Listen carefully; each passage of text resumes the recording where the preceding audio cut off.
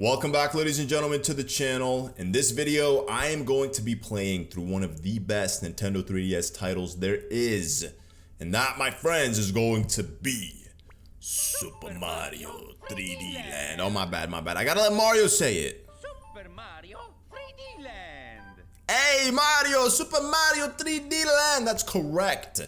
Now, I know that out of the last 9 videos that I've posted on the channel, 7 of them have been Mario related. I mean, if you want to count Luigi's Mansion as a Mario title, you know what?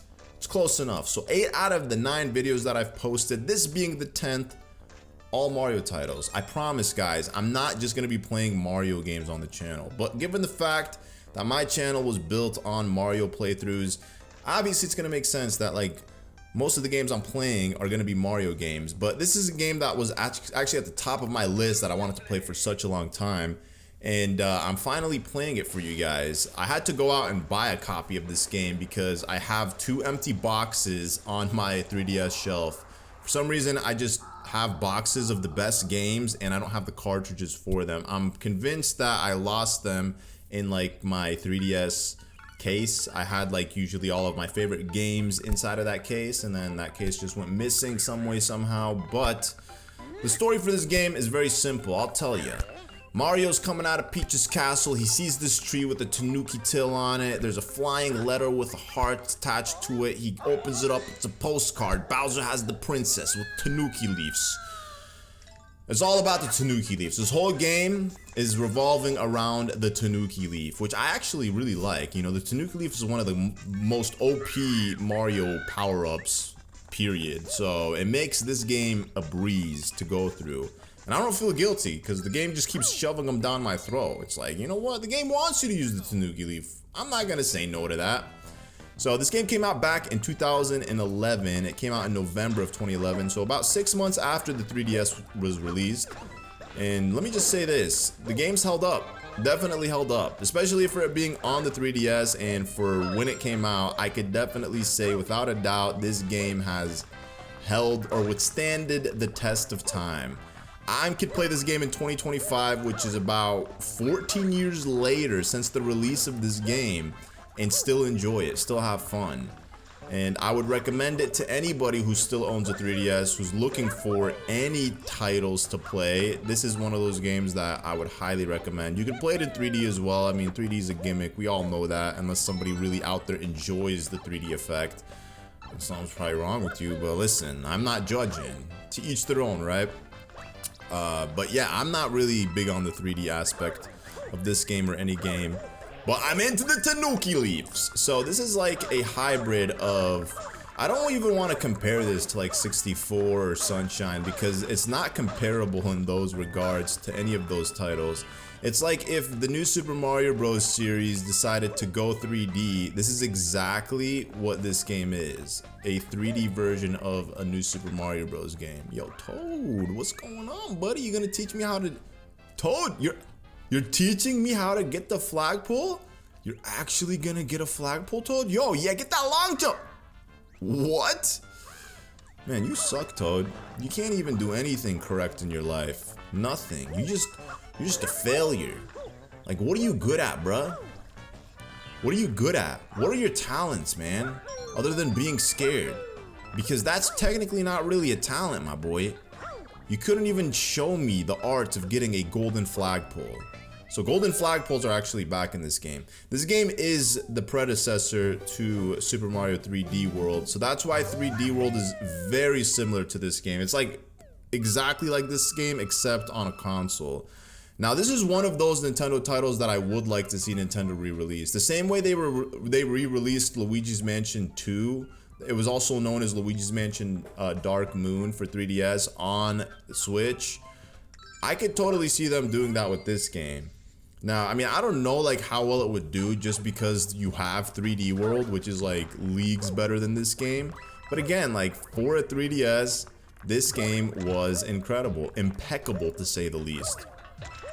Now, back to what I was saying earlier. I know the last 7 out of 9 titles were Mario games. I do have the intention of playing other games like Zelda Ocarina of Time 3D, Majora's Mask 3D, Kingdom Hearts Dream Drop Distance, That's a game that I want to play again. I played it before on the channel, but I privated the videos because of, you know, content ID issues in the past. So I want to be able to redo that game as well. It was actually the first and only Kingdom Hearts game too that I played, and I absolutely loved it. The whole like Kingdom Hearts theme and whatnot, like of them going into different worlds and meeting different characters from different universes. It was just so... It's a whole trip, man, and that's something that I can't wait to experience again because it's been so long since I've played that. Also, Kid Icarus Uprising, that's also a goated 3DS game, a game that's I'm intending on replaying. I want to play through Metroid Dread for you guys on the channel. That game came out, I think, in 2021, and it came out on Switch, and it's one of, you know, it's a goated game, of course. Nintendo Switch Online has some pretty crazy titles, like Kirby titles. It has a couple, I think it has like the GBA Metroid games on it as well that I want to play. I also want to play through the new Kirby DLC. I don't really know if it's not even considered, I mean, it's technically still new. Like, how old does something have to be to not be considered new, you know? Could we say that Donkey Kong Bonanza is still new? It's been out for like what, 3 months, 4 months since July, so August, September, October, so like 3 months. Could we say it's still new, or is it old? Like, what? How many months have to pass before we decide that something is no longer considered new? You know what I'm saying? Like, if it's a new piece of technology, like take the iPhone for example. The iPhone 17 just came out. How long is that supposed to be the new iPhone for? 6 months or for its full cycle, you know? Maybe comparing it to an iPhone is like a bad comparison, but like with video games, I don't know, there has to be some kind of limit to when it's not considered new. But anyways, my point is, I'm going to be playing through these titles. I'm also going to be playing through Donkey Kong Bonanza very, very soon. That's a game that I'm like long overdue on playing. Yo, what the heck? This thing's just giving me infinite coins. Yo, I'll take it. I'll take all them coins. But, you know, it's just you guys gotta understand that my channel is built around Mario playthroughs. So these are all titles that for a long time I've been trying to redo and replay. I remember the first time I did this game on my channel, I still cringe at like how I played through it, but essentially what I did was I was recording each level on its own as its own standalone video. So I had like 90 videos for the full playthrough of this game. It was so cringe. My thought process back when I was 17, 18 doing this was that if I could have more videos that accumulated a lot of views, it's probably better for my channel overall. Whereas just honestly, the strat was just doing it all one world in one video. And then like now I've evolved from doing that to just doing full games as one video. So it's quite the evolution, I must say. We went from doing one level per video to now doing full games per video. And I did the same thing too with like New Super Mario Bros. 2, and I also did the same thing with Donkey Kong Country on the 3DS. It was so bad. It just inflated my video count, and then I just had a bunch of these 3-minute videos on my channel, and it just didn't look good. I'm pretty sure I privated all of them. I don't know about the New Super Mario Bros. 2 series though, with that I did when it first came out in 2012. So I honestly don't even remember if I privated that or not, but these are all titles that I'm going to be redoing, hopefully, on the channel. Given the fact that we're playing 3D Land right now, I mean, listen, we're knocking them out one by one, just game after game. You know, before you know it, come back at the end of the year. If you're watching this a year, 2, 3 from when it's uploaded, there's probably a bunch of archived content already on the channel. A plethora. You have a universe, an ocean, a sea of content to delve into and enjoy. But the one thing that I really love about 3D Land is that each level is unique. I mean, when you just look at the original 8 standalone worlds, you could tell they put a lot of effort into like creating an experience for each level. No world, like the worlds, they're also not like themed. Like they kind of do have like a theme, but they're not like themed the way like the New Super Mario Bros. Levels are themed.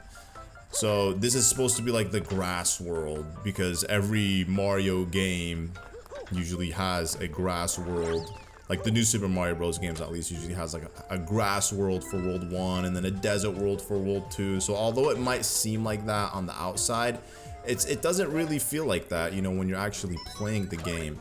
Oh, no, Goomba, we're not gonna let you touch us. But overall, it's a very, very easy game. This is one of the easiest Mario 3D titles there is today. And if you have a 3DS, like I said, and this is something that you feel like, you know, you would enjoy, I would totally 100% recommend. Look at that, see, Tanuki Leaf. I'm telling you, this is the preferred power-up of choice. I totally missed out on getting coins from here. I wonder if it was gonna be an infinite block with 3 coins. What about this? No, just 1 coin? What about this? Oh, just another singular coin. Greedy game. Not that I need infinite 1-ups. You know, absolutely pointless to have infinite 1-ups in this game, but you know, let's go ahead and grab this 3rd star coin. But this is definitely gonna be like a breeze compared to playing 3D World, because 3D World is in fact more difficult in some sense because of the levels and some of the star coin placements. Whereas this, I feel like if you're over the age of 6, you definitely shouldn't struggle for sure. You know, this is just gonna be a quick, easy breeze of an experience to 100%. You could easily complete this game from start to finish 100% in under 5 hours. Well, depending on your skill level too. Like, I wouldn't say like everybody who picks up this game and plays it, but if you're already a well-seasoned gamer, you should have absolutely no problem being able to, you know, speed through this game just like that. Now, getting golden flagpoles are essential for 100%ing the game, so that's something that I'm gonna have to ensure that I do. The good thing is too, you can roll long jump, unlike what was the game that I was playing that I couldn't do that in? Oh, Galaxy. Yeah, you can't do that in Galaxy. You just feel free and loose with Mario's mechanics in this game. And that's also something that's kind of crazy because this is on the 3DS, on a handheld console. Like when you were to play Super Mario 64 DS, it definitely did not feel this smooth. This game feels very smooth. Yo, we don't want that Toad. Yo, look at these cute little Toad houses, by the way. Like, I would live here, man. I would definitely live here. Look at this beautiful landscape. Yo, Toad, you guys are living good. You know, that's all you need. You don't need much space, bro. You just need a little space like that. You set up a computer, a little mattress on the floor, a TV with your consoles, you're good.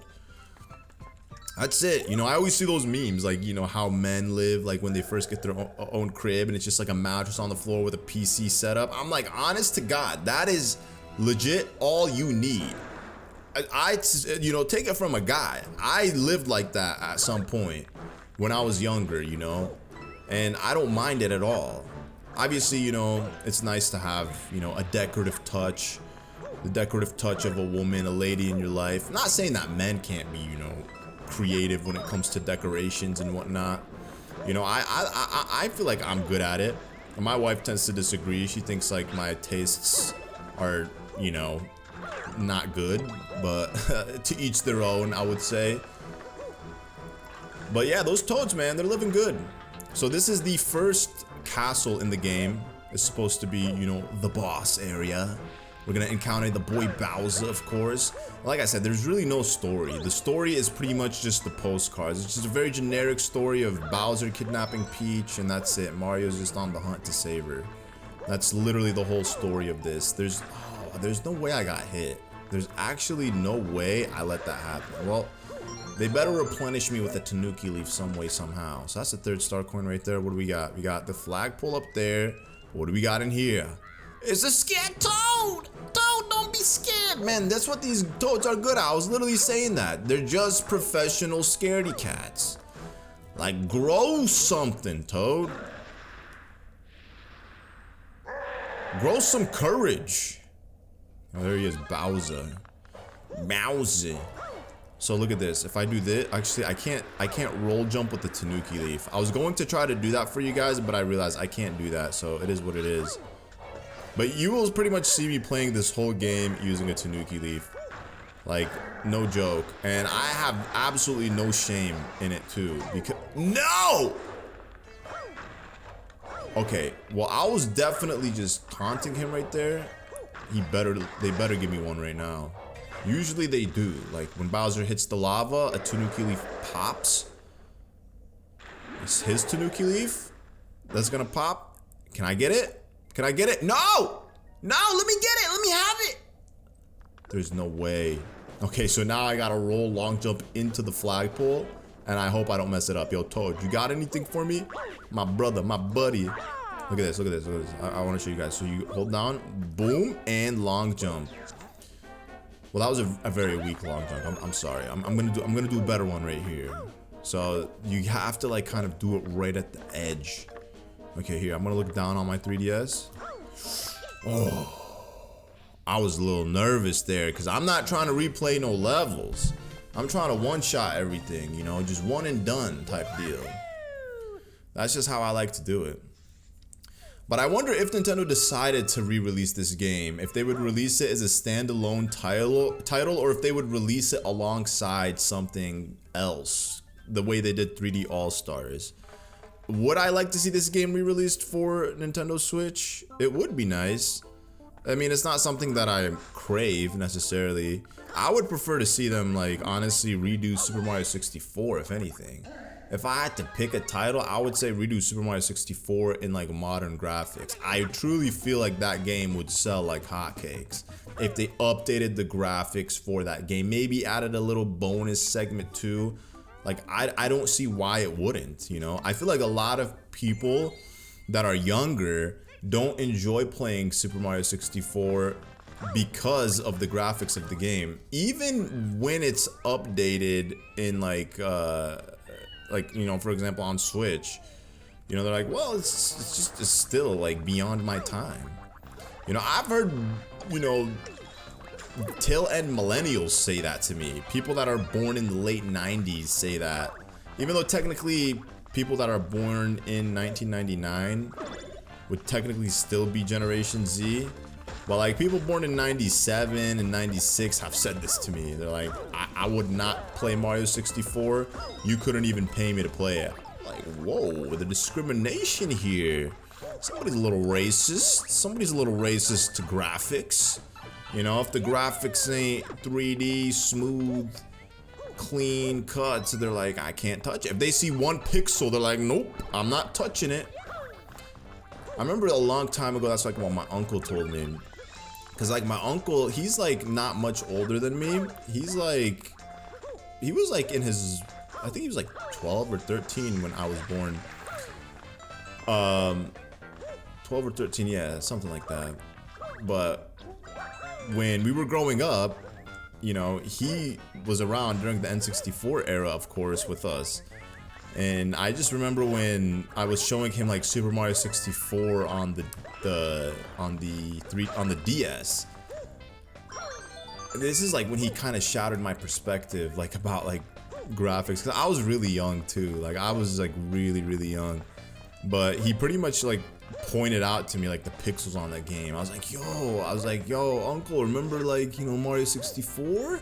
I'm like, I played it on my DS, on my handheld. And my uncle was looking at it, you know, and he's like, yeah, this looks cool. He's like, you know, this is cool, but he's like, man, the graphics, I couldn't do this because it's like so pixelated. And I'm like, what do you mean pixelated? And then he like pointed it out, and I'm like, oh wow, yeah, like this is hella pixelated. And then he's obviously used to playing games on like PlayStation, and I think at the time he had like a PSP, so he's like used to like PSP graphics as for handheld versus, you know, what we have on the DS. And then that's when I realized, yeah, like the whole console wars, graphics wars stuff. And I definitely noticed how far Nintendo was behind in terms of graphics compared to these other companies. But hold up, now I gotta get a golden flagpole here. That's exactly what I was trying to avoid. Thing is, I'm rambling and I'm not even focused on getting the Tanuki leaf. So I'll meet you guys at the flagpole once I've acquired 2 Tanuki leaves as well. I wonder if one of those Goombas had a Tanuki leaf that I could have acquired if I just like knocked them into oblivion. But I picked up 2 Tanuki leaves. It's very easy to just go back to level 1 in this game and just grab 2 Tanuki leaves. Like anytime you are in dire need of a Tanuki leaf, literally just do that method. Go to level 1 and pick up a Tanuki leaf. Now, I know some people have wondered why I don't just emulate 3DS games, because there's emulators that make these games look really nice. I've never personally been fond of the way the emulator makes 3DS games look. For the most part, I feel like most of the 3DS games that are emulated just look really bad because like it just makes the game, you could just see like the lack of textures on a lot of these 3DS titles, whereas like when you're playing it on the 3DS, yeah, you're gonna have like pixelation and whatnot, but still it's just you're getting the authentic experience. And I don't know, it has a very nice charm to it, which I really like. So that's for me the real reason why I personally prefer to just play it on the 3DS versus just emulating it.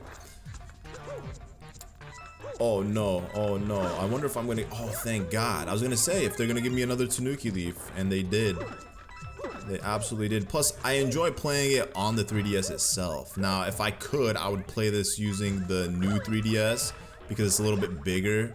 You know, I just feel like me holding the baby 3DS, it's not always the most comfortable. I kind of don't look forward to like playing longer games like Ocarina of Time 3D or like Kingdom Hearts Dream Drop Distance or even Kid Icarus playing it with this 3DS, but it'll be totally fine. I'd rather do that and play it using a 3DS with the 3DS controls versus like mapping a controller and playing it that way. But yeah, I mean, is it just me though, like, or am I the only one that like prefers the look of the 3DS, you know, like it just looks good. I mean, maybe like the Mario and Luigi games, they look better when you like emulate them, but like this game, Luigi's Mansion, I think Luigi's Mansion looks horrible on the emulator. It looks way too, it just looks emulated, you know. That's the best way to describe it. It literally looks emulated, and I don't like that, you know. And that's why I'm glad they re-released Luigi's Mansion 2. I guess that's what they're calling it now, Luigi's Mansion 2 for the 3D, for the Nintendo Switch, because it just looks so much nicer on a console. It still actually does kind of look like emulated in a way. Now that I think about it, it does kind of look emulated, but not as bad as an emulator, you know. Alright, let's see what we got here. So this level, we're gonna have the propeller suit, and add the propeller suit with the Tanuki Leaf. You got a monster combination here. Let's go ahead and ground pound this. Ooh. Look at that, look at that. Alright, here, let's see what we got here. Okay, come on. I wonder if there are gonna be any rewards. Absolutely nothing. That's it. You're just doing it for glory. There's absolutely no rewards here. However, we're gonna go ahead and take Mario's foot, and we're gonna give it to someone else. We're gonna give it to the boy Luigi. That's right. So your boy Luigi gets Mario's feet. The blocks literally changed color too, from brown to green. Luigi got some feet, guys. But think about it. This is the third level in World 2. World 2. What was the theme of World 2? It wasn't. It definitely wasn't a desert level. Oh, and then we got these from Mario Galaxy. Oh yeah! Whoa! We literally just ruined that. Couldn't even get that one up, bro. What the heck is that? Alright, let's see. Is this where the second star coin is? Let's see. Nope. But another one-up. They give you so many one-ups. Now, I'm not sure if you lose the one-ups when you turn off the game. I guess we're gonna find that out. I'm curious. I'm curious if that's the case. Then it would be literally following all of the 3D Mario titles. Well, actually, I don't know about Sunshine either, if Sunshine does that, but I wouldn't be surprised, because it's been a long time since I've played Sunshine. The last time I played Mario Sunshine was like in 2020 on 3D All-Stars, and even then, I didn't complete it 100%. It was just like, I played through it a little bit. Hold up. Before I go any further, I just want to make sure I'm not missing anything, because you can't be too sure. However, in this game specifically, finding all of the star medals are very easy and straightforward. It's not a challenge at all. I would say, like, comparing this to 3D World is like, oh, comparing apples to oranges, even though they're very similar in games, but just the star coin placements in this game, they're all just kind of straightforward. Like the last one, very obvious spot. You know, it doesn't take rocket science. Now, some of them, they do get creative, especially in the last 8 worlds. So the way this game is split up, and again, I know I always do this in every video. I explain the game as if you guys have never played or seen these games. But again, I'm pretty sure there's somebody out there who might not have played it or experienced this game. So it's really for them that I'm doing all this. Wait, what? Hold up. Did I not get that star coin? I'm so confused. Hold up. Brother, I'm so confused. I actually... Didn't I dive into it, guys? I swear to God. I'm either like losing my mind or the game just glitched out. I gotta go backwards. We gotta go backwards. I'm going backwards. I'd rather... Oh, it's right there. How did I not grab it? Oh my gosh, bro. That's wild. Because I wasn't paying attention. I didn't like focus on like hearing it. I just looked at the bottom screen and I realized I didn't pick it up. So yeah, on the bottom screen there is like a star coin counter, which is pretty nice.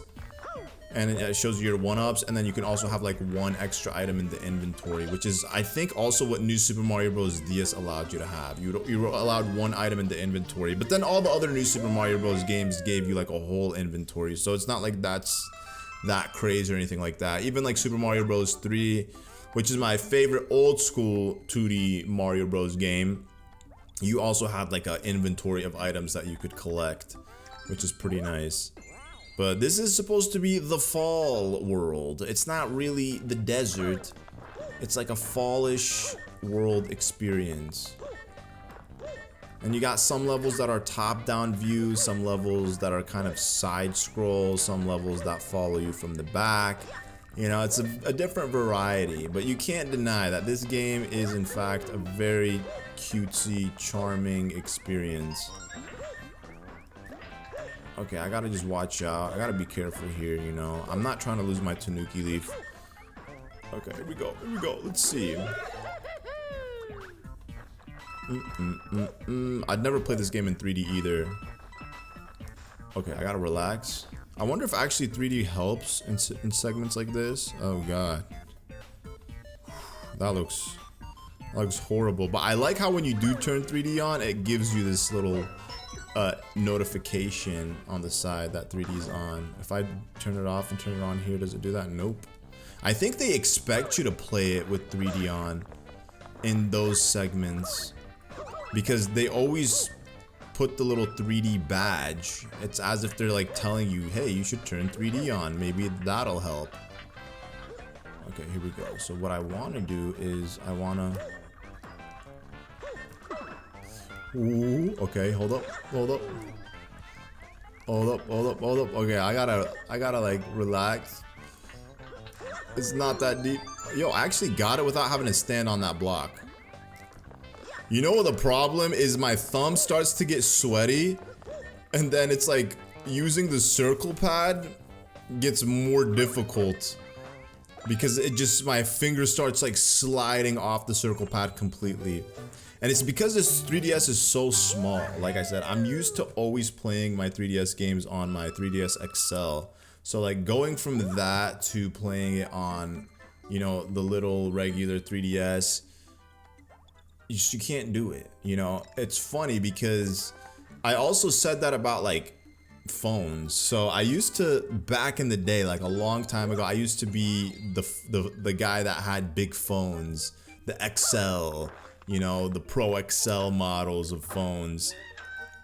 So for years, I, you know, used to always get the biggest phone there was. And then in I want to say, what was it, 2019, I finally went from having big phones to going to just small phones. Like, you know, for example, I had the iPhone XS, and then I had the Samsung Galaxy S10e. So the S10e is like the Galaxy S10. At the time, it was Samsung's latest flagship, but it was like a small, you know, just a smaller version of their flagship, and I absolutely loved that thing. And I had it for a whole year. It was my daily driver. I was using that and the iPhone XS. And then from that point, the iPhone 12 came out. So I got the iPhone 12 Pro, and I really enjoyed that phone. And I got it for its form factor. And I remember at the time too, when I was using my my Galaxy S10e, I thought my iPhone XS, the iPhone XS was a big phone. So I ended up going to a iPhone SE first edition. I don't know if you guys know what your phones, like these phones are, but like the iPhone SE is like the same body as the iPhone 5. I'm sure you guys know what the iPhone 5 is, or maybe that's beyond your time for a lot of you guys watching this video, but there's no way. But anyways, so I was using that with my iPhone because I was always the guy who had an iPhone and an Android because I prefer using Android phones, but I always have iPhone just to keep up with, like, you know, my iPhone peeps. Most of my family and friends, you know, they're all in the Apple ecosystem. So I'm like, you know what, for you guys, I got you. I'll cater. And plus I love Apple too, you know. I don't discriminate. My loyalty isn't to one specific brand or company, you know. I'm a free agent. I like to go here, I like to go there, you know what I'm saying? Like, I got multiple barbers, you know. People say like, oh, you gotta have one barber as a guy. Nah, bro, I got multiple barbers. My loyalty don't lie with just one person. So anyways, from that, I had the 12 Pro, or I had the SE and the S10e. And then eventually when the iPhone 12 Pro came out, people were thinking I'm gonna get the iPhone mini, you know, because they're like, oh, you're using it. People would look at me using the SE, the original SE in 2020. I'm like, yo, what's wrong with you? Why is your iPhone so small? And I'd be like, yo, I love this thing. I'd actually be like sat there playing Mario Kart Tour on it. I'd be like FaceTiming people. Bruh, I actually have it on my desk right now. Hold up. It's literally, it sits on my desk nice and pretty. Look at that. Look how small this is. It's so small. So tiny. Like, it's like almost the size. If I had my Game Boy Micro here, I'd show you guys in comparison. Like, it's almost the size of my Game Boy Micro. But I love small tech like that. But oh, they always give you that little take a break thing whenever you complete a couple worlds, I guess. I don't know, it's like every 30 minutes they tell you that, take a break. But anyways, back to my story. So in 2020, when the iPhone 12 came out, you know, it went back to that square shape, and at that point I kind of got into like you know, I was always into smartphone photography, but I wanted, you know, to have a nice camera. So I got the iPhone 12 Pro, even though my intention was to get the iPhone 12 mini, because I was really excited that Apple was releasing like a really small form factor phone, and I just like that they gave us that option, because I felt like we were moving into a day and age where just phablets is what they call them were becoming like predominant, and everybody wanted a phone with a big screen all the time on it. And it's just like, why would you have like a big screen in your hand all the time and give your fingers cramps and, you know, get like arthritis just by, you know, always carrying this little tablet with you 24/7, you know what I'm saying? So I ended up getting the iPhone 12 Pro, and I really enjoyed it. And from that moment on, I was just like, I think at the time it was like, what, 6.1 inch display. I was like, this is the perfect size for a phone. It's not too big, it's not too small, but it's perfect in between. You get the perfect battery life too. Everything about it was just perfect, and I stuck with that. And you know, I got the 14 Pro in 2022, and then when the iPhone 15 Pro came out, the titanium iPhone 15 Pro came out, I got that, and that was my favorite phone, like my favorite iPhone that I ever had. I had the natural titanium iPhone 15 Pro, and I loved it so much. And the fact that it had, like, you know, an insane CPU that I could play like games with PS4 quality on it, I was like, yo, this little piece of technology is a beast, absolute beast. And it had an impeccable camera, I had a terabyte storage. So I'm like, yo, I'm not buying a new phone for the next long while. I was like, this is it. Like, I'm keeping this iPhone for the next 5 years till the iPhone 20 comes out, whatever they call it, you know. It's gonna be the iPhone 20th anniversary.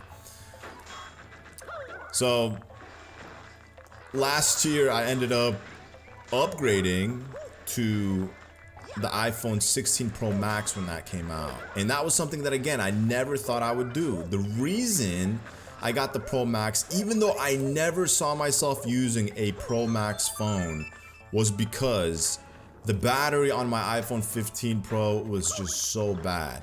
So I don't live too far away from New York, and me and my wife, we like to go out to New York. So I go take a trip to New York, and I'm in the car. I put my phone on low power mode. I'm already always stressing when I have to take trips because of my phone battery going, like, dying and whatnot. And I always have like an extra charging brick with like a battery cable or you know, a power bank with me at all times. But it's just like constantly stressing about using your phone when you're like traveling or you're going out because of the battery is not it's not a form of anxiety that we even need to add into our lives. So I had my phone on low power mode. I always had it on low power mode every time I go out, and I hate that because it reduces the 120 hertz refresh rate display. So when one time, this is when I like decided I had to, and this was like a big complaint that I always had. It was just the battery, always on these small devices. Now when I had the 12 Pro for 2 years, I didn't really mind it because, you know, I always had my phone on low power mode, and that phone originally had a 60 hertz refresh rate display, whereas you know, the 14 Pro and then the 15 Pro, they had the 120 hertz. So I was like, bro, I can't like downgrade all the time to using a 60 hertz refresh rate versus a 120, you know, hertz refresh rate. I just like the, you know, the smoother display frame rate, you know what I'm saying? Like, it's just preference. Like, it's a feature they put in the phone. Why would I not use it and enjoy it? So as I was saying, like, we were going to this trip to New York, and my phone was at 95% when I left the crib in low power mode, and I just have it on maps. Literally an hour and a half into my trip, my phone's at 68%, and my battery health was fine. And that's when I realized I had to bite the bullet. I had to, there's no way around it. No ifs, ands, or buts. Like, even when I bought the iPhone 14 Pro, it's not because I wanted to buy the latest iPhone. It was because I felt like my 12 Pro battery was just really bad. And I was like, okay, maybe 2 iPhones later, they have fixed this issue with the smaller phones. So I went to the Apple store, I remember in November of 2024, so last year. It was like around the time before Brothership came out, and I remember like going to the store and I'm like, I'm gonna get the new iPhone just because I wanted to have the best battery. I was gonna get the XL. I went, I looked at it, I picked it up, instantly said, I can't do this. I don't know how people hold these big smartphones in their hands, put them in their pockets, whatnot. Just made absolutely no sense. And again, I was like, you know, I'll suck it up, I'll deal with this battery thing. You know, I was just like trying to figure out coping ways to just deal with this battery. And then the same thing happened. I went out with my wife. We went on this little train ride. It was a very scenic, beautiful train ride that we went on, and you know, it was in the fall too, and I took obviously my phone. I'm literally taking pictures. I used that thing for literally like 3 hours, and at the end of the experience, I needed to get to the car to charge my phone. And the thing is, we weren't done. Like, we weren't like going home or anything. We still had another place to be, and I had a dead phone. And that's when I'm like, okay, I have to get a bigger phone because I need the bigger battery. I can't keep dealing with this battery issue. So I went and I got the iPhone 16 Pro Max, upgraded to that last year, and got the iPhone 16 Pro Max. And it's crazy. Ever since I had that phone, ever since I got that phone, I can't go back to a small phone anymore. And I never thought that that would be possible ever, which is so weird. So the reason I'm saying this is because I was talking about, like, obviously the big 3DS versus the small 3DS. It's like, once you go big in anything, you can't go back, you know what I'm saying? So it's like a thing on, I see on Reddit, it's like once you go Pro Max, you can't go back. But I also have a Galaxy S25 Ultra, you know, I rock both. I got the S25 Ultra, and I'm keeping that as well for like the next 5 years. And then I have the iPhone 16 Pro Max, both of which just, you know, I just, I'm a 2-phone guy, but like, you know, I don't like carrying 2 phones with me all the time. But, you know, as you can see, you're an Android user, you know, I'm one of y'all. If you're an iPhone user, I'm also one of y'all. But like, it's nice having these bigger phones just for the functionality of just like consuming content on it, and also just the longevity of the battery. You know, you don't have to worry about the battery dying out on you. Well, now with my 3DSs, like even though my 3DS XL is nice and it has a big battery in it, or supposed to have a big battery, it's because of these consoles, or like these handhelds, are so old. I'm almost positive the batteries have degraded to the point where like they don't hold charges anymore. So anytime I'm recording any 3DS content, I have to keep it plugged in on the charger. I cannot not have it plugged in because I feel like the battery dies. I can keep the phone, or I can keep my 3DS just sitting there on my desk for a couple of days on standby, and it'll literally just die. Oh no. Okay, I definitely missed over the first star coin. Hold up. But that's totally fine. You know why? Because at least in this game, you can just go back to course selection without even beating the level either, which is nice. And you can jump back straight into the level. So I gotta like look around. But this is actually aesthetically one of my favorite level designs. I actually really like this level design, and it appears too multiple times in the game. So this isn't the first or the last time that we're gonna encounter something like this.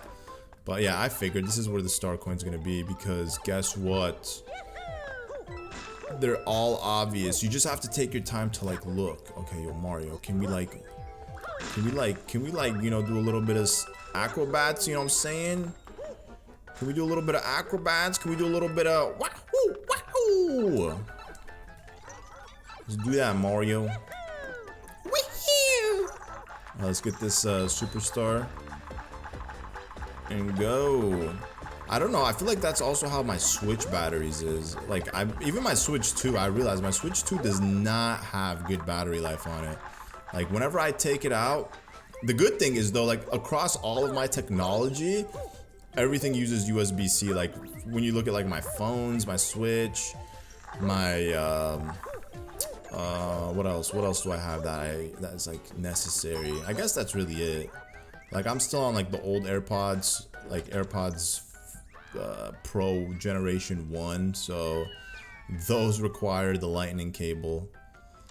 But at least when it comes to the tech that matters, like my two phones and my my Switch, they're all USB-C, so I could just have one charger to charge my 3 devices. But bro, the Switch 2 does not have like good battery at all.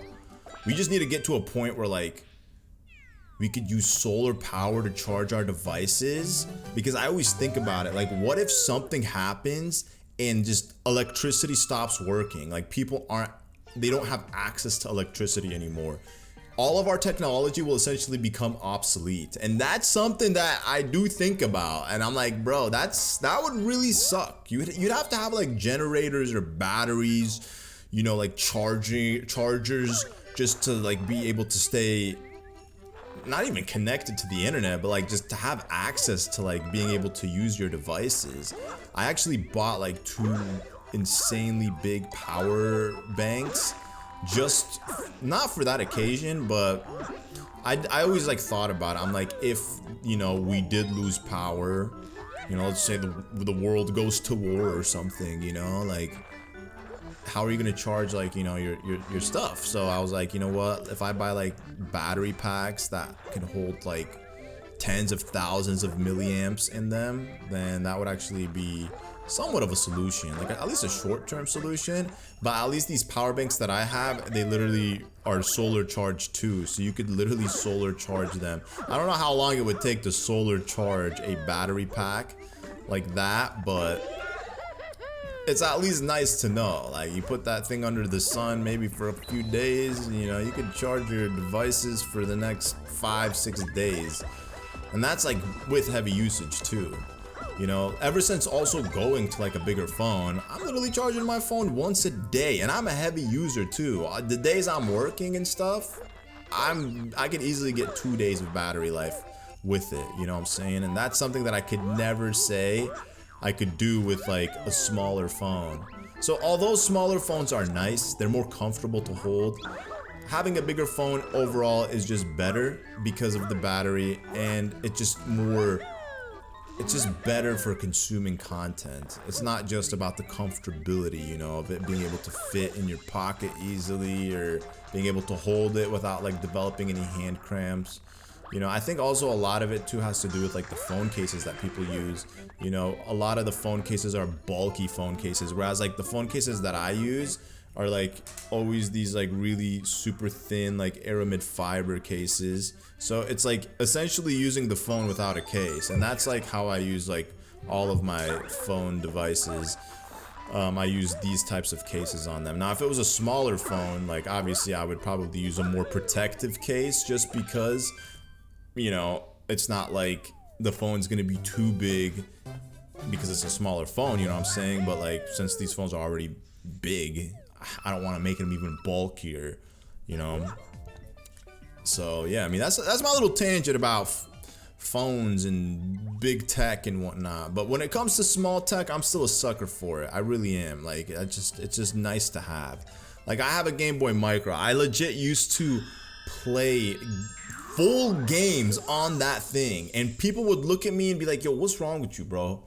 Like, something's wrong with you. They would think I'm mentally like not sound. Like, bro, you actually enjoying this? Like, you sat here holding this little device to your face and you're having fun with it. I'm like, bro, it's just it's the fact that I could put this little device in my pocket and it doesn't take up any pocket space and it has a decent charge, you know what I'm saying? I can get like a good, you know, several hours of game time on it. It's like a carrying a keychain, a key fob, you know? Like if you have a key fob for your car, it's like the equivalent of having one of those in your pocket. Literally so small. And yet you can stay connected to one of your favorite games of all time. And for me, it was like, for example, Mario and Luigi Superstar Saga, or like not Majora's Mask, but the Minish Cap, or Super Mario Bros. 3, you know? I tried playing it recently. Couldn't. I genuinely couldn't. I'm too spoiled. I'm way too spoiled. Even playing my Switch 2, like no lie, like playing my Switch 2 in handheld mode can sometimes be tough because I'm so used to constantly looking at my monitor. You know, that if I'm not playing on my monitor, like playing on handheld feels just off. I'm like, I am not getting the full experience that I can. And I feel like a good 50% of people who use Switches will play on handheld mode. I was actually really surprised when like I saw like a statistic about like the percentage of people who play their Switch only in handheld mode versus people who play it only in docked, and then versus the people who play a little bit of this and that. I would say I'm like 95% docked. Even when I take my Switch, like if I'm traveling somewhere and I take my Switch with me, I always have my dock. I always have like my Pro Controller. I always have a spare Joy-Con grip just in case, you know, somebody's trying to catch a vibe with me. Very rarely do I ever play it in handheld mode when I'm traveling or if I go out. The only times I will is like if I'm gonna visit like a relative or something and I know I'm just gonna be like chilling, sitting around, whatever, you know, I'm gonna have some time to kill and I'm not about to like bring my whole dock and set it up at like someone's house, you know? Like imagine pulling out your dock and setting up their TV just so you could play Switch. Like that's next level. I wouldn't do that. Like I'd rather, I'd you know, obviously just play it on my handheld mode. But I always take the Pro Controller with me. You know, I'll set it up because you know how the Switch has the kickstand? I'll take, you know, a Pro Controller, set the kickstand up somewhere and just play like that. And you get used to it. That's the thing. You get used to it like with anything. Like, you know, with the iPhone Pro Max, I remember when I bought it in last year. You know, like I said, never thought in a million years I'd ever use a big Pro Max iPhone. But just like anything in this world, you get accustomed to it, and I simply just got accustomed to a big phone. After a couple days, it was just a normal thing, and going back to my small iPhone 15 Pro, I was just like, yo, this thing is tiny, it's a little toy, it's a little baby phone. So that's literally how it is with the Switch as well. You know, you play for a couple hours on it. If you can even get a couple hours of charge, he can get a couple hours of charge, but still, it's like maybe 4 hours max. I would say 4 hours. It's definitely not gonna get you through a long flight without you having to charge it. Definitely not. Tanuki Leaf? No, of course not. 3- airship is not giving me no Tanuki Leafs. Alright, that's totally fine. It's all good. It's all good. Who we got? We got Boom Boom. So we got the Boom Booms and the Pom Poms. Bro, I was like on my tangent. I wasn't even paying attention who we fought in the second world. Okay, so at least Boom Boom, you know, tires himself out here. I don't even have to go chasing him like that. I could just let him do his little spins, tire himself out.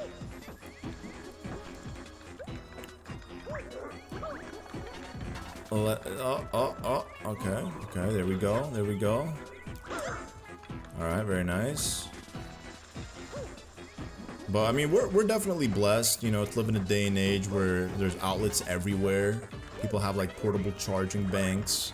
Like in my car, obviously, if I'm like out and about, I could just like charge my devices with, you know, my car charger, and it charges like really fast compared to like plugging things into the wall. I mean, unless you have like a high wattage, you know, brick and cable, and then you have power bricks and whatnot that you could use as well.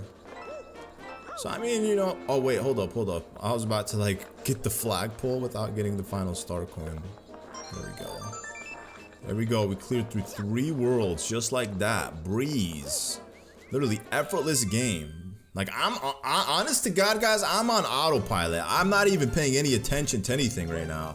My brain's just on autopilot. Like I'm occasionally like, oh yeah, yo, this level here, this level there, but I'm all on autopilot. It's like sometimes, you know, when you be driving, like you'll just be on autopilot. You'll just be so lost in thought thinking about something, and then you just like realize 50 minutes have gone by and you're like, you've arrived at your destination. You're like, yo, how the hell did I make it here? Like my brain just did all the work without me having to do it. It was like muscle memory, you know? Like I'm making left turns, getting on the freeway, you know, getting around people, and then I'm just not mentally there as it's happening. You know, I'm just like thinking about something else or having a conversation with somebody, and then you realize like I'm there. It's the same way with this, I would say. It's just very low concentration. Very minimal concentration, rather, is the word. But yo, this level is sick. Now, there's a mini game in Mario Party Jamboree. I think it's like one of the Jamboree buddy mini games for Yoshi, where you have to ride the Yoshi all the way up to the top of the mountain. This is the level that mini game reminded me of. Every time I played it, I always said it reminds me of a Super Mario 3D Land level, and it's this level right here. And again, this is a beautiful level. You know, very green and whatnot. You know, Super Mario 3D... Yo, Toad! Hey, Toad! Look at me! Oh, he just threw a mushroom? I thought he was throwing himself off for a second. I saw Toad's head flying down the cliff. I'm like, Toad! You have a lot to live for, buddy! But as I was saying, this game is in fact one of the best Nintendo 3DS titles, without a doubt, 100%. I cannot say though that this game would be in my top 5 3D Mario games. Obviously, you know, definitely not in my top 5 3D Mario games, but definitely in my top 5 3DS games, you know, for sure. Eventually I do kind of want to like make a video ranking all of my favorite 3DS games, or at least doing like a top 10. You know, a top 10 would be good because there's, you know, a bunch of 3DS games that would make that list. And a lot of them wouldn't, I mean, some of them wouldn't be Mario. Maybe there's going to be a good chunk of them that are obviously going to be Mario titles. But trust me, there's a bunch that are like not going to be Mario games. I definitely cannot wait to play Ocarina of Time. That's actually probably the game that I'm most excited to replay on the 3DS. Because that game is like so nostalgic to me just from my childhood. Let alone the nostalgia that I now currently have for it being like an old school 3DS game, a launch title. It's not, I don't want to say it's a launch title. It wasn't a launch title. I don't know, how do you classify a launch title? It didn't come out with this console, but it came out like a couple months after the 3DS was released. Like very shortly after. I mean, the 3DS was lacking when it came to like a proper launch. It didn't have any crazy titles. But Ocarina of Time came out very shortly after the release of the 3DS, that it definitely made it like, you know, a console that was like something I would recommend to anybody. But yeah, Ocarina of Time 3D is a game that I still have to pick up because I lost my cartridge. It's one of those games that I lost as well. And I'm like super upset about it because like not only did I lose the games, but I lost all the data on these games too. So like all the games that I spent time 100%ing and playing through, I just don't have them anymore. Like, and it's not about like having to redo it. Like the fun part is redoing it because I'm obviously going to be redoing it for you guys. But it's just the fact that like, you know, I lost that original data from over a decade that I cannot retrieve. Probably sitting in somebody's garage in a game shop somewhere. If you ever find a game, Ocarina of Time, Mario Kart, 3D World, or 3D Land, any game that has the name Sully on it, that's 3DS, you know, with my Mii, just know that's probably a part of the lost packages, the lost 3DS games. I spoke about this before in one of my videos too. It was at the time when I was like moving from Illinois to LA in 2019. I had broken my ankle really badly, so I had like some of my friends help me like pack my stuff and move like boxes, you know, to the UPS store because we were shipping everything from our old house to my new house in LA. And, you know, I was just in the basement the whole time chilling because my ankle was broken and I couldn't move. So, you know, we had people coming in and out of the house all the time. And everybody that was essentially coming in the house, I felt like I could trust. My problem was I was so naive. I could just trust anybody so willy-nilly and easily. So my brothers, my older brother and my younger brother, they were like moving all of my stuff like in boxes and then going to UPS and shipping everything. So I obviously trusted them, you know, I could trust them with anything because they're my brothers, you know, they're not gonna screw me over.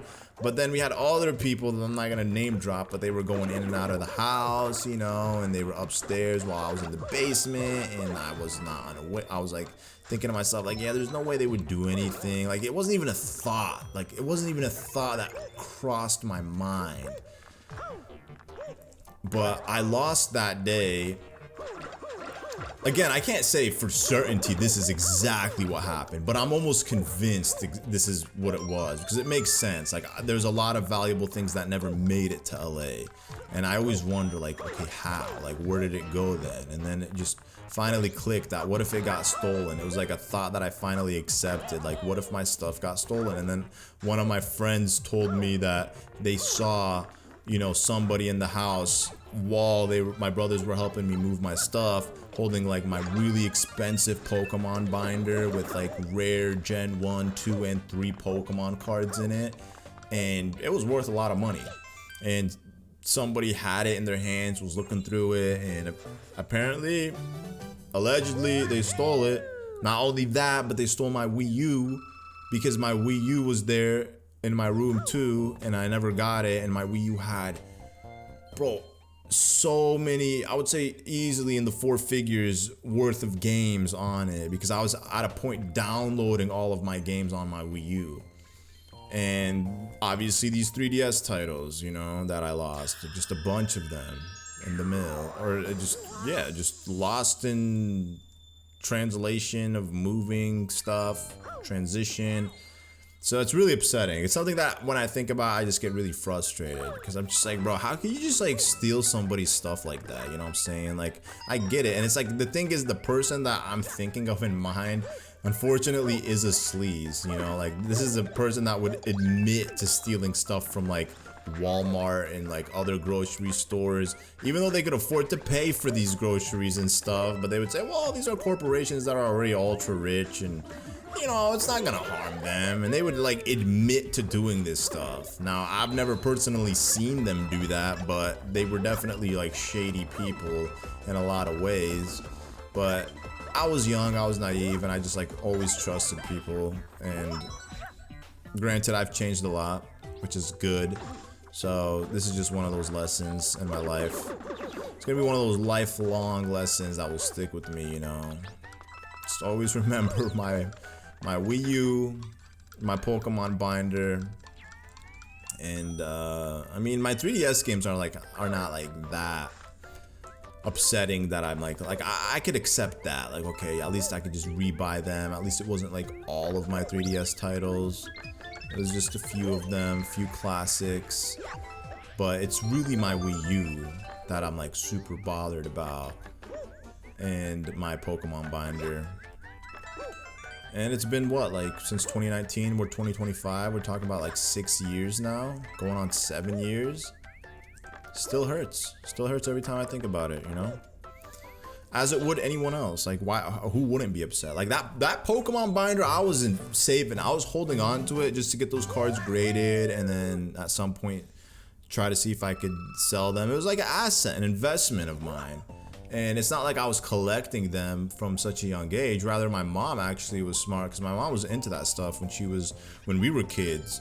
You know, because my mom was like a really young mother, so she's the one that was like into video games and Pokemon cards and like anime and stuff like that. So that's how we got into that stuff, because my mom was into that stuff. You know, if it wasn't for her passion and hobbies about this stuff, we would have never had access to any of this. So, you know, she had these binders for such a long time. Like, literally, she would always like buy cards, like Pokemon cards, Digimon cards, anything she would have, she would immediately laminate and put into binders. You know, she was always very smart about like taking care of her things. So these were literally like old school cards that she bought like in the late 90s, which again is like the cards that are pretty much selling for the most. You know, these holographic first gen, second generation Pokemon cards. So yeah, she had this binder, you know, and it was packed to the brim. And then on one of my birthdays, you know, I just straight up asked her, I'm like, yo, can I have this? She's like, sure, take it. And I already knew. I was like, yo, I already know what I'm gonna do with this. I was like, yo, I'm about to make some bread off this.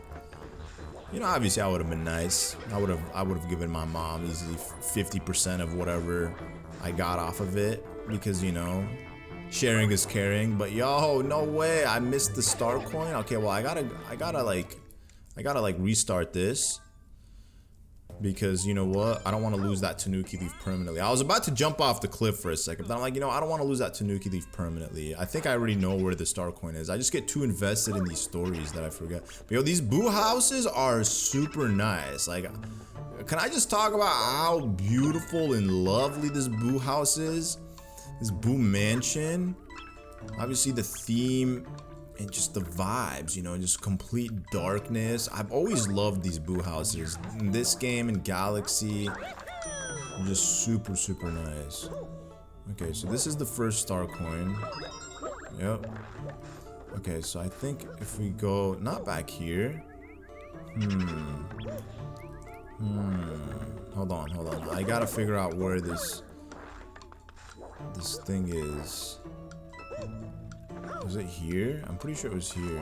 Yeah, okay. See, I knew there was something. You gotta like break that. Yeah. See, it's easy to miss some of them.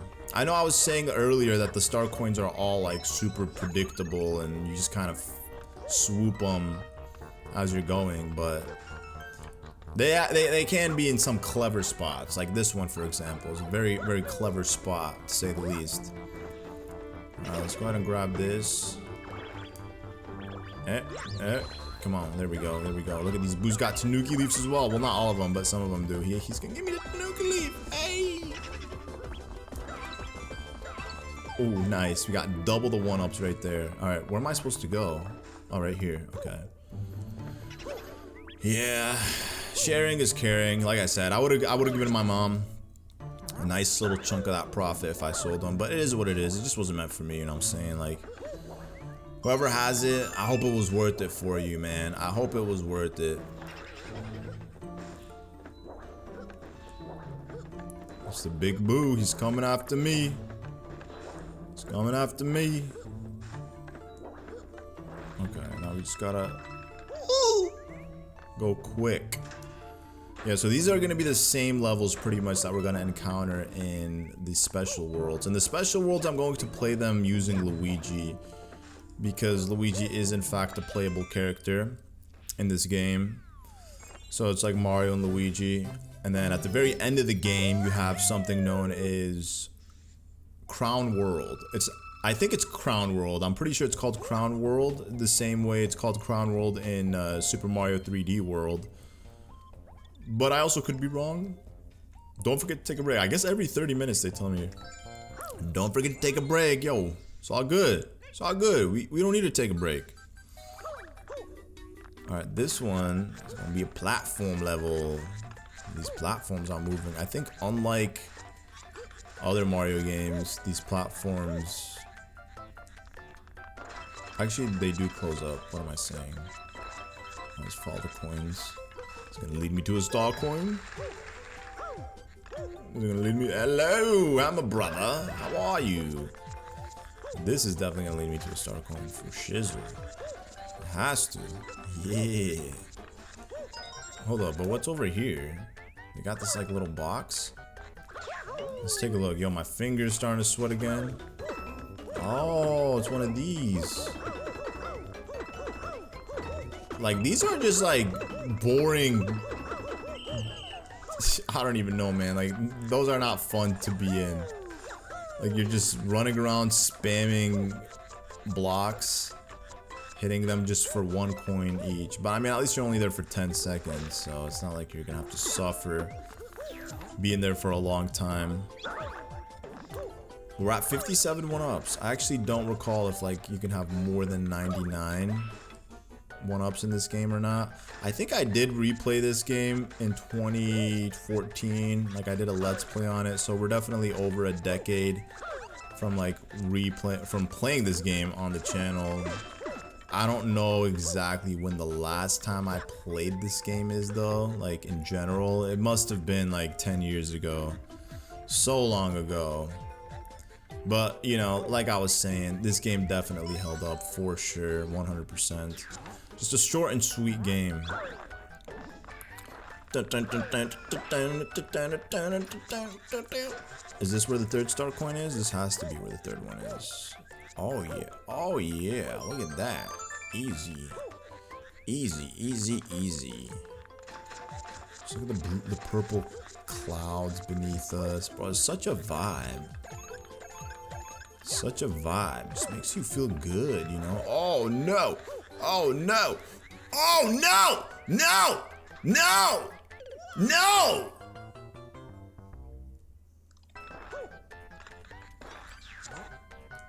Bro, I don't even know how in the world that would even happen. Like, how did I fall off? To me, that was the most pathetic way to go out. Honestly. I should have just turned off the 3DS right then and there.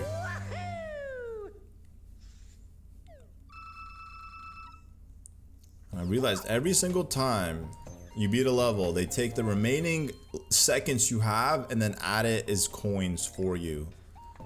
And now moving on to world number 4's airship. We're halfway through the first half of the game, so about a quarter way through the entire game. Look at the vibes, look at the sunset vibes. Just like the vibes of each of the skies. Like, it's such a vibey, charming game. And we've got the Montimals here. Obviously we have the switch flips, which is nice. You know, a little bit of a challenge with the auto scroll too. What are they gonna give me? Tanukis? Tanukis? Oh yeah. Man, see, the game just know me so well. I love me my Tanukis. Ooh, that was actually close. Very nice. And we got the 2nd star coin. It's like all muscle memory at this point. Like, I just feel like I know where the star coin is gonna be. It's like I don't even have to think. Obviously not all of them is like that, because as you guys saw, I totally skipped over some. And is this game do they respawn? No, they don't. Okay, so like once a Montimal's gone, it's like they're gone. Yo. Hey, yo, we don't. Hey, yo. Leave me alone. I'm sparing you, brother. I'm sparing you. I was sparing you. Is he good? Like, what is that, man? What you mean? What you mean you coming after me like that? Come on, something. Something. Anything. Anything, please. Dang it. I really want double Tanuki leaves. I just like having 2 Tanuki leaves. It makes me feel safe and secure, you know? If I lose one, I'll have another, you know? Like having 2 phones. You lose one phone, you got another one as a backup. Get out of here. I feel like Pom Pom is a lot easier than Boom Boom. She's obviously not like how she is in Super Mario 3D World. She learned some new tricks in that game. This game, you know, she's just like the Boomerang brothers. Okay, why would you do that? Why would you do that? Gosh, now I'm not gonna get the golden flagpole. I hope I do. I really do. Like, I would actually... No!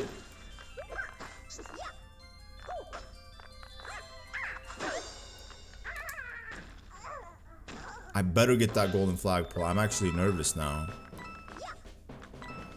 Because this is an auto scroll level, so I'm not trying to redo this.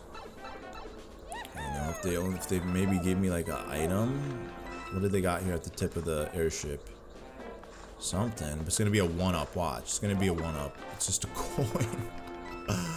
No way. A coin. Well, thank you so much, game. Well, at least I got the golden flagpole there. You know, you gotta learn how to do it with the long jump, just in case you're in a situation like this. Especially with these auto scroll levels, like you know, you don't want to go back and have to redo them. But we did it, guys. So at the bottom of I guess at the top of every world on the bottom screen, once you've completed it 100%, there's a little star on it. So that indicates that you collected all 3 star coins, and then you also got the golden flagpole for each level. And between each world, as you guys noticed, obviously the theme is you get postcards, and it gives you a little indication, a little story about Peach and her whereabouts and what's going on with her. So now the Bitty Bud and the Goombas, the Totem Goombas, are going after her. Bye-bye, Monty Moles. We're leaving. Then you saw those star mushrooms and flowers. Definitely Galaxy vibes for sure. This level here is... Oh, okay, yeah. So this is a really nice level. This is a level that requires a boomerang suit. And interestingly enough, hold on, I guess I'll talk about it when I get to it, but this is not even a desert level, it's more like a canyon level. What do we got in this? What do we got in this warp pipe? Oh, is that a star coin up there? It has to be. Let's see. Oh, it is a star coin! Hey! Hey, we got it. We got him, big boy. Yo, you got me on a Tanuki leaf? Please. No, you're supposed to get me on a Tanuki leaf. I guess there's multiple of them. I really thought they would have Tanuki leaves in them, you know, because they're Tanuki Goombas. That's like their thing, right? They have Tanuki leaves. And then these Womps, look how cute it is. They also have Tanuki leaves. It's like the same thing that was in Super Mario 3D World. I guess not all the enemies, but just some of them. But I would say like Bowser's Fury. Bowser's Fury had like catified enemies. All the enemies were catified, whereas like most of the enemies in this game have Tanuki tails. So one game celebrates the Tanuki leaf, and then the other celebrates the Katsu. Yo, get out of here. We don't want nothing to do with you. At least when you take out the boomerang, he gives you an extra boomerang. And then we gotta like watch out. Yo, the boomerang doesn't do anything with these. Oh no. Okay, hold up. I can't screw myself up because guess what? I'm gonna need my boomerang to get the final star coin. Let's get him out the way. Get him out the picture. Uh-oh. Uh-oh. Oh no. Oh no, mother. Mother. Mother, please. Oh no. Oh. I'm gonna risk it all for the red coins. Okay, well, it's fine. Yo, we got it still. I was so scared. No, no, no, no, no. Leave me alone. Ah! I don't taste good. Trust me. You guys like the taste of sand. I don't taste like that. I don't taste like that. I taste like metal. Bro, this is ridiculous. I'm finessing these spiky balls. Finessing them left and right. Yo, out of my way, Pokies. Oh, and then this one, in order to get the flagpole, you have to shoot your way into it. So you could also use like the motion controls the 3DS offer. Again, you know, that's not my thing. I don't use motion controls like that. I'm not a motion controller. I just like doing things the authentic way, you know, with the buttons in the circle pad, the circle stick, the joystick, whatever you want to call it. So this upcoming level actually requires you to use a fire flower for one specific star coin. So I have to go pick up that fire flower. That's why they give you that. See, that's why they give you that little bit right there telling you to go back, because they're sleazes. They don't give you the fire flower in the level. So I'll meet you guys once I have the fire flower. 5-2 has a nice, beautiful little Zelda Easter egg. I remember when I was playing through my playing Super Mario 3D World again. In that playthrough, the one that I did recently on my channel, I was talking about one level specifically that is the sister of this level, because this is a top-down level based around the Legend of Zelda series, the old school Legend of Zelda, of course. And there's this little hidden room that have 4 torches, and none of the item boxes in this game. You hear that? Wow, the Ocarina of Time classical Zelda sound. And behind the gate is in fact star coin number 2. So I missed over star coin number 1. That's true. I know I did. I got y'all. I'll show you where it's at. No, trust me. I know where it's at. It's right here. So that's actually a really easy way to throw you off and confuse you by putting star coin number 1 and number 2 like right next to each other. And again, this is a whole level that is pretty much from a top-down view, which I think is really genius. I actually really like this level design. Hold up. Is this where I want to go? Wait, hold up. I'm just curious. Oh, it's one of these, bro. It's one of these. I don't want to be in one of these. Like, how is this fun? Just jumping on blocks. Not a fan of that whatsoever. And then, oh yeah, the 3rd star coin. I'm sitting here thinking, like, where's this 3rd star coin? But it's like all the way at the end of this. Just gotta avoid these spinning, rotating shards of spikes. Very nice. Okay, we made it, guys. And then we gotta get rid of this spike, and then we gotta just wait here. We gotta wait here for the lava blasts to finish. Just one by one. Oh, close. Just hold on to this for as long as I possibly can. You know what? Let's switch out. And you see, it's nighttime. It's like every single ending has like a different vibe to it too. It's unique. It's impeccable. It's amazing. It's outstanding. Nintendo re-released this for console. Give us a Super Mario 64/3D Land. What else is there that they could do? There's probably a 3rd game that they could add to it. I'm trying to think like a 3rd Mario game that they would be able to add that would make sense. I mean, even if they just gave us both of them together in one, that would be a lovely package deal. I would totally pay money happily for it. Updated graphics and being able to play them with a controller. Ooh, amazing. But I do miss Street Pass. I do miss the fact of like being able to have like my 3DS with me at all times. I always carried my 3DS everywhere I went. Like, I was obsessed.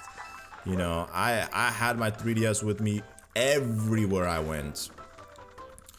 Well, not everywhere I went, but you know what I'm saying? Like, it was with me more times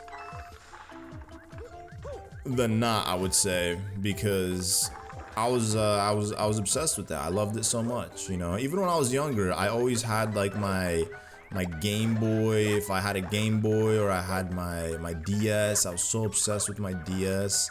And I was like in 5th, 6th grade. I think I was in 6th grade when I got the DS. And I was absolutely obsessed with it because of Mario 64. I remember like kids on the bus would be like, "What?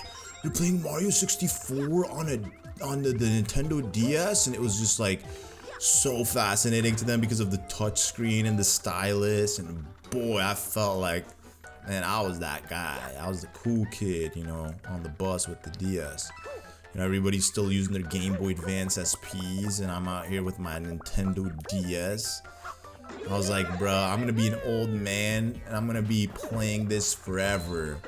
Never thought I would ever get bored of it. Always thought I would be obsessed with it and just take it with me everywhere I went. You know, I was like Andy from Toy Story with like the way he was with his toys. He'd have to go everywhere with his toys. It was like that with my games. And then, you know, already inside the GBA cartridge spot, I already had Mario and Luigi's Superstar Saga in it. Of course, you know, it was Superstar Saga. I actually beat it, and my brothers actually beat it for the first time on the DS. And then in Egypt, I ended up trading my Nintendo DS for a... Oh no. Okay, yo, I don't know how I finessed that. That was pretty clutch. So the hinge of my DS broke, and I'm sure it was a very common thing with the regular OG DS. I have one somewhere here. It's right there. Yeah, hold on. Let me just slide and grab it real quick. Okay, so here's the DS, as you can see, the original classic DS. So it's this little hinge right here.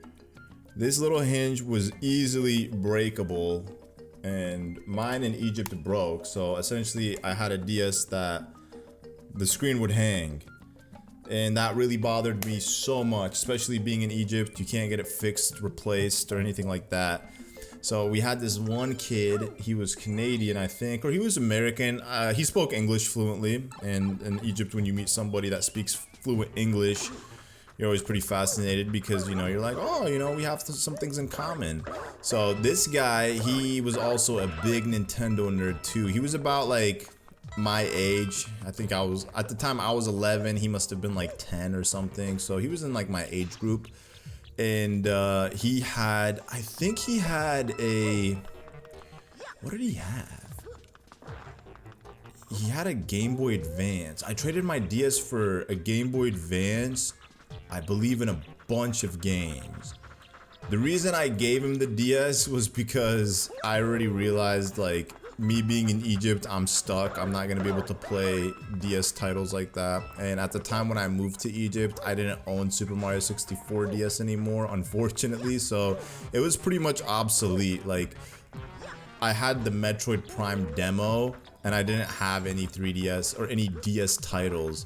So because of that, I was just like so willy-nilly able to trade it because it was already broken too, and I would have rather just had like a console, like a Game Boy Advance that was like, that actually worked. So I'm pretty sure I traded it for a Game Boy Advance and then a bunch of Game Boy Advance games. You know, to me that was like more worth it than having a broken DS with a busted hinge. You know, at least with him, he was coming back to America, and he could buy DS games and actually enjoy it and use it. So it's one of those, you know, sacrifice for the greater good causes. You know, I wasn't gonna be selfish and keep it, even though like I had no use of it. You know, I was just like, you know, well, let's give it to this guy. Let's give it to this guy. You know, we'll trade it for something good. Alright, where's this star coin? It's up here, yeah, okay. So I remember like star coin 1 and 2 are literally like back to back in this Monty Mole maze. Alright, let's just slither our way through here. But when I came back to America, like I was 16, so I went to Egypt when I was 11, and then I came back to America when I was 16, and by the time, and when I was in Egypt as well, by the way, my dad, he would like visit every like 3 to 6, probably every 6 months, so every time he would come with like stuff that we would ask him for. So one time he came with like a Game Boy Advance, or not a Game Boy Advance, he came with the Nintendo DS Lite, or what was it, the Nintendo DS Lite? Is that what it was called? Yeah, the Nintendo DS Lite. Bro, that thing was clean. Like, that was a really sophisticated piece of technology. Like, the way it felt. And it obviously was the Nintendo DS. It had all its functionality and everything in it. It was super, super nice. So, my dad had he came with a black one. And obviously, my older brother got it. You know, it was his. And then my brother bought, or my dad, you know, in the later years, ended up buying my younger brother one as well. And when it came to me, I always got the short end of the stick. I never got no freaking DS or DS Lite or anything like that. All I got was Minish Cap, and then I did get a smartphone, you know, a smartphone. I had a Nokia smartphone. And that was pretty much the extent of it, you know. I mean, I guess I could have asked for a DS, but at that point I was just like content with my, I had a Game Boy Advance SP.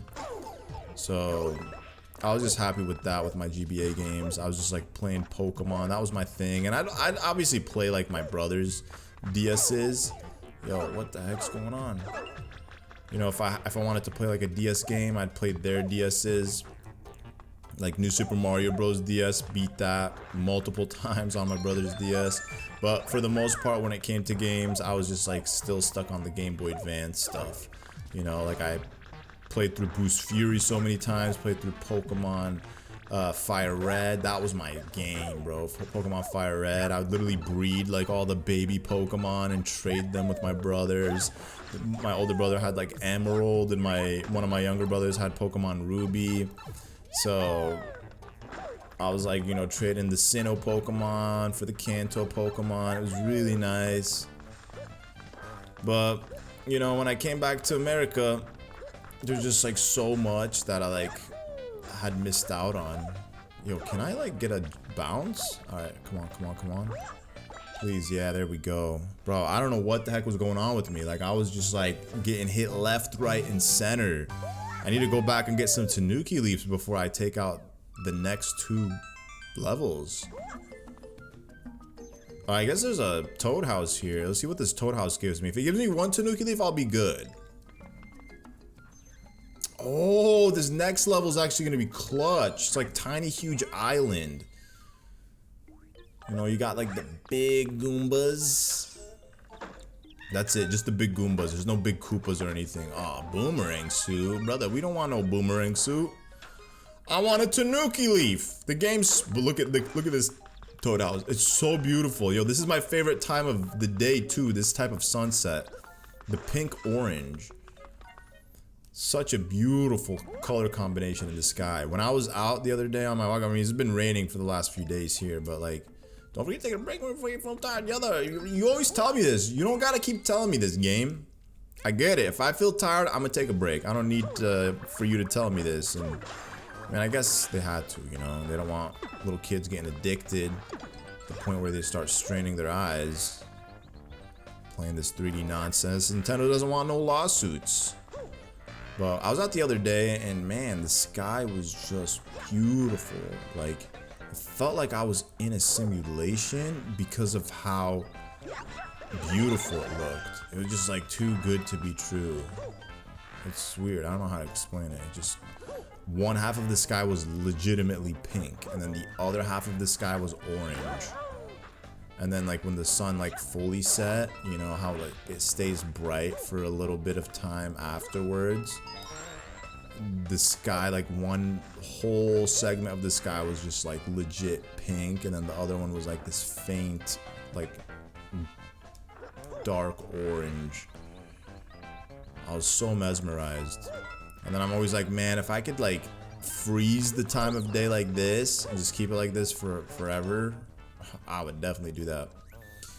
Okay, so the goal's all the way down there. Wow, really far away. Yo, that's like my Galaxy S25 zoom. You know, I could zoom 100x. I could get photo of the moon. You know, nice photo of the moon. I mean, granted, if I want to take a good photo of the moon, I just use my telescope. My telescope has like a 25x lens. It's like a cheaper telescope. It was gifted to me by a family member for my birthday.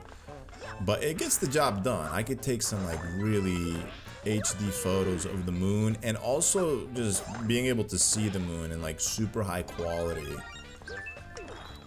And I had a phase where I was like super into the moon, just seeing the moon. So I'd always wait for the full moon to come up once a month, and then I'd just take my telescope out and just take photos. But I was doing that every month. I'm like, you know, I got like 1 million of the same photos of the moon.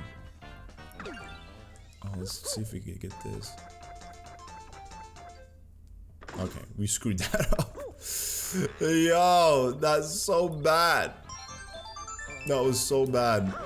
I thought I had it for a second, but nope. I totally missed out on that.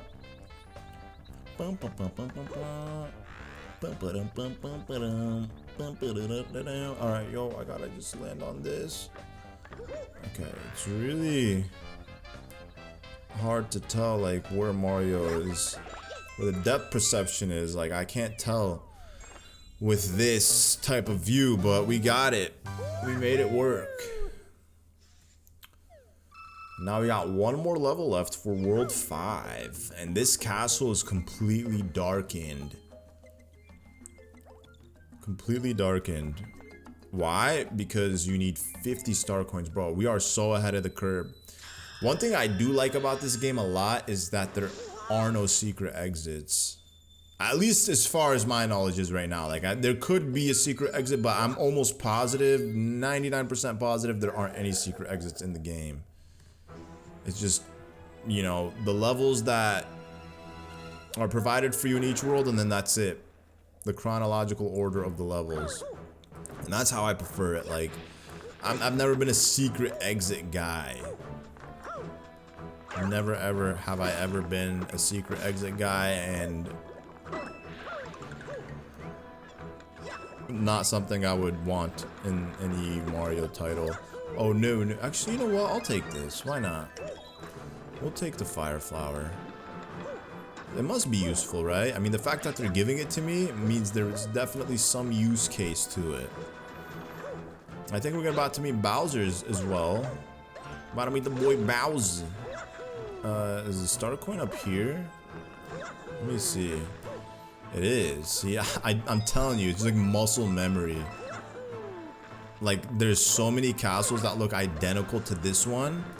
Yet, for this one specifically, my brain was like, yep, it's gonna be above that thwomp. Okay, let's see if we get these. Are there just 3 of them? I want a Tanuki leaf. Oh, come on, come on, come on, come on, come on. Oh, a Fire Flower. Dang it, I wanted the Tanuki leaf. Whatever, it's all good. So with the Tanuki leaf, you could cheese through this. What do we got? Toads? Yeah, Toads locked up. And then the goal post up there. Alright, it's fine. I'm gonna just hold off on using my Tanuki leaf until the very end. Okay, yo, what? Yo!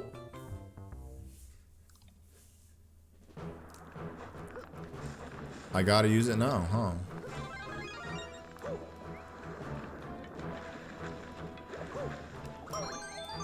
Look at that, see? Having it, you could cheese through everything. Ooh, alright, yo, Bowser, show yourself. Bowser's back. I do like how Bowser is very active in this game.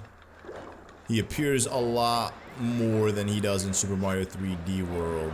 It does feel like you're really going after Bowser versus having like miscellaneous boss battles, you know, at the end of the worlds. Look at that, you know, Bowser, you think you slick? I'm about to show you what slickness is. Look at that. Ooh, yo, Bowser, we just took you around the ringer. We just took him around the ringer, made some moves around him. Oh, that wasn't Bowser, that was Magic Koopa or Kamek. It was a Magic Koopa or Kamek, one of them. You know, because they look exactly the same. Imposter. Hey, yo, what's up, Toads? What's up, brothers? You know, they're having a good time. But they're just there for show. It's not like they benefit me with their existence. Just being there. Hey, we did it with 81 ups. 81 ups, and we're just now starting World 6. This is like amazing. Woohoo!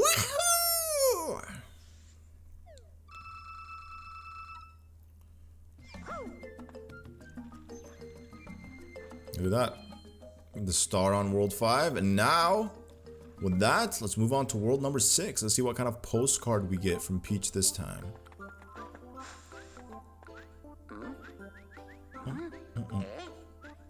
This one doesn't have a heart sticker on it. Only the first one did, I think. Oh, Peach! Look at that. She's taking care of herself. Smacking the Goombas, the totem Goombas with her umbrella. You know, you had your own game, Super Princess Peach, so therefore you should know how to defend yourself and take care of yourself. Ooh, this is a vibe world. All of these worlds are vibes, honestly. So, as you guys could see, I had to go pick up a secondary Tanuki leaf. I always gotta have one in the depository, just in case. That's just how I roll. I've always played 3D Land like this, where I always go back and collect Tanuki leaves, just to always have one with me. You never know when it's gonna come in handy, especially with the fact that we have to get golden flagpoles in every level. I know I could long jump into the flagpole, but why risk it? A Tanuki leaf is like almost a guarantee golden flagpole. So as you guys saw on the outer world part, it looked like it was going to be a water themed world. I mean, I guess you could say it looked like a water themed world. However, this game does not follow any specific themes. Each world has a bunch of different levels, some of them being completely unrelated to the other, which I really love about this game. Yo, Toad, where you at? Toad, where you at? Oh, there he is. Hey, Toad, he's so happy. He's jumping in the beautiful wind near the palm trees. Where you going, Toad? You don't have a star coin for me, but what are you doing? Oh, you're going in the waterfall. My boy's showing me that we can go inside the waterfall. This will actually be a useful little piece of tidbit for a level to come later on. And there he is. He's actually here with us. We're going inside of a mystery box, and we're not battling any enemies, and we're not also hitting useless coin blocks. I love that. And he gave me a bunch of items. 2 mushrooms and a Tanuki leaf. I mean, listen, he could have given me more than just 1 Tanuki leaf. Why not 2, Toad? Why not 2? Why did you stinge out and just give me 1? And also, one thing that I don't like about this game is that, let's say you're wearing a power-up and you come across the red coin ring, and then you collect all 5 of the red coins. The game only gives you a 1-up, so there's really no incentive to go after the red coin rings or collect all of the red coins whenever they appear, because why would you do that? Like, it's only useful for me if you're gonna give me a power-up. Sometimes you want to add a secondary power-up to your depository, but you already know that the red coin ring is not going to give you that, especially if you're already wearing an item, so it just leaves no reason to collect it. So that's why I personally don't really go after the red coins like that. You just get 1-ups, but I already got a bunch of those. And if you're getting every golden flagpole and also clearing the level in a decent time, you're just gonna stack up on 1-ups. Look at that, we have 85 already. But moving on to World 6-2, it's a pyramid level. We're inside of a pyramid. We went from a water level to a pyramid level. That's exactly how this game is. But I actually really love that. It's incredible level design in each world. Obviously worlds, or all the special worlds rather, will have like recycled levels. I don't think there's any original levels in the special world, but it makes sense because they give you 8 action-packed worlds with I think 6 levels per world.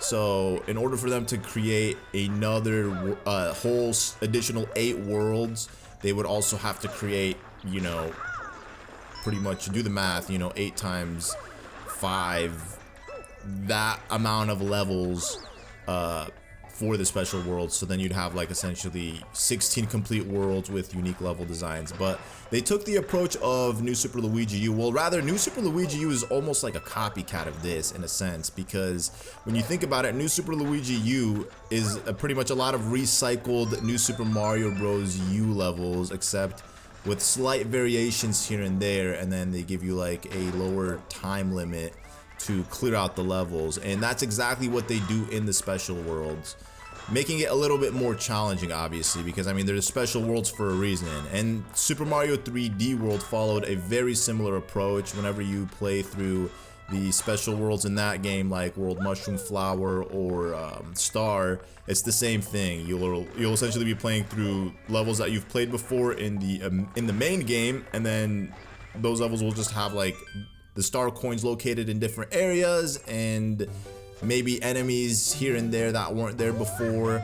So just to kind of add a little bit of variety and challenge to the level design. And they do a really good job at it, because I could definitely say that the special worlds are in fact a little bit more difficult than the main game. Not that this game is difficult by any means. It's truly not difficult in any way, especially the fact that you're cruising through the whole game using a Tanuki leaf. I think that's what they want. They want you to use a Tanuki leaf for this game, which is why they gave you that little tidbit about being able to go back to like previous worlds just by clicking the world on the map, and essentially allowing you to go back and replay through like level 1 to pick up a Tanuki leaf, or any level, any level that you want to essentially pick up that specific item in that world or in that level.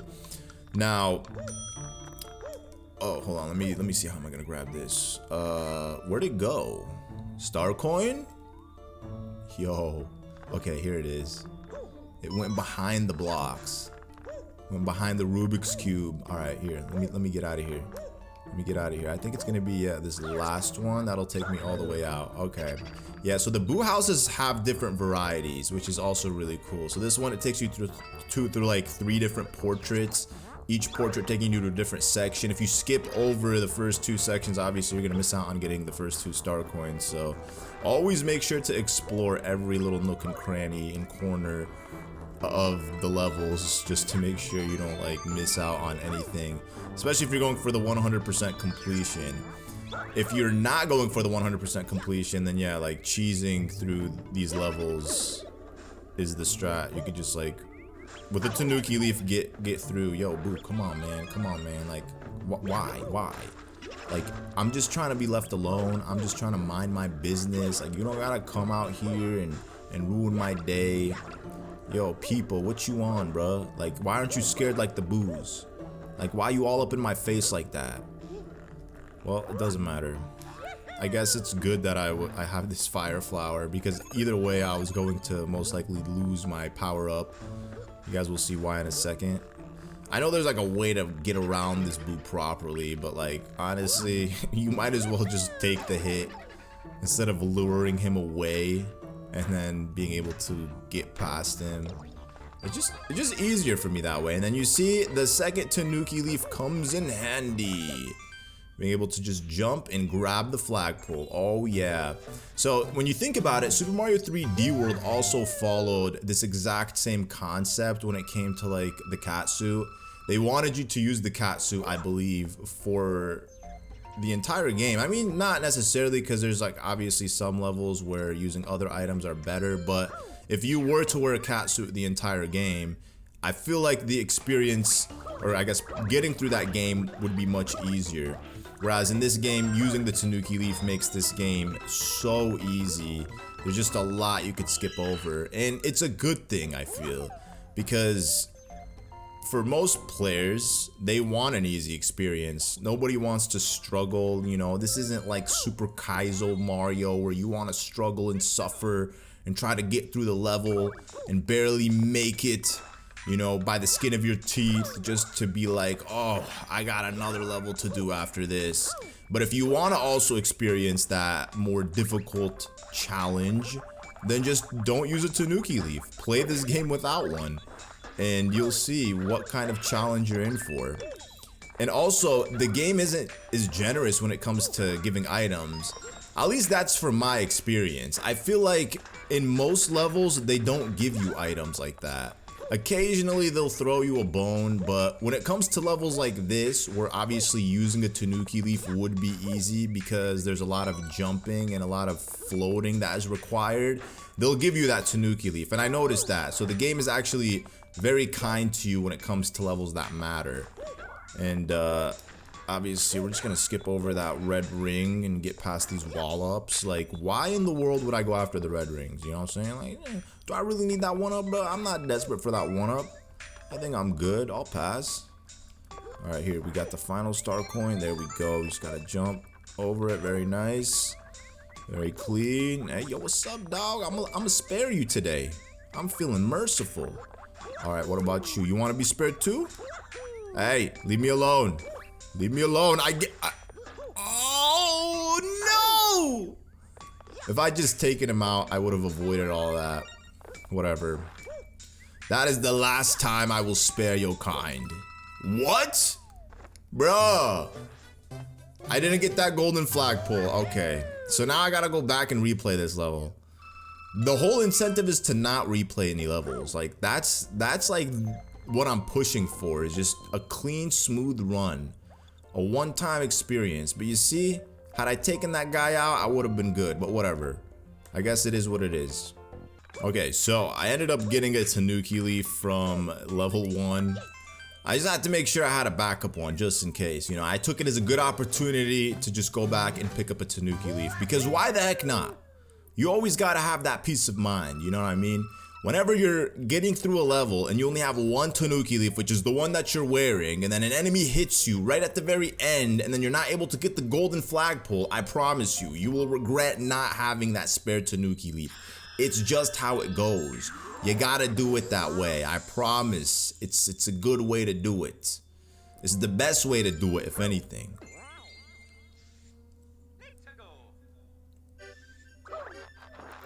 Alright, here we go.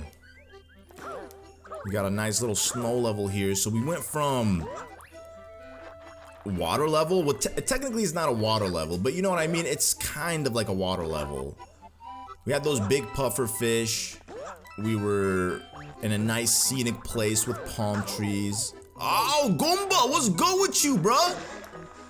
Well, good thing they give you a Tanuki Leaf here. Like, bro, losing your Tanuki Leaf to an enemy like a Goomba is the worst possible feeling. But what I was saying was we went from a water level to a pyramid level to, what was it? A ghost level? Well, no, that doesn't make sense. I think I skipped over one level. There's one level, but anyways, yeah, they're all just differently themed. And we got another red ring. They're just so good at giving you these red coin rings. Like, hey man, please get me, touch me, please play with me, collect me. You know you want to. At least they were kind enough to put 5 instead of like giving you the full 8. Like 2D Mario games. You know, 5 is more than enough, especially with a game like this. Like, that's all you need. 5 is satisfying. You collect 5, you feel like you've collected them all. Alright, there's the final star coin right there. Very nice. Out of my way, paratroopers. I'm not trying to hurt you. I'm trying to spare you today. Oh, okay, maybe I should like give him a little whack with my tail. Okay, hold up. Okay, there we go. Oh, ooh! Close. I smelt him.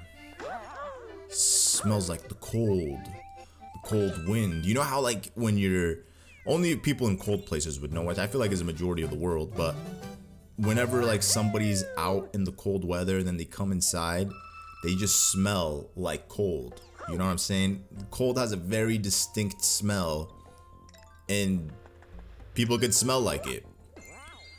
So that's what the Goombas, I believe, smell like. Cold cats, dogs, maybe dogs. They're more like dogs than they are cats, you know? They got like bigger canines. Okay, so we got one of these auto-scrolling airships. And I believe at the end of this airship, I don't know who's gonna be. I think it's gonna be Boom Boom. Usually Pom Pom's airships have like little hints that it's her airship. Like I noticed towards the end of like certain airships that have Pom Pom as the boss, there'll be like pink trim around certain edges. Whereas this is red, so I'm assuming, yeah, this has to be Boom Boom. I mean, it's a very aggressive looking airship, you know, with these spikes. And you got these Monty moles, or they're not Monty moles, are they? They're definitely not Monty moles. Oh no. Bro, you know what my problem is? I always try to take the jump to the left. Instead of getting on the right side, I always go to the left side, thinking I'll make it, but that's not how it's designed. You're supposed to go on the right first. Oh, it is Pom Pom. Okay, well this whole time I felt like it was gonna be Boom Boom. Wait, what if it's both? Yo, that'd actually be nice. And of course, this is not New Super Mario Brothers. Usually at the end of the castle, they put a nice little hidden item box for you to pick up an item. Look at that pom-pom upgraded. She has little flames. So yeah, this pom-pom battle can actually be kind of annoying because if you're jumping around, you're most definitely gonna get hit by pom-pom. But I realized the way to do this, ooh, that was clean, is to just like focus on not jumping. Ah, you see that? See, she got me, she got me. Let me get my Tanuki leaf on. Even though I didn't want to use it, it is what it is. Now I always try to hold out to the very last moment, because you never know what could happen. You could be doing so well and then pull out your Tanuki leaf, and then before you know it, they hit you again, and then boom. You end up not being able to get the golden flagpole. Now it's all about getting the golden flagpoles. Alright, here we go. Golden flagpole, baby! And with that, we cleared out world number 6. Oh yeah, Super Mario. Amazing job, Super Mario. Super Mario. So I just noticed too that apparently the coins are not equal to one. Well, the second is not equal to 1 coin. It's like, I think like every 15 coins or every 10 coins, which equals 1. Not coins, I mean seconds. Every 10 seconds is the equivalent of 1 coin. Something like that. Alright, what do we got? What do we got here? Oh, Peach is running away from all of Bowser's minions. You know, how sick would it have been if they put the Kooplings in as bosses? Like, I feel like that was such a missed opportunity for this game. You would think they would have done it because they did that in New Super Mario Bros. Wii.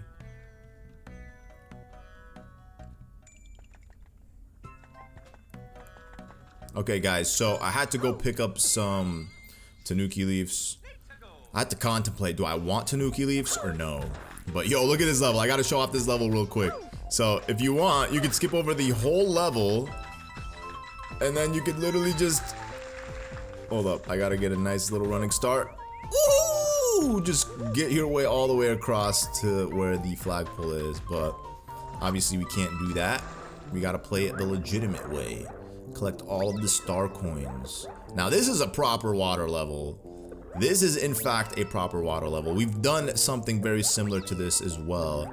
Not identical, but very similar to it in a lot of ways. But what was I saying before? Oh, I was talking about the Kooplings. I feel like it's a missed opportunity that they didn't put them in this game. Just like they did with New Super Mario Bros. Wonder. They should have put the Kooplings in that. And I know somebody out there is going to say, well, Sully, technically, the new DLC for Super Mario Bros. Wonder is going to consist of the Kooplings. But I'm talking about bosses in every world. There's 8 Kooplings, or 7 Kooplings. 7, right? Iggy, Larry, Morton, Roy, Wendy, Lemmy. There's one more. I'm missing one more. Well, you guys know what I'm saying. And then Bowser Jr. So all 8 worlds could have been action-packed with somebody, you know? But instead, they give us Boom Boom and Pom Pom. But they did bring them back essentially for Super Mario 3D World and Bowser's Fury as well. They're like, they get more love than the Kooplings, I feel. Well, I mean, other than that, maybe they tried to differentiate the new Super Mario Bros. Games versus the 3D Land, 3D World games, you know. But technically, if that was the case, wouldn't they have put them in Super Mario Bros. Wonder? Instead of giving us Bowser Jr. in Wonder form. Like, honestly, I think like the boss battles in Super Mario Bros. Wonder were some of the lamest boss battles in any of the 2D, well, definitely the lamest of any of the 2D Mario series for sure. Like, even the fights against Bowser Jr. in Wonder form were underwhelming. I mean, hey, they were visually very appealing, but they definitely weren't fun by any means. And oh, no, no, no, no, no, Eel. You gotta watch out for this boy. He hungry. He out for blood. He want that Mario. Yo, Mario, I don't get it. Why does the boy lose his cap every time he becomes Mini Mario? And like, what is his legitimate form? Like, is this Mario's actual form? Like, is this how Mario really looks? And does he require a super mushroom just to be the Mario that we know of? Like, Nintendo, you gotta answer these questions. These are some pretty legitimately real questions here that we gotta know. Okay, hold up. Oh. Very nice and smooth and clean. But yeah, you know, I always wondered that, like, what is Mario's actual form? Because clearly the fact that he becomes Mini Mario or Super Itty Bitty Mario, Midget Mario, whatever his name actually is proof that maybe Super Mario isn't his real form. Okay, this level we got chain chomps, and then we also got these rolling spikes. Just gotta watch out for them. It's actually pretty easy to avoid. Uh-oh. Okay, here we go. Let's go ahead and bust these open, and voila, we got the very first star coin. Now, when you have the Stone Tanuki, I don't even know if that's the legitimate name for it, but later in the game, once you unlock the special worlds, they give you the Stone Tanuki, and it's pretty clutch because it turns you into Stone Mario or Luigi. Spoiler alert, Luigi's a playable character in this game, but you can actually bust these rolling spikes. You can pretty much bust through anything. I mean, the chain chomps, you can't bust them, but you could pretty much bust through bullet bills. You can stand on spikes. You can bust through these thingies, these rolling spikes. You know, look at that. See, with the Tanuki leaf, could have just cleared it by fluttering across. Oh no! Okay, we got this. We got this. Uh-oh. Whoa. How did I, like, wall bounce off of that step? How does that even happen? Okay, let me just pull out this Tanuki leaf. And watch out for that. And voila. Very nice. Wow. 99 coins. Really came down to that last one. Incredible. Okay, let's take a look. So 100 seconds. Yeah, I cannot do the math on that. But maybe like every 15 coins. I keep saying coins. Every 15 seconds is the equivalent of 1 coin.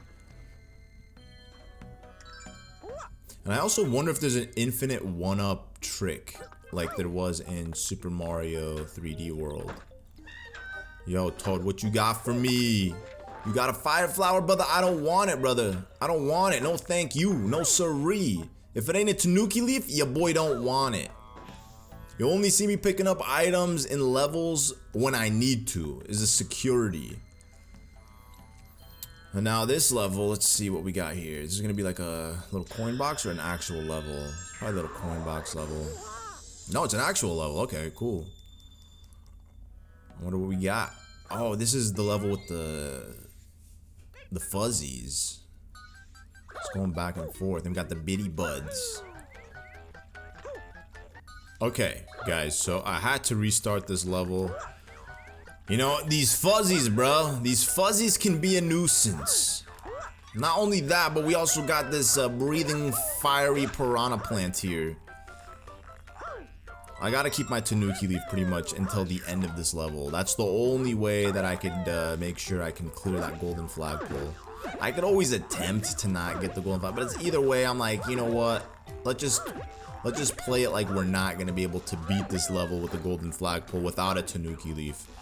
So the good thing is you could just exit the level without even beating it once, and you pretty much exit the level with whatever items you had, which is nice. Alright, bitty buddies, give me all them 1-ups. Give me all them 1-ups. Oh yeah, I love it. All them 1-ups. Okay, what do we got here? Toads? Where are you at, Toads? Okay, so there's 1 star coin there. Where are the Toads at? Hey, it's a bunch of Toads. 1, 2, 3, 4, 5 of them. Yo, come on, guys. That's it? Mushrooms? Like, what do you expect the boy to do with some shrooms? I want Tanuki leaves. Like, why don't you throw your boy a Tanuki leaf? Okay, hold up. I wonder if I stand on this pole for some time, if it'll screw me up. Like if I'll fall off of it or if I'll just like keep standing. Because it seems like Mario is balancing himself on it.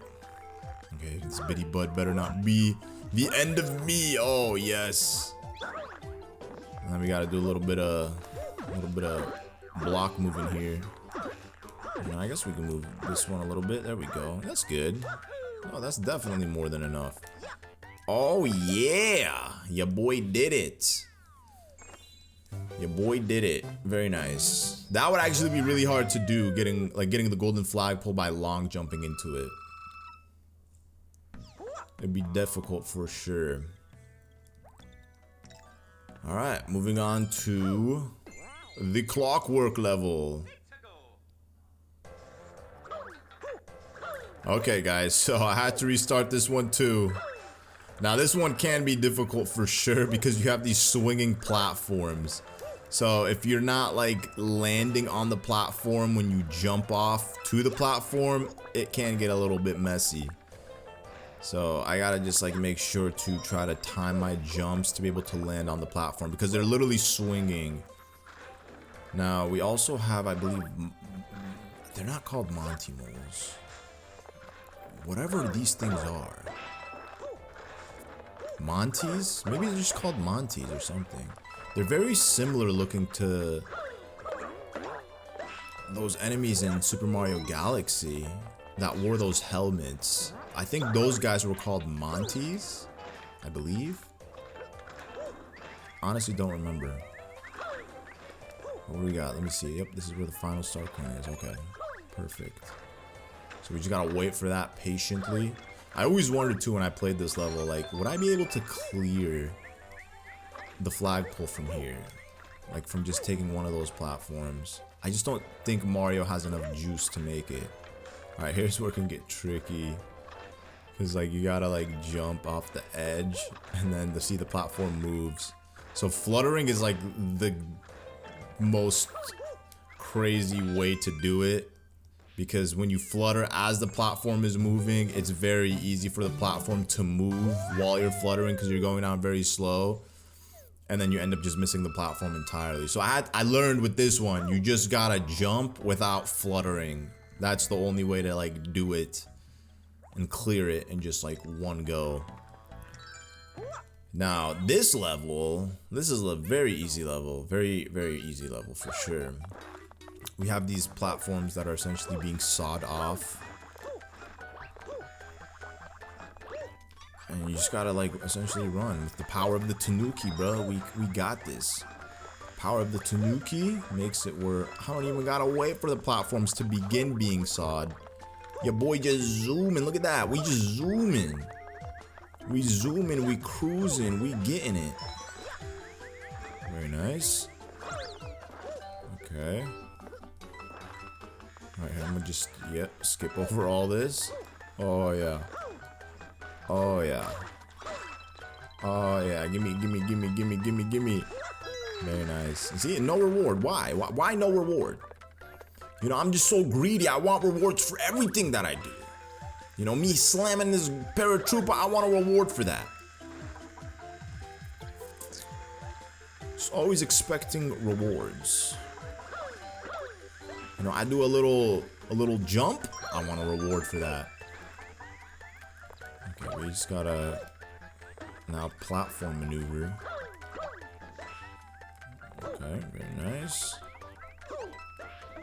Alright, here we go. See, without a Tanuki leaf, clearing the flagpole would have been a little bit difficult. You would have had to beat the saw before it sawed the platform off of its track. But with the Tanuki leaf, we just finessed it from the side. We didn't even have to wait.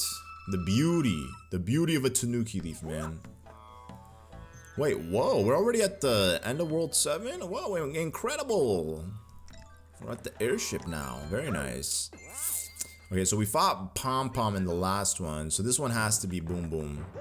One thing that I do like about the special worlds is not all the airships, they make you fight any of these guys. Like, they finally decide, like, you know what, we're gonna give you some respite. We made you fight them a bajillion times. We're gonna let you take it easy. But they do replace it with something else. It's not like they just, you know, take something away Nah, they replace it with something else, which you guys will see once we get there. A boomerang.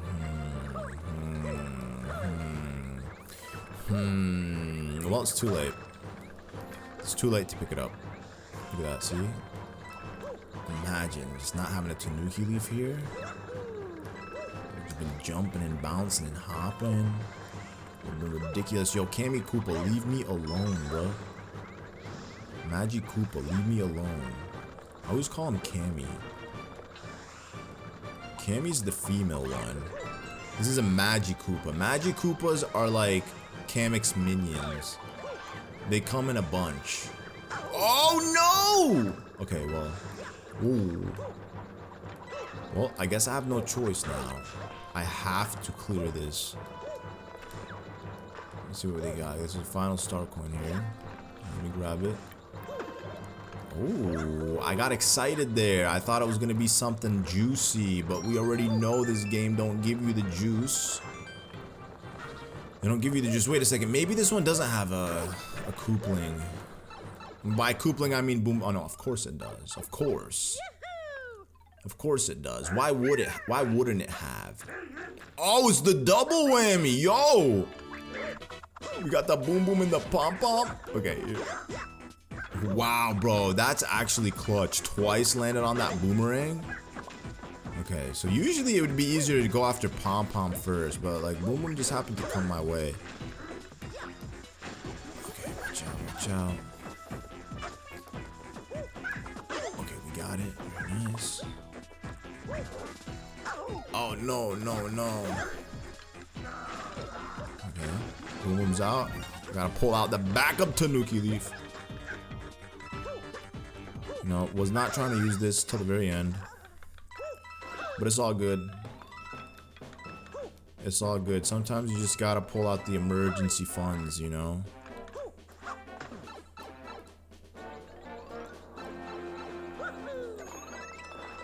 Alright, perfect. Let's see what we got here. I'm always so nervous walking on these because I feel like I'm gonna screw up.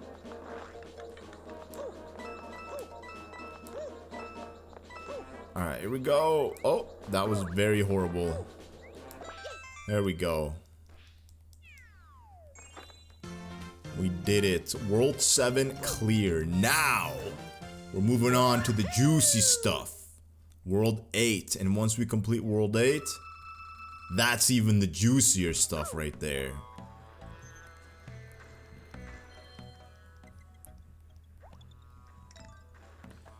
Alright, let's do it. What do we got this time? It's gonna be Peach in a cage. Yep. Bowser has Peach in a cage! Oh no, it's the princess! Oh, this time Mario's determined. He's not rushing out of fear or agony. He's just actually determined. Here we go! World number 8, ladies and gentlemen. Now, World 8 is one of my favorite worlds in this game. It's actually the only world that somewhat is themed around Bowser's kingdom.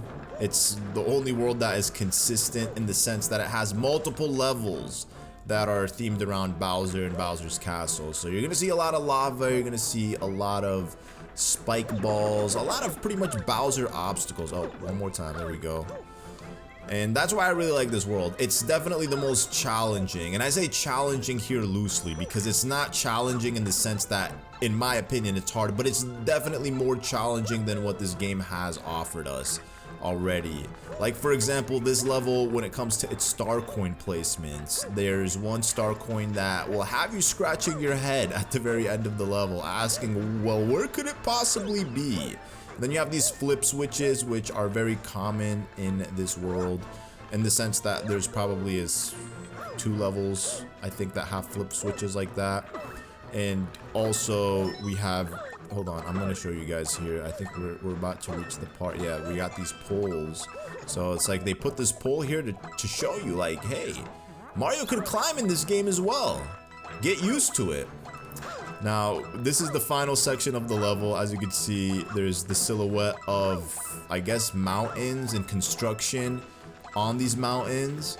There's one level in particular that it feels like you're playing on the side of a mountain in World 8. And it's actually one of my favorite levels too in this world. I mean, honestly, this whole world's a banger, I'm not gonna lie. But as you guys saw, that's the placement of the final star coin. It was located just above the area where you have to rush down, avoiding the spike balls. Very nice spot to put it. And then the only way to go to the golden flagpole is by launching into it. Oh no, okay, here, hold up. I think that's good. If you launch a little too high, you screw up. If you launch too low, you screw up. So you have to get that launch just right. Otherwise, you will screw up. And you don't want to screw up. Because who wants to replay a level to get a golden flagpole? Oh, wait. You guys don't know? You guys really don't know? In order to unlock the final level in this game, which is known as S8-Crown, guess what you have to do? You have to beat the entire game with Mario and Luigi. It's not sufficient to beat the game with Mario and then beat the special worlds with Luigi. You have to beat the entire game, all 16 worlds, with both Mario and Luigi. And I believe get a golden flagpole with both of them. Now, I haven't tested the theory out where what if you don't get a golden flagpole with both Mario and Luigi, like will you still unlock the final level? Maybe it's possible, but when you beat the game, I'll show you guys like exactly what I mean, because it's much easier to explain when we beat the game. But as you can see, this level, again, it doesn't feel like it belongs in World 8. But then as you start playing it, you realize it definitely does. It's a good vibe, you know, you got the greenery, you got the jolly World 1 theme. So it feels like it's a level that is a World 1 level, but in reality it's not. You know, you have the falling obstacles, you have these fire flame torches, and then you have to also hang on these thingies, these poles, I guess you call them. Yeah, they're poles, moving poles. So you just gotta maneuver, avoid the flame torches. I mean, this ending section is a joke. They put all the torches at the bottom, so you could literally just stand or like hold at the top, and then you'll be good. And then the very end of the level has these two moving platforms. You just gotta go around the merry-go-round, the what are they called? The Ferris wheel? The Ferris wheel of platforms.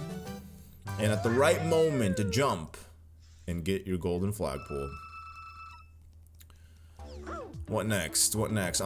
Were they all locked? No, there's no way. They weren't all locked behind boxes. I think that's Special World 8, where they're all locked behind boxes. And there's even a Boo House in this. That's right. We got one final mansion, except this mansion isn't going to be a fiery mansion, unfortunately. That would have been legit if it was. I would have loved to see something like that. A fiery mansion, that would have been next level. A Bowser fiery mansion. But yo, look at this. Why is this level in World 8? It's a level filled with bubbles. Like, what am I? Like 10 years old? Not even a 10-year-old plays with bubbles like this. What am I? 4 years old? 3 years old? We have a bunch of bubbles? But don't be deceived by its appearance. This is a level that has made many fall. But do not fret with the power of the Tanuki leaf. Anything is easy. You can conquer it all. Conquer it all. What do we get? Yep, of course. Why? Why, game? Why not just give me a freaking item? Oh wait, I don't need an item. I'm good. But it would be nice, you know? It would be nice to have that feeling of extra security. Not that it takes like more than a minute to clear level 1 in this game and collect 2 Tanuki leaves. Literally under a minute. But still, that extra security would be nice. Did I even pass the flagpole, the checkpoint I mean? I wasn't paying attention if I passed it or not. But these are platforms made out of cardboard. And clearly Nintendo were into this cardboard design stuff for a while. This predates Nintendo Labo by many years. I mean, this game came out in 2011. I believe Labo came out in 2019. But there also was another product that was made out of cardboard by Nintendo. What was it? Was it the Nintendo VR? They had like a... What was it? I feel like Nintendo had a product made out of cardboard that predates Nintendo Labo. But every time I play this level now, I just think of Nintendo Labo. That failed disaster that Nintendo Labo was. Like, how many of you guys actually went out and bought Labo? I mean, I was one of those guys that did, but I did it for a vlog. I did it just for the memes. Never ever touched it again, never played it. I mean, heck, I don't even know what the heck happened to my cardboard Labo designs after I got rid of it. It was just like one and done. So with this Boo House, you're going to be moving on a platform and it's just very slow. This is probably my least favorite Boo House design out of all the Boo Houses. Now in the special worlds, they do give you the same exact layout with slight variations. Just ever so slight variations. Actually, I think this is the exact same. Yeah, because what I was thinking was you're moving on. Yeah, this is definitely it. Yep. This is my least favorite Boo House for sure. It's because you're just at the mercy of the platforms that you're on. That's pretty much it. And then we gotta move backwards. Like, who wants to deal with these stones, bro? And then we gotta move forward. And then every time I always hit that clear item box, let me just say, it's like 9 out of 10 times I won't get a Tanuki Leaf, which is the only thing that I care about. If it isn't obvious already, the only item that I want is a Tanuki Leaf. If you're not giving me a Tanuki Leaf, get out of here. But fortunately, in this section, they do give you a Tanuki Leaf. The game is kind enough to be like, you know what? You know what, Mario? You earned it. But it's only if you use the star on the Boo that has a Tanuki tail. That's the only time they'll give it to you. Why didn't they give the Peepas Tanuki tails? Like, that's discrimination if you ask me. Like, they should have given these guys Tanuki tails. It would have made them way cuter than they actually are. Just gotta slither like a snake. Uh-oh. Gotta watch out for... Is it gonna be a big Boo? Okay, no big Boo. Oh, there is a big Boo, of course. Spoke way too soon. Oh no. Oh no! No! My star medal! No! What? Oh, I could have made it! I could have made that. If I had known that it was there, I would have attempted to get it. But you know what? It's all good. It's all good, man. It's all good. You know, sometimes you win some, sometimes you lose some. And this is one of those times where I gotta take the L. I gotta take the L. I should have positioned myself a little bit differently on the platform. Like, stayed like in the northern side of the platform. I was just trying to avoid like losing my Tanuki tail, honestly. Like, who wants to lose their Tanuki tail to a Peepa? Peppa? Peepa? What are they? Bro, there's a double item box on top of each other. Okay, that definitely has to have either a star or a item. And when I say item, I mean a Tanuki Leaf. Now I'm curious. I want to see what's inside that item box. Give me. Alright, stay away from me. Stay away from me. Yes. Look at my beautiful face. I'm so beautiful. They're shy. They're like, oh, we can't stare at him. No. He's too beautiful. That's right. That's why Princess Peach loves me so much. Because I am the beautiful Super Mario.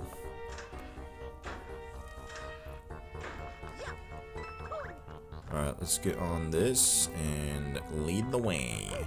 Every time I look at the background of this Boo Mansion, I always think of Luigi's Mansion, which makes sense. It literally looks like something straight out of Luigi's Mansion.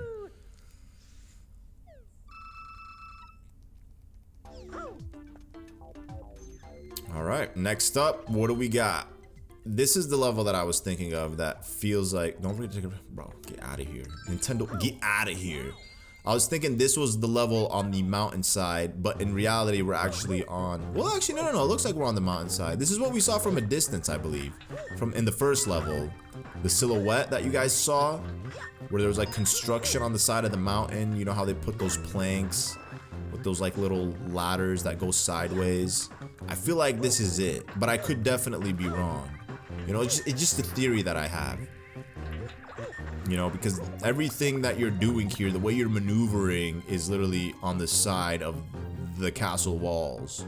But this is a very ginormous castle. Like Bowser, you definitely went all out with your castle in this game. I always like notice too, like every single Mario game, Mario or Peach's castle and Bowser's castle are always different. It's as if they have like multiple different castles throughout the kingdom. And each game is depicted in a different area of the Mushroom Kingdom, which is nice. I mean, that's the only way I could wrap my head around it, you know? Like, how is it that that no two castles in any game are the same? Even if you think, I think other than like Galaxy 1 and 2, Peach's castle is the same, but I also could be wrong. I still haven't played through Galaxy 2 yet, so I actually don't know. Like, I mean, obviously I played Galaxy 2, but I haven't played it recently on Nintendo Switch 2 as of the time that I'm recording this video, so I don't exactly know. Oh no. Stay away from me, Rocky Wrench. Alright. Okay. Come on, come on, come on. We got it! We got it. Oh yeah, you see the volcanoes in the background with the starry skies? And then there's a river of lava beneath us. This is legit. That's how Bowser gets his moat around his castle.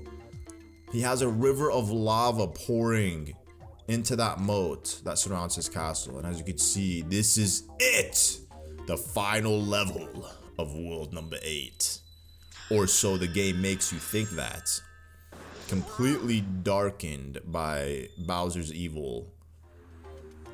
Or just maybe all the smoke coming from the volcanoes and whatnot.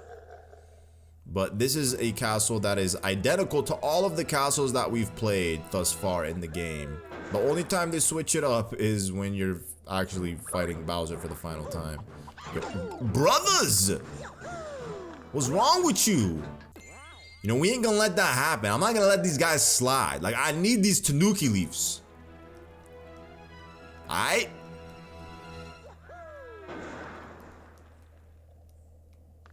Alright, here we go. Get out of here, Magic Koopa. Get out of here, Magic Koopa. You are not allowed to touch me. You know who I am? I am Super Mario from the Mushroom Kingdom. I live on the east side, near Peach's castle. Just in case she invites me for cake, or tea, or whatever. Okay, Mario's not British. I don't know why I made him British. But it would be cool if Mario was British. You know, how would he? I mean, technically, he doesn't really speak. Like, my boy here just makes sounds. Wee! Wah! Woo! Wah! Wah! Wah! Wah! No wonder Peach doesn't want him. Like, brother, you can't speak. You can't articulate yourself. All you do is just make sounds. But I guess it makes sense. Like, you know, who would want to see Mario speak? What was he gonna sound like? Chris Pratt? Who would like that? You know what I'm saying? When I found out, like, for the Super Mario Bros. Movie, Chris Pratt was gonna be the voice actor of Mario, I was like low-key upset. I'm like, bruh, why? You know, like, I watched Chris Pratt so much in Parks and Rec, and then I also saw him in the Jurassic World movies. I'm just like, bro, we don't need Chris Pratt. He's already known in my head as somebody. But then, when the movie came out, I was like, you know what? He did a fantastic job. He did a fantastic job. It's like there's this saying in Hollywood where it's like, if you want to be cast for other roles, don't wear a cape. Meaning, don't take superhero movie roles.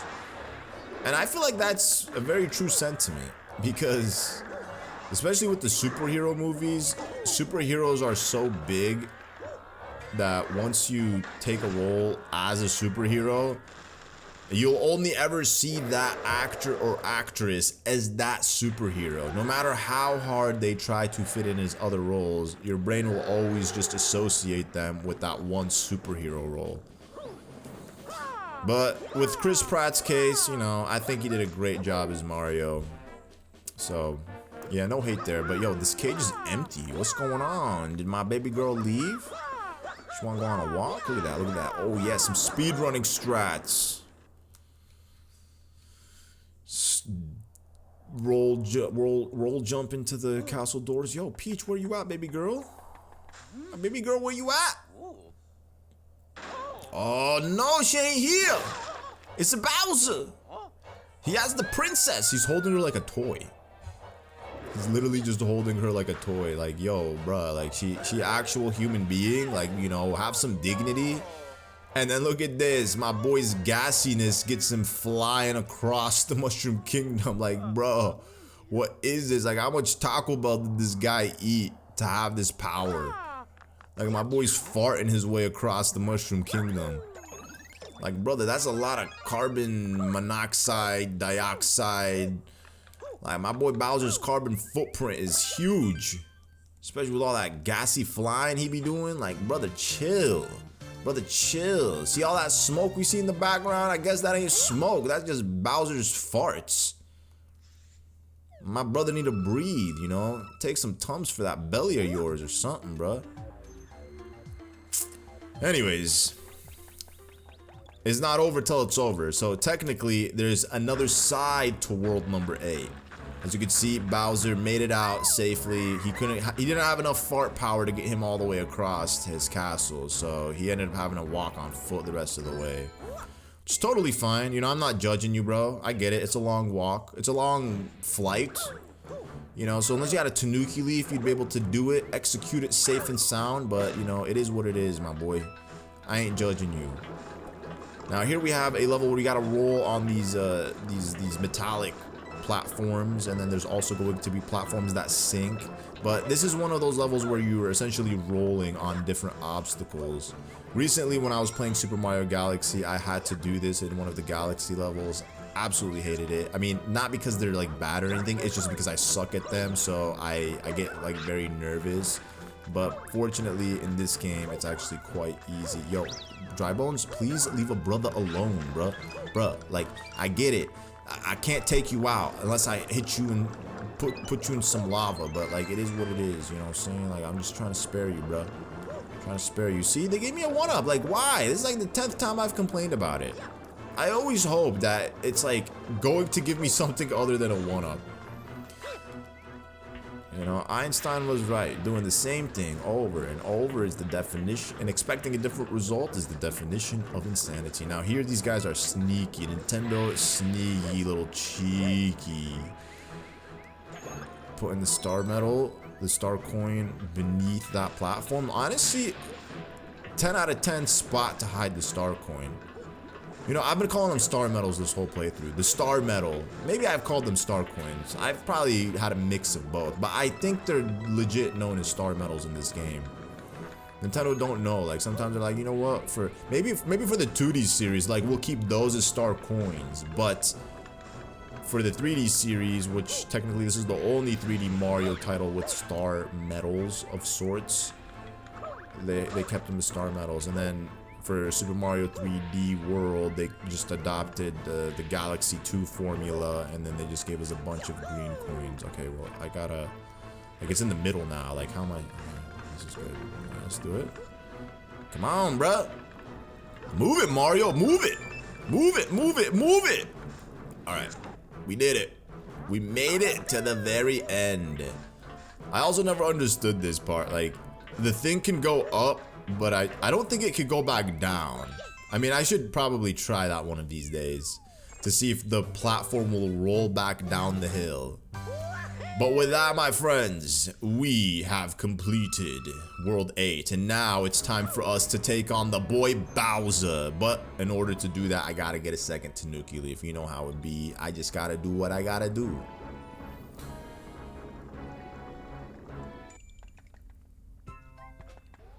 We are Tanuki Leafed up. And look at this, my friends. We have 145 star coins, and you need 100 star coins to access the final castle in this game. Well, the final castle in World 8. Because technically you're not supposed to know there's special worlds. So for first time players, this would be like the final castle in the game. We did it. We made it. Mother, we are superior Mario players. And unlike the castle doors opening, it's the castle bridge falling. And then it immediately starts you off on this dry coaster, dry roller. Did I call it? Yeah, it's a coaster, roller coaster, a dry bones roller coaster type thing. It's a pretty big one. Definitely can't be made out of a dry bones. Kind of looks like Bowser shed himself to make this. And you can see your boy Bowser's clearly angry that we're infiltrating his castle. He's like, yo, get out of here. I didn't invite you. Nobody wants you here. So he's out here projecting fireballs. It's probably one of his mini booby traps because, you know, Bowser is very conniving when it comes to setting up booby traps. He'll do anything to keep Mario away, but he can't. He really can't. As he said in Galaxy, he's glad he chose Mario as his arch nemesis because Mario actually... Ah! That's my fault. I was being a little hasty. Actually, I think...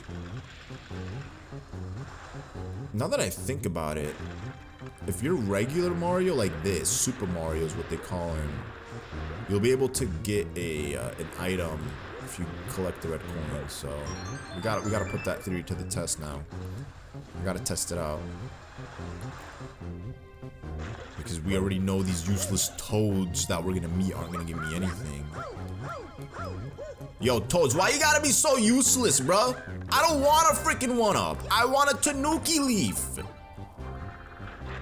Okay, you gotta aim it properly. There we go. We gotta get these red coins quick, Mario, quick, faster. Ooh, we got a Tanuki leaf.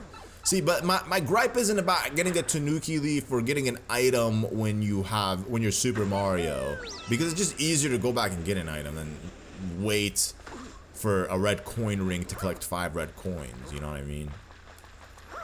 But this is definitely one of the sickest final levels in any Mario title. Absolutely love it. It's very, very big castle for sure. Like from the roller coaster segment to, you know, blasting off to the highest points of the castle where we find Princess Peach tied to a flagpole, like Bowser and his flagpoles. I don't know, was this guy, you know, like what is this, bro? But you see Bowser apparently built his castles out of mud or something, because like that jump alone was enough to destroy the floor on this castle. I don't know how, but what's really cool about this is that the entire final segment where you're fighting against Bowser is you're starting back, I would say almost at ground level. We're not all the way at ground level, but you're starting off pretty low enough to the ground where you have to climb your way all the way to the top. And that's where you'll find Princess Peach in the destroyed castle. So this is essentially that right here. And you can even see from a distance behind Bowser the staircase leading up to his castle doors. Not that we've probably been there. Ooh, Bowser close. So close. You almost burnt my whiskers. My whiskers as in my mustache. You know, my mustache here. Oh no, Bowser. No, not today, sucker, not today. Oh no. Okay, I always get stumped here. Yeah, because it's like, how do I get up there? Okay, I gotta just watch out. Yeah. See, if I had the stone Tanuki, I could have just transformed into Stone Mario. Bowser would have blasted into me. It would have not affected me. And then I would have been able to get through while maintaining my original Tanuki leaf. Yo, that was clean, Mario. That little spin jump. Woo! I love doing that. I love doing that. Alright, Bowser's pissed. As you can see, my boy's now not spitting fireballs. He's spitting whatever that is. Energy balls, Kamehameha blasts, Scallet guns. Hey, bro, you gotta relax, bro. They're purple too? Definitely a Gallic gun. Oh no. Very intense, as you can see. Your boy Bowser's not stopping at any cost. Okay, so whatever. I gotta just get through this. Oh, no! Bowser! Well, it's all good. We have that spare Tanuki leaf anyways, so It's all good. And then look at this. Ooh! And then another one! Bro, Bowser's about to have a headache, a migraine for the next week. That was brutal. Not only that, but like he's now dipped into the lava too like that. Absolute brutality here. But we got our Tanuki leaf to go save the princess. This is exactly where we were just moments ago with Bowser when we busted through those doors and we found the princess. So like think about it, we just climbed our way all the way back up to the top. How cool is that? Like come on guys, it is amazing. This is so cool. And when Bowser's gone, the sun is out too, somehow. It's like the sun decides to appear once Bowser's been taken out. And we did it! We've completed the first half of Super Mario 3D Land. So this is the Mario segment, and now you have to essentially do it with Luigi. And then to unlock the final level, as I was saying earlier, you have to essentially complete the game with both Mario and Luigi. So you're playing the game twice in its entirety, but you have to make sure you use Luigi on the levels that you don't use Luigi in. Now, as you can see here in the credit scene, it's pretty nice because you could move Mario holding Peach. However, Mario's spinning doesn't have any effect on like the names, neither the Toads. It's pretty weird. And I always found it interesting. This is actually one of the shorter credit scenes compared to like other Mario titles. I always feel like the Mario title credit scenes go on for like minutes, whereas this one is relatively short. But you would think that they definitely had a lot of people working on this game because this is a full-blown 3D Mario title. Now, don't be deceived for it being on the Nintendo 3DS. It is truly a masterpiece of its own kind. Definitely top 5 3DS titles of all time. Like I was saying earlier, I can't rank it top 5 3D Mario titles of all time because that means it would have to outbeat games like Odyssey, Sunshine, Galaxy 1, Galaxy 2, Bowser's Fury, and we just know that we can't do that. We can't do that. We can't give this game that heavy of a rank. So this is a postcard that we get once we beat the game, which is Mario and Peach sitting on a Tanuki tree. Very, very nice. And then I think you get the next one. So you get, there's 2 more that we haven't seen. Yeah, so this is the one with Luigi. I remember when I first uploaded this video with this thumbnail. This was the thumbnail for that video that I uploaded when I recorded, I think, Special World 1. That video got like 3 million views. I think because of the thumbnail. This is back in like 2011. So once you've been in the game, you'll get this notification that you can travel to the special worlds using pipes. And very reminiscent to Mario 3D World and Bowser's Fury, Mario will fall into a pipe which will take him to a different world. In my opinion, this is 2 sides of the same coin, one half being the regular world and then the other half being the special worlds, which essentially are the regular worlds but in just different orders. However, you can now play the special worlds in any order you want. You don't have to play it level by level. You don't have to unlock one level to get to the next. You could literally just play it however you want. And as you can see here, we have a brand new item. It's a stone Tanuki that allows Mario to become a statue. And then, of course, his signature red scarf that's around him, which is pretty nice. So we've seen this before with the raccoon suit that turned Mario into statues as well in Super Mario Bros. 3, and I believe other Super Mario titles, the 2D Mario titles, of course. So this is not like it's a new power-up exclusive to this game. I mean, it could be a new power-up, the specific Tanuki stone, but yeah, this is essentially what we're going to be working with for the rest of this game because we're going to be coming back to this level. And this is the exact same level we played in World 2, the regular World 2 obviously, because we haven't even gotten to the special World 2 yet, but this is 2-1. And it's, as you can see, it's a little bit different. The enemies are different. You know, you have items that were not there before, like the star. I don't think that was in the original world. or in the original level in World 2, and then we also have different star coin placements or star medallions, medals. You know, I keep switching it up. I say medals, I say coins, you know, I don't know, I'm confused. I don't know what I want to say. Even like this little section here is different. Before there was like a green panel that allowed you to get across to the other side, but now, once I get these one-ups, let me chain them. Now what we have is, yeah, nothing. We don't have the green panel that takes us across. We just gotta jump and fetch the star coin ourselves. So this is pretty much the nature of the special worlds.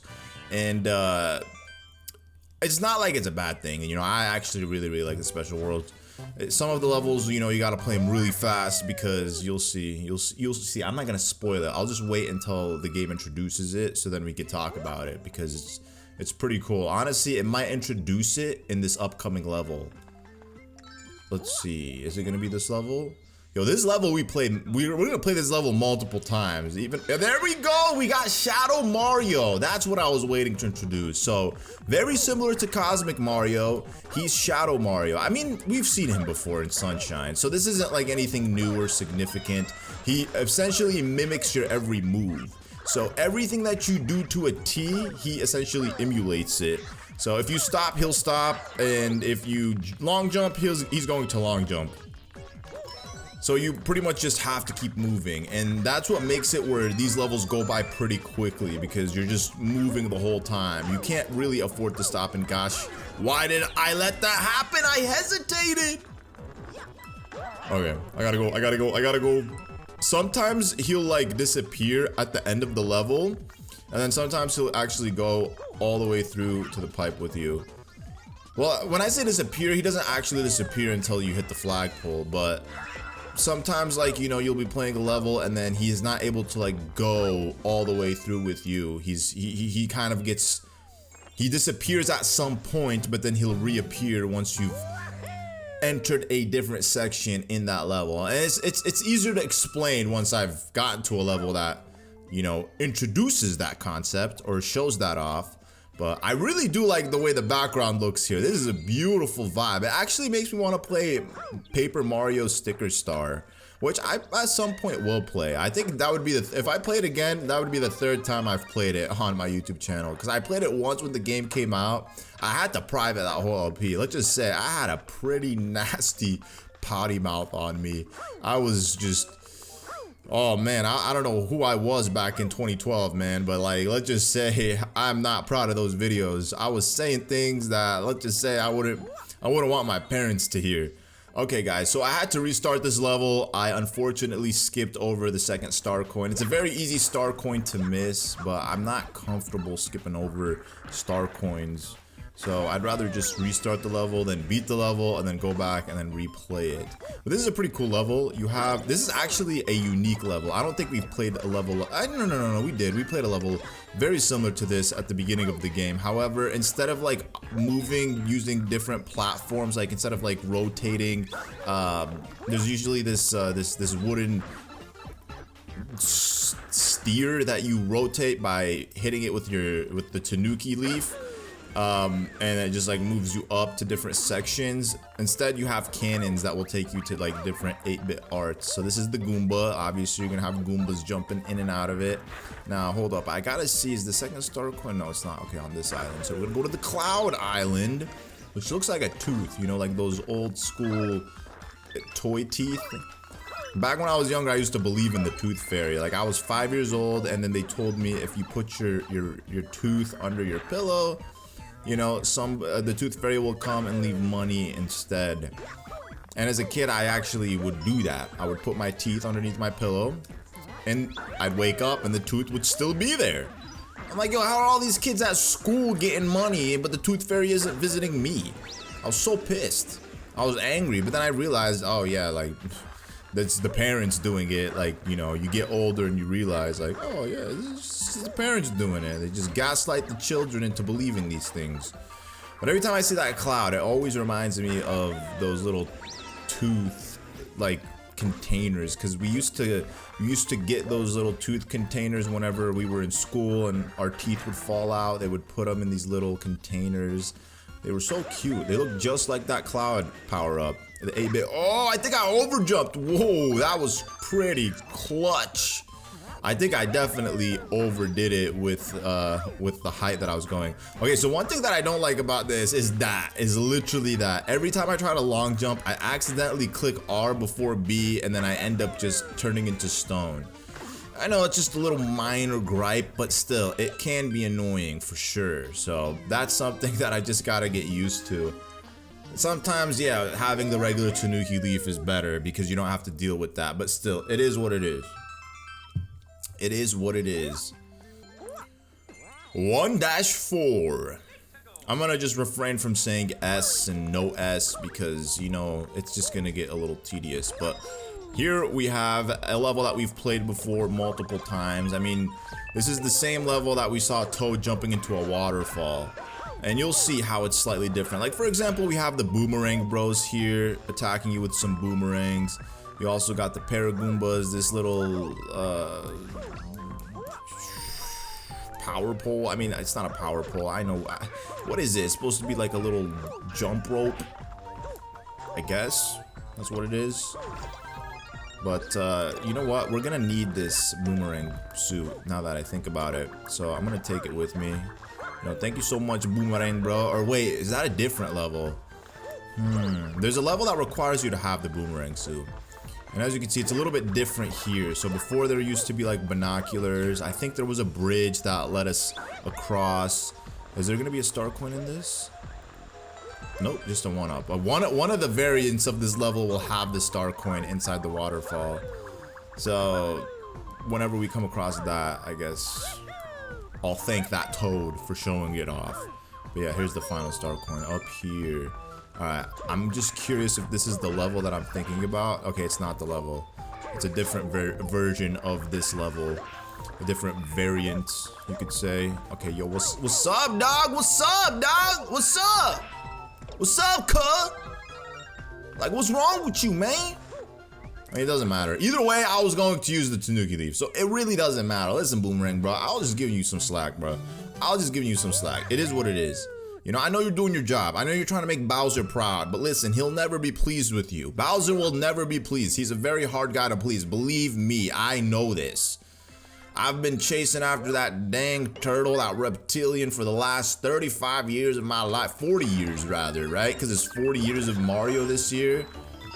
My gosh, Mario is 40 years old. That's wild. My boy here is 40 years old. That's definitely older than most of us. I could say probably confidently that 99% of you guys watching this video, my boy Mario's older than most of us, even me.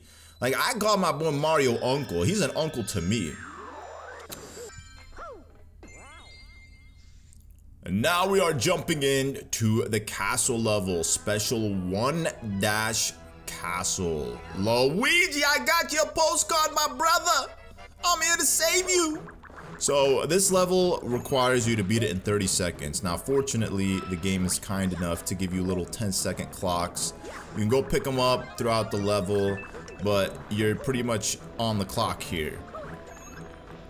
And sometimes you have to play levels like this, but you're required to take enemies out. Please beat. Yes, that's exactly what I love to see, Stone Tanuki Leaves. So as I was saying, sometimes you're required to take enemies out in order to acquire more time. And they don't give you clocks, but like each enemy will essentially be the equivalent of 10 seconds. I would say like the hardest versions of these are usually when they give you 30 seconds on the clock and then they have Shadow Mario chasing you, which they start definitely throwing at you towards the end of the game. But I mean, in the first while, they're pretty generous. They're like, you know what, we'll give him some mercy. Yo, it's Luigi! Luigi, I see you! Okay, well, actually, I thought for a second the clock would be moving while I was looking at the binoculars, but fortunately, that's not the case. Your boy's zooming. Oh, we got Dry Bowser too! Your boy Dry Bowser is here in the flesh. Well, I'm sorry, that's actually very insulting. We already know he has zero flesh on him. I'm sorry, Dry Bowser. I didn't mean to poke fun at you like that. I swear, it's just, you know, it's just a saying. It's just a metaphor. He's here in his dryness. Bowser, he is so dry. Is that why they call him Dry Bowser? Because he's just dry? Because of his bones? He just dried up. Yo, relax, Dry Bowser. Is this even the real Dry Bowser, though? That's the real question. Is he even authentic? Is he legitimate? Or is this a Kammy Koopa or a Goomba wearing a Tanuki leaf? There's only one way to find out. When he goes in the thing. Okay, he's actually the real Dry Bowser. That's pretty intense. Hey, Luigi, my brother, what's going on, my brother? Hey, yeah, let me high five you, because I can't high five him. Yo, look at that. Oh.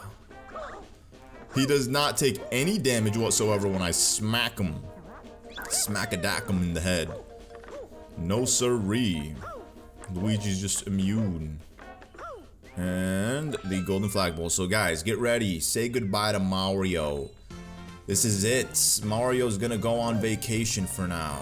We've played with Mario for pretty much the entire game. So there's 7 worlds left. Mario's going to be retiring for the rest of the 7 worlds. We'll just see him, I guess, when we get the crown level activated. But until then, Mario's going on vacation and Luigi's taking over.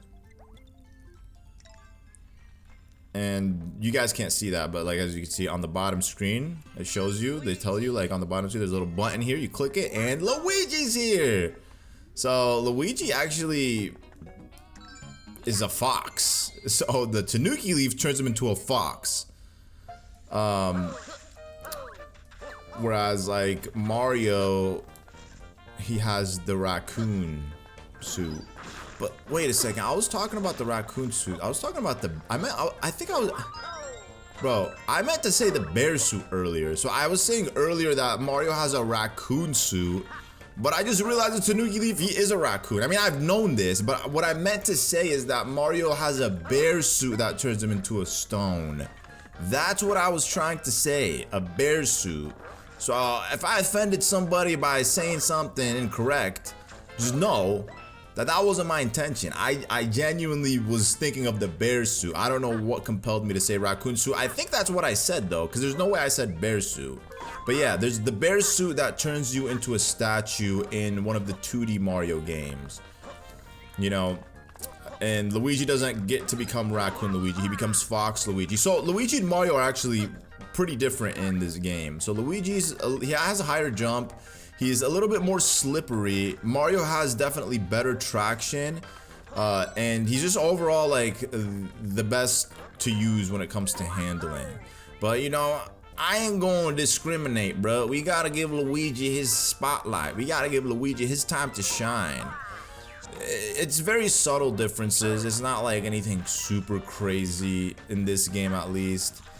But you could definitely tell that Luigi has a higher jump compared to Mario. That's like, I would say, like the telltale sign that both these guys play differently.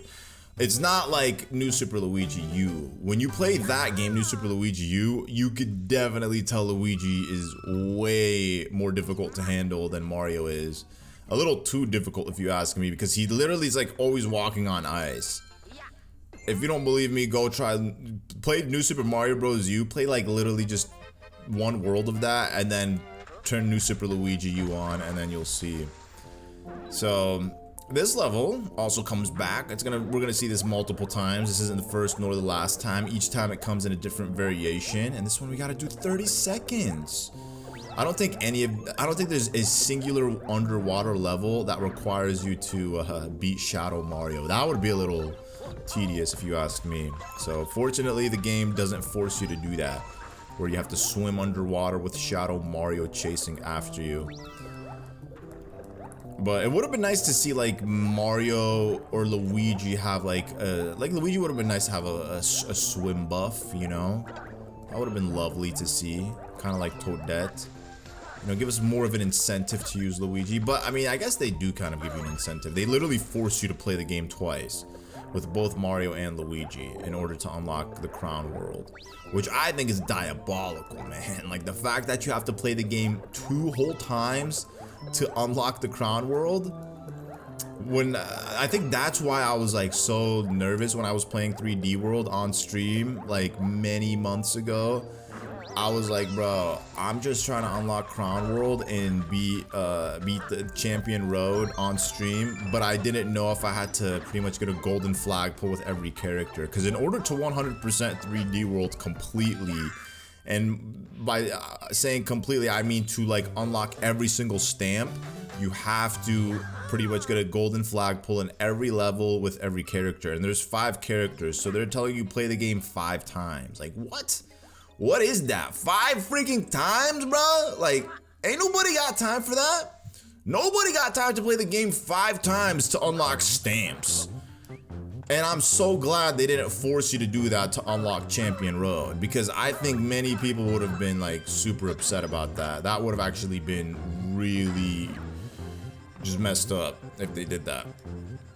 Whereas this game, you know, because it's a much shorter game, I mean, if you think about it, it's probably like for the average player 6 to 7 hours. I feel like most expert players probably can beat it in 4 hours, like 4 hours sharp. You know, 4 hours sharp, you could beat this game 100%. But when I say 100%, I don't mean like actually playing it twice with both Mario and Luigi and getting a golden flagpole in every level. I'm just saying beating it from start to finish, and take into consideration that the crown level is already unlocked. So if that's already unlocked, then yeah, you can 100% this game pretty much in 4 hours. And you know, for not super experts, dang it, you know, anywhere from, I'd say 6 to 8 for sure, which I guess is kind of on par with 3D World. I think I did my 3D World playthrough in like 7 hours or almost 7 hours, something like that. So this is probably going to be, this playthrough is probably going to be under 5. So yeah, still, it's like a good hour and a half shaved or something like that. Alright, see, the blessing of having a Tanuki leaf, you could just, hey, just get across the cheap way. Alright, let's see what we got here. Oh, we got the fuzzies. We got the water sprouts. Okay, here, I think I'm gonna have to go backwards. Yep, get the final one, and then we can beat this level. I actually like how they put the lava there too at the bottom. It makes this more menacing. Alright, here we go! We did it. We did it, ladies and gentlemen. We beat this level. These kind of levels are just very slow. You know, just standing on a platform, moving around. Bro, look at the background. It looks so sick. It's like we're inside of a volcano. I always pay like attention to all the backgrounds in each level, and they're so beautiful. Like, try to do that. Try to pay attention to the background of the world and then the background of each level as you go in it. You'll realize Nintendo did a great job with the level designs in this world, or in this game. What's going on? Why are all these Toad houses dark? You know, I like my sunset vibe or my daytime vibe. Hey, yo, Toad! You came with that Tanuki leaf, my brother. Thank you so much, big boy. Thank you so much. My dog came through. It's refreshing to just get a regular Tanuki leaf, you know what I'm saying? Like, you don't gotta accidentally turn into stone.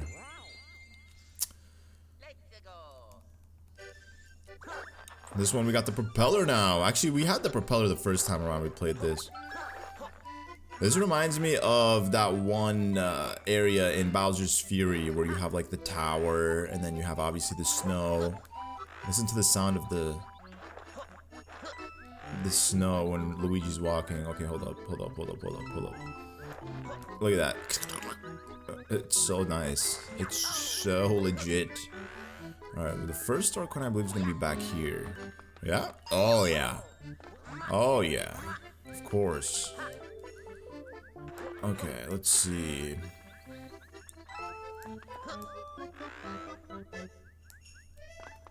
I can just feel my fingers cramping up because I'm holding down also as I like try to glide downwards.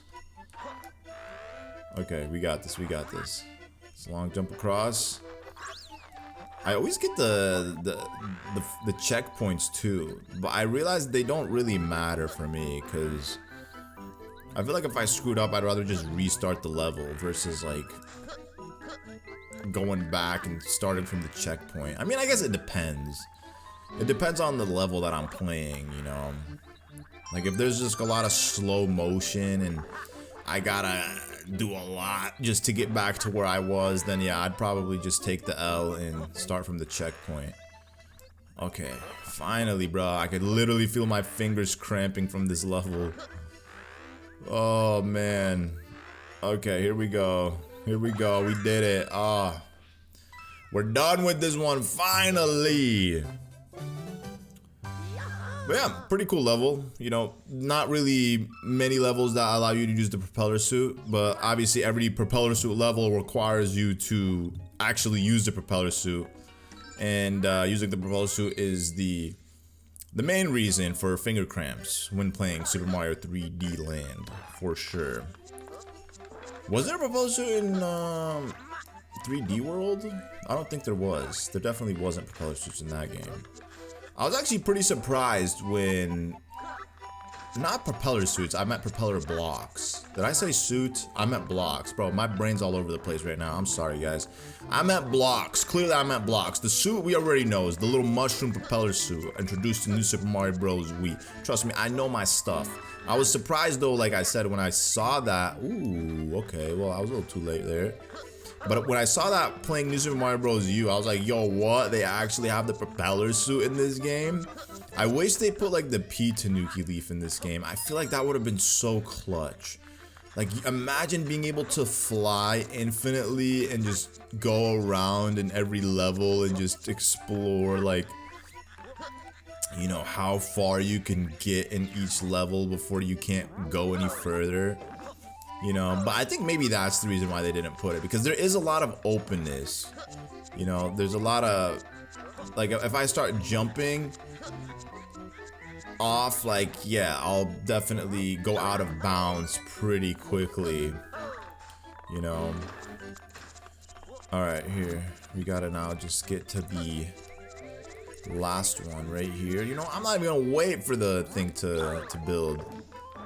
We got this. Okay, so for this one, we gotta activate all of them. And then we gotta get out quick. And then we gotta wait. Okay, yo, what's up? What's up, Sting B? What's up, Sting B? You think you're cool because you're a Mario Kart World character? Nah, bro. Yo, where is it? Oh, it's over here. Okay. My instinct just wanted to go straight, but it was to the left. See, that one is kind of difficult. You gotta go out of your way to look for it, you know? You gotta, like, really look for it. It's not like it makes itself obvious. But then that's how the special world star coins are. Some of them are just in very obvious spots, and then some of them are just hidden pretty well, you know, for the added challenge boost. And we did it! We did it. Another level down. Yaha, Luigi. Enjoy. Enjoy, my brother.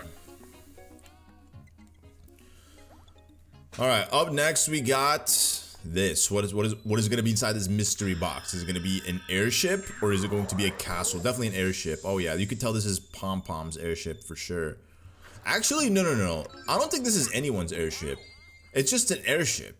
But there's going to be no Koopling Bowser minion. I'm still so confused as to what they are. Like, do I call them Kooplings? Do I call them Bowser's minions? Do I just call them Boom Boom Pom Pom? BBPP? BBPP. That sounds funny. Yo, BB. Oh no! Bro, I literally thought I thought this was a I thought it was a Stone Tanuki. It wasn't. But yo, we got a Stone Tanuki. Your boy was about to just, like, you know, go back to level 1 and use this. So they give you the Stone Tanuki because it comes in clutch in a level like this. You got spike balls being spat at you. Actually, wait. Yo, your boy was about to skip over that. That would have been bad. I need that star coin, you know what I'm saying? I need that star coin. We're just gonna skip over all this nonsense, all this noise. Oh, come on, come on, come on, Luigi. I thought you were the king of jumps in this game. Like, Luigi, what's good? Uh-oh. We got a bonsai. We got a bonsai on the loose. And look at that here. We got more bonsais. We got spikes coming out the ground. Like, this is Nuzlocke mode on 3D Land. Uh-oh. Come on. All right, come on. All right, we good. All right, we now just gotta get the final star coin, which I think is gonna be here. Oh, of course. They're gonna put it on some spikes. Of course they are. I love it. Give me a good challenge. Bro, I feel like if they made, I mean, I guess technically the sequel is Super Mario 3D World, but bro, we need another game like that, for real. We need another game like Super Mario 3D World. Now here's the real question, right? Super Mario 3D World or Super Mario Bros. Wonder? Which game is more OP? I mean, they're very similar in a lot of ways. They're world-based, they're level-based, they have collectibles, 4 players. You know what I'm saying? I mean, one of them obviously is a 2D, one of them is 3D, so one of them has to be better, you know what I'm saying, than the other. I guess, like, for me, I don't know, my loyalty lies with 3D World, but that's because I'm not, like, I haven't really had that, like, the opportunity to replay through like Super Mario Bros. Wonder. I've beat it a couple times, and that's pretty much it. Just a couple of times, but I wasn't like, I haven't played it the way I played 3D World. 3D World is just next level. I mean, if there was an award for how many times a person played 3D World, I'm pretty sure I would probably win that award for YouTube. I played that game easily a dozen times on YouTube throughout the years, ever since the game came out in like 2012. Literally. I've done multiple playthroughs with my friends on different channels, my own channel, played it on my second channel multiple times. Don't believe me? Go look it up. Played it again recently, played it on stream. It really is just one of those games, like OG OP games. It would have been pretty nice to see this game get multiplayer. The same way they released multiplayer for New Super Mario Bros. 2. Like, how sick would have that been? I feel like this game could totally work multiplayer. Now that I think of that, I wonder if there's like a mod, like a multiplayer mod for this game. If somebody like actually made something like that, that would actually be hella sick. Okay, so I gotta be careful on these platforms, because these platforms, if you jump, yeah, you don't want to flutter. You don't want to flutter, because fluttering will cause the platform to move, and then you'll just literally end up falling into the abyss, which doesn't look that bad, honestly. I mean, look at, we about to fall into a forest down there. That's a beautiful, luscious forest. I don't know where that's taking me, but yo, I'd go down there. I'd explore. I'd see what's up. Another one up. Nice. Alright, I love these moving block levels. These upcoming moving block levels. These ones are pretty fun. You know, because with the Tanuki Leaf, you can just cheese through them.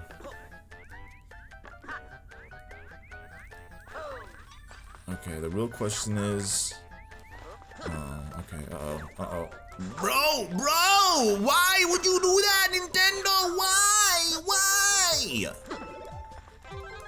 You told me I could've got a double Tanuki? Bruh.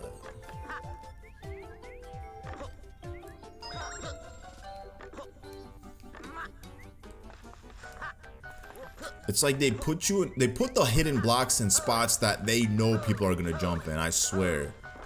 It's like, they get you that way.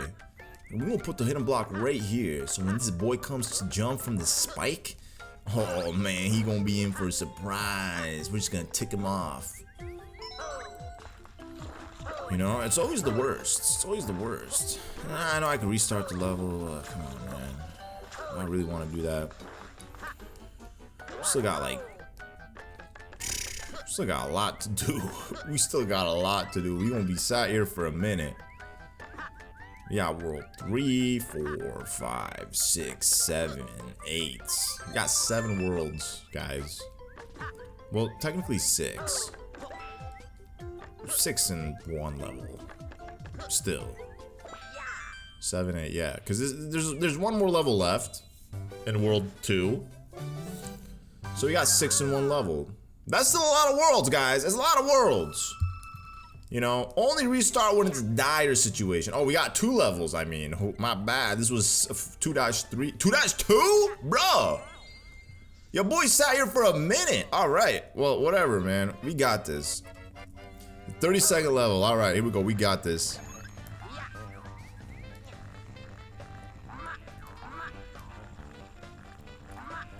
Stay away from me. Oh, no. We got the saw metal over him. Yo, I saw that clock, but you know what? I can't get it. I can't get it. Ooh. You know what I really want, guys? I really want a nice pocket watch. I'm into little trinkets like that. I really am. My wife bought me a pocket watch for my birthday last year. And it's one of those pocket watches you get online. They're all the same, you know what I'm saying? Like, they're all the same. I looked into pocket watches. And the real nice ones are super expensive. Because, you know, like, to get a good old nice pocket watch, you got to get one of those vintage ones. Because today, they don't make them the same. The quality of them are really bad. So my wife got me one of these watches that I actually saw online, like, many times. So, you know, I wasn't satisfied with the quality. I was at this store, though, like, a few weeks ago, and it was like a store that literally sold everything you could possibly imagine from the 80s, 70s, 90s, early 2000s. It felt like going into one giant time capsule. Like, literally, they had everything that you could think of. It was pretty nostalgia inducing, but they had like this giant case where they had all these little cute little metallic trinkets, and of these trinkets they had like a pocket watch, several of them actually, but bro, they were like a few $100s.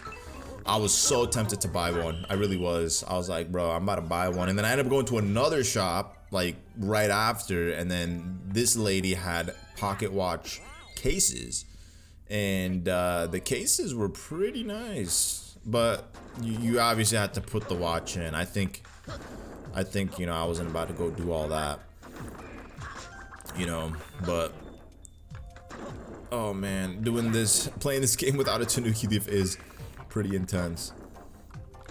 Oh no. Oh no. Oh no. Okay, we got this.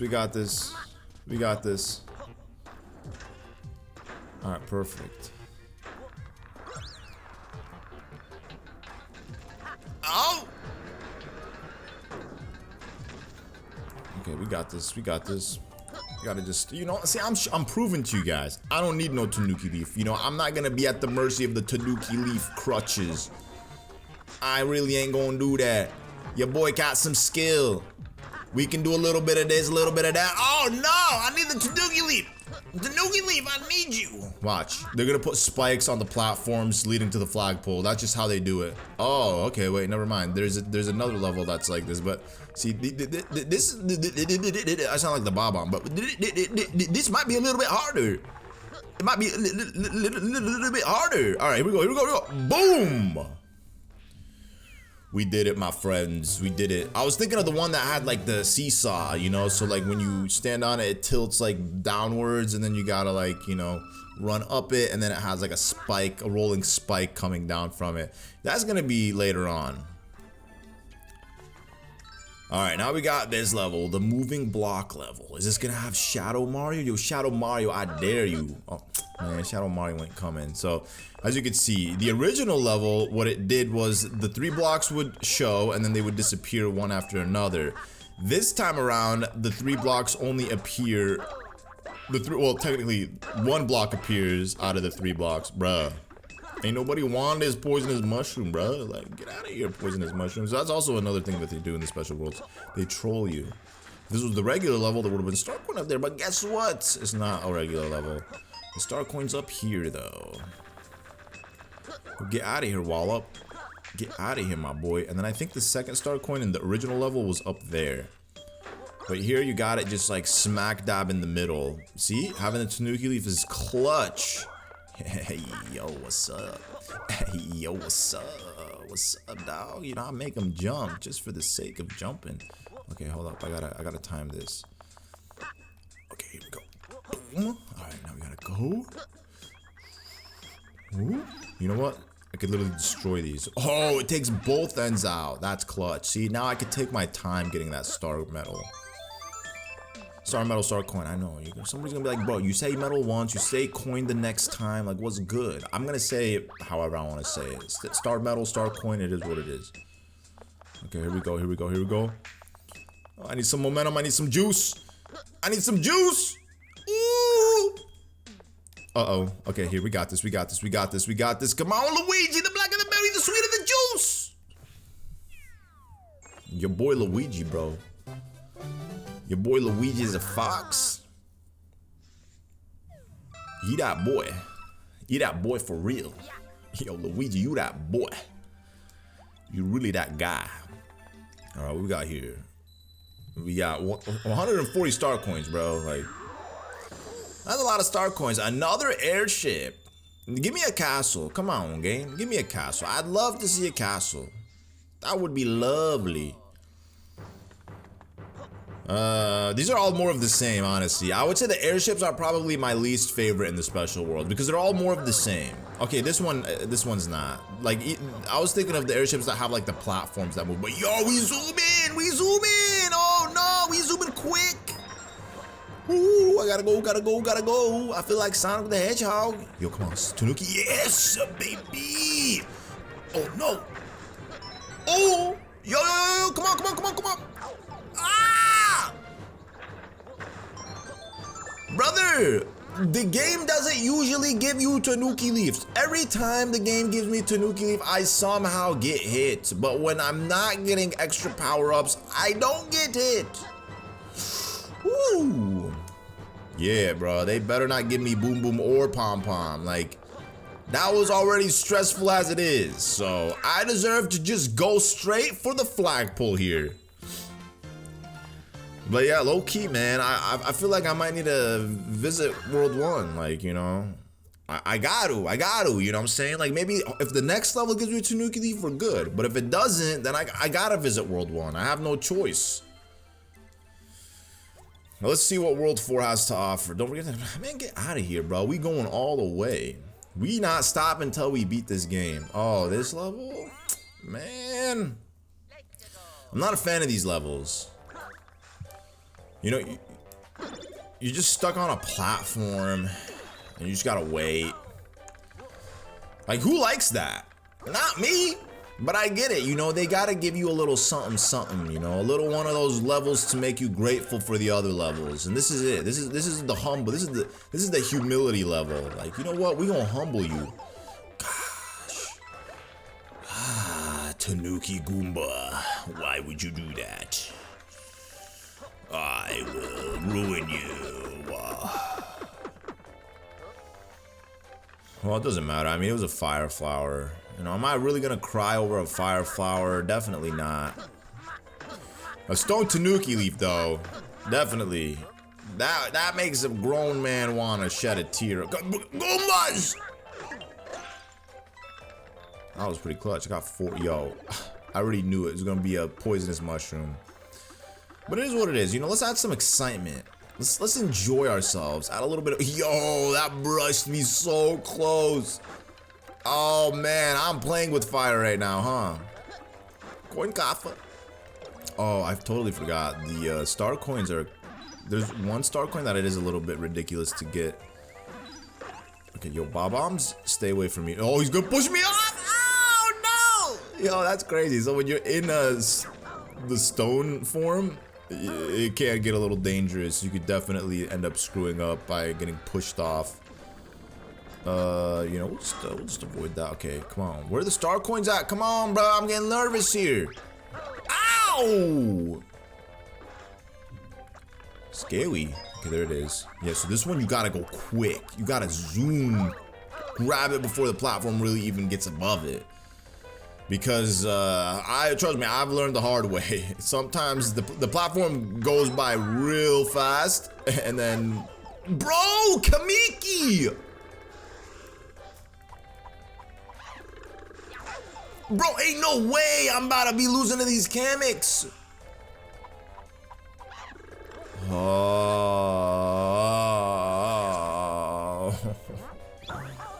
Your boy has to get this golden flagpole. I am not about to restart this level. I am not about to restart this level. I gotta finesse it. Bro, of course. Of course, bro. I mean, there's literally nothing over there anyway. I don't know what I'm trying to do anyways. Getting there. I'm just gonna have to just do this. Oh, okay, wow, there is something over here. Cool. Oh, there is! It's the final star coin. Oh yeah, it's true. Okay.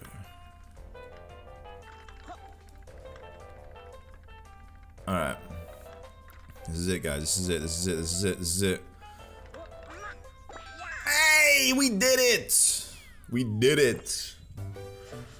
Alright. I gotta go get some star coins. Or I gotta go get some Tanuki leaves. You know how it be. Every here and there, you know, you gotta go back to level 1 and get some Tanuki leaves. You know, up on Tanuki leaves. So, you know, we gonna do that real quick, and I'll meet you guys once I've collected them and secured the bag. We back and we ready to go on a ghost hunt. Hey, Booze, you better watch out. Your boy's coming. Your boy's coming with the Poltergust 5000. Oh, it's Shadow Mario. Yo, I'm not even gonna be focused on this now at this point. You know, we got Shadow Mario chasing us. Like, what's good with you, fool? This is the last place you want to be with Shadow Mario chasing after you. Oh no. Oh no, that was horrible. That was very, ooh, that was a very horrible jump too. Okay, come on, come on, come on, come on, come on, come on, come on, come on. Come on, bro, I don't know where I'm going. Yo, is there gonna be a star here? Is there gonna be a star here? Yes, yes, yes, yes. Yes! Yo, Shadow Mario, what's up? And they give me a stone Tanuki. I mean, I love these specific Boo Mansions because they do give you Tanuki leaves. Shadow Mario coming back? He definitely has to be coming back. Ain't no way he's gone for good. Oh, yeah, he definitely coming back. Uh-oh, where am I going, bro? That's the thing, is like, I'm always like, I just don't want to like run. Okay, there's the final star coin. Oh, bro, yo, I literally don't know. Okay, yeah, you just gotta guess with this, but that's the thing. And look at that, see, he disappears right at the end. Isn't that cool? That's what I'm saying. Some levels, he just disappears right at the end. So they give you some room to breathe. And then as you get to the flagpole area, that's when he comes back, or at least tries to come back. He'll make the attempt to come back, but it's not guaranteed that he will. So, you know, it is what it is. It is what it is, you know what I'm saying? They should have made Shadow Luigi for Luigi, you know? Like, if I'm playing as Luigi, I deserve to go up against Shadow Luigi. Why am I going up against Shadow Mario?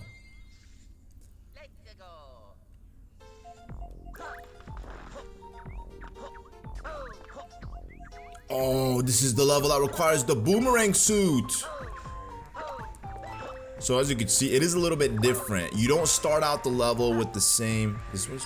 Yeah, this first star coin in the waterfall. It actually is a little bit different, but it's like the same concept, you know? We got a lot of bridges too here. Then we have bullet bills coming at us, and then we're gonna have bonsai bills. Unfortunately, I have to give up my Tanuki leaf. I have to. There's not many levels that force you to use a boomerang suit or a specific power up to obtain star coins, but when it does force you to do that, let's just say I'm not the happiest guy about it, because I love hoarding my Tanuki leaves tails. Okay, I gotta be careful here because I don't want to A, lose my Tanuki leaf, and B, I gotta get rid of this boomerang, brother. Yo, boomerang, brother, come my way. Yo, what's up, dog? Before he could even throw the boomerang, we knocked him out with the tail. Alright, here. Now we gotta just adjust ourselves. Angle it. There we go. Perfect. And now we are going to be kidding. Hey, the golden flagpole. Bah! Good stuff, Luigi. Good stuff, my mans. Alright, what do we got here? Please, Toad, give me a Tanuki leaf, Toad. If you care about me, Luigi, you're gonna give me a Tanuki leaf. Yeah, he's wearing one. He has to give me one. Ah, Toad! Why are you wearing a Tanuki leaf if you're not gonna give me a freaking Tanuki leaf?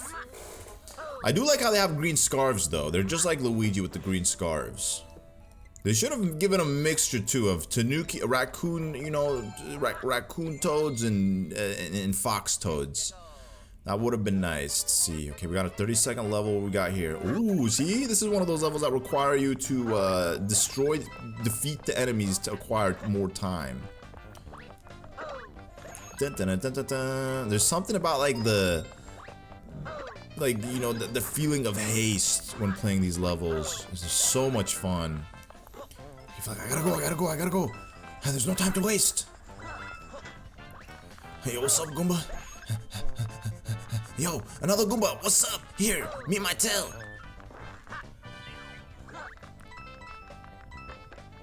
Another one. Okay. The star coin's up here. Grab it. Very nice. And very clean. And very spiffy. Very snazzy. You're gonna land on him from a distance. Boom! We flattened him out like a pancake. A pile of flapjacks. Okay, yo, I think the boomerang was required for this, but you know what? I'm gonna finesse it. There we go. Very nice and clean. Ooh!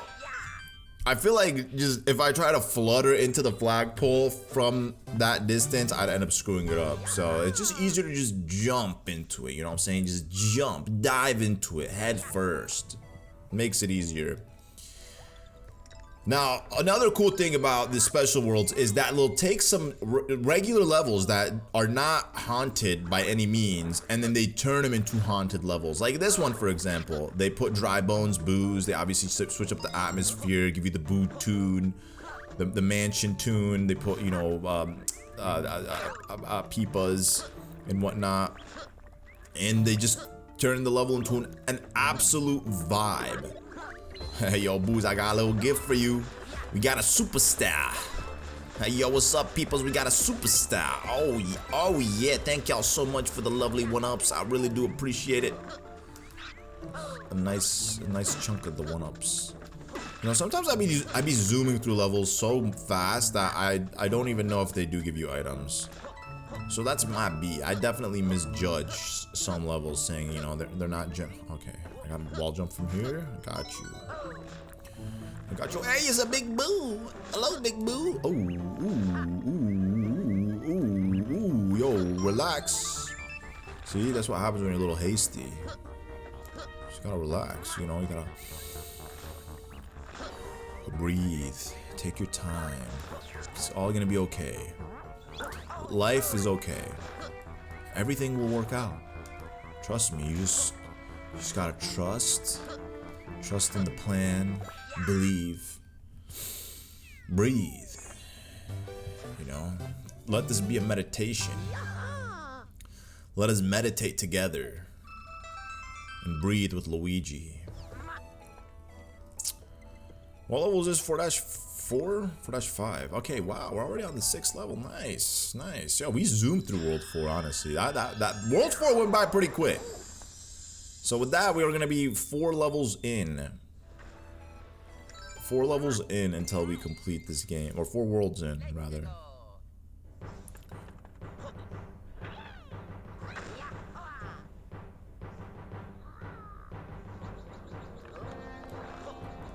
Okay, let's see what this one is. Very similar. Oh.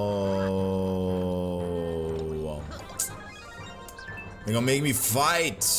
I gotta fight Boom Boom, and then I gotta fight Pom Pom. Oh, actually, wait, hold up. We gotta fight these guys. Hey, yo, what's up, Hammer Brother? What's up, Boomerang Bro? Oh, they give me a Boomerang in there. Okay, cool. That's very generous of them. We got a Hammer Bro out here waiting for me. You know, I'll take Hammer Bros any day over the Boomerang Bros. The Boomerang Bros are annoying. I mean, these brothers spit 2 boomerangs out at the same time. Like one, and then the second one back to back like that. It's just like, bruh, get out of here with your annoying nuisance thing. Look at that. See? 2. Like, that's not fair, bruh. Just gotta get them quick. Okay, so this one, yep. I could have got that with the Tanuki Leaf, but you know, it is what it is. You're still able to get it with the boomerang suit. And I gotta be careful here. Ooh, ooh, ooh, ooh. Okay, here we go. And then we got to get across here, nice and smooth. Ooh. Okay. Bro, I'm so handicapped. I'm so freaking spoiled with the Tanuki Leaf, man. Oh, I'm just like scared to like move properly. I'm just taking everything slow. This is boom boom. Oh yeah, this is definitely boom boom. Of course. Hey yo, what's up, boom boom? It's your boy Luigi. We here to fight.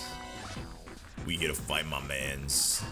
So one thing that's cool is that when the middle spikes are out, Boom Boom pretty much is limited to whatever side he's in, because the middle spikes kind of act as like a gate, preventing him from being able to traverse, yeah, across, which is nice. All right, here, one more. Bro, there we go. Very nice, very nice.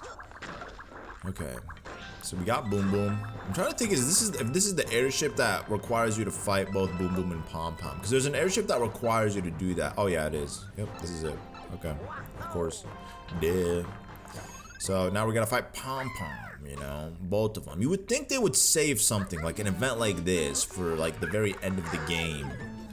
You know, where they give you both Boom Boom and Pom Pom back to back like this, but no, this is actually midway through the special worlds. I'm telling you, yo, it's getting heated. We getting heated. Things are getting spicy. Ooh, yo! I need this. Gotta pull out the emergency funds. I don't like doing that. I don't like pulling out the emergency funds. I don't like it. There we go. Yo, pom, boom, pom, pom. You just, bro, all of our coins fell off. I don't even want any of our coins, bro. That's some blood money. Who'd you take it from? You took it from a toad? Eh? Who'd you take it from? Who'd you take that money from, boom, pom, pom? How's your purse so full? She probably went out and bullied some toads, you know, harassed them in the middle of the night just to fork up everything in their hats. Why do you think toads have big hats, heads? It's not because they're made out of mushroom. It's because that's where they keep all their money, duh. You know, they make money moves, bro. They're always making money moves, you know what I'm saying? That's why they got big hats, big heads. You know, they got a bunch of coins stuffed up all in that. Yeah, guys. I think I'm going to have to get some Tanuki Leaves, you know. I gotta get some Tanuki Leaves. You know, it is what it is. I just gotta get some Tanuki Leaves, you know what I'm saying? Alright, we are back. We got Tanuki Leaves. And as you can see, we're jumping into World 5-1. Another Boo level. And this one's a flip panel level too. So it was also a level that was not supposed to be a Boo level, but as you can see, the background, we have like tombstones, we have dead trees. Bro, the vibes are absolutely immaculate. I love these levels, bro. Oh my gosh. It makes me want to play Breath of the Wild or Tears of the Kingdom and get lost in Korok's forest, man. Oh, bro, that was an experience. The first time playing Breath of the Wild, I'm telling you, that was probably pinnacle gaming for me. 100%. Yo, that boo was coming out my throat. But even playing this game, like, oh, hold up. You gotta wait. All right, here, come on. Zoom. Hey, bro, look at the background. Look how clean that looks. You got the fairy lights. You got the dark clouds. You got the stars. You had the forests. You had the smog. You had the tombstones. You had the trees. You know, without the leaves. You had the greenery. It just, oh, it was so beautiful. Absolutely beautiful. And then we got this level again. This is probably gonna be a Shadow Mario level, of course. Bro, I've memorized these levels. I'm telling you. You know, because I had to play this game. I had to play this game pretty much to beat it twice to unlock the Crown World, because you really guys think I'm about to be recording all this just to have to go play through this game 2 times with Mario and Luigi just to unlock the Crown World? Nah, we have that already ready to go. I got that on lock, you know, so it's still very fresh. But it's crazy because even when I was playing it to unlock the Crown World, I hadn't played like these levels in a long time, and they just all were, it's just like muscle memory all coming back to me. Even like the locations of the star medals, I was naturally just going to the place where the star medal was in a lot of levels, which was crazy. And I'm just like, it's instinct at this point. Okay, we did it. We got it. See, now Shadow Mario dipped, but he's about to come back. He's about to come back. He's about to be like, yo, man, I ain't gonna leave. So this is what I was thinking of when I was playing it earlier. I think in World 2, Special World 2. It had the falling platforms, but this is when I was saying it had the seesaw platforms with obviously the spike, the rolling spikes coming down from it. And I don't think this is gonna be the last time we're gonna see this level. We're definitely gonna be seeing it, I think, 1 or 2 more times at the very least. Ugh, I hate these levels, bro. These levels I don't like either. Okay, so this level is kind of annoying because the first star coin, they literally put it right above you on this panel right here. So in order to get there, you have to kind of finesse your way. I made it look easy. Listen, guys, I'm a professional, so I made it look easy. But I promise you, when you play this for the first time, you're going to realize it is kind of tedious, you know? And then, of course, we weren't able to get enough juice to get all the way up there, which is totally fine. Absolutely fine. You know, I ain't stressing about it.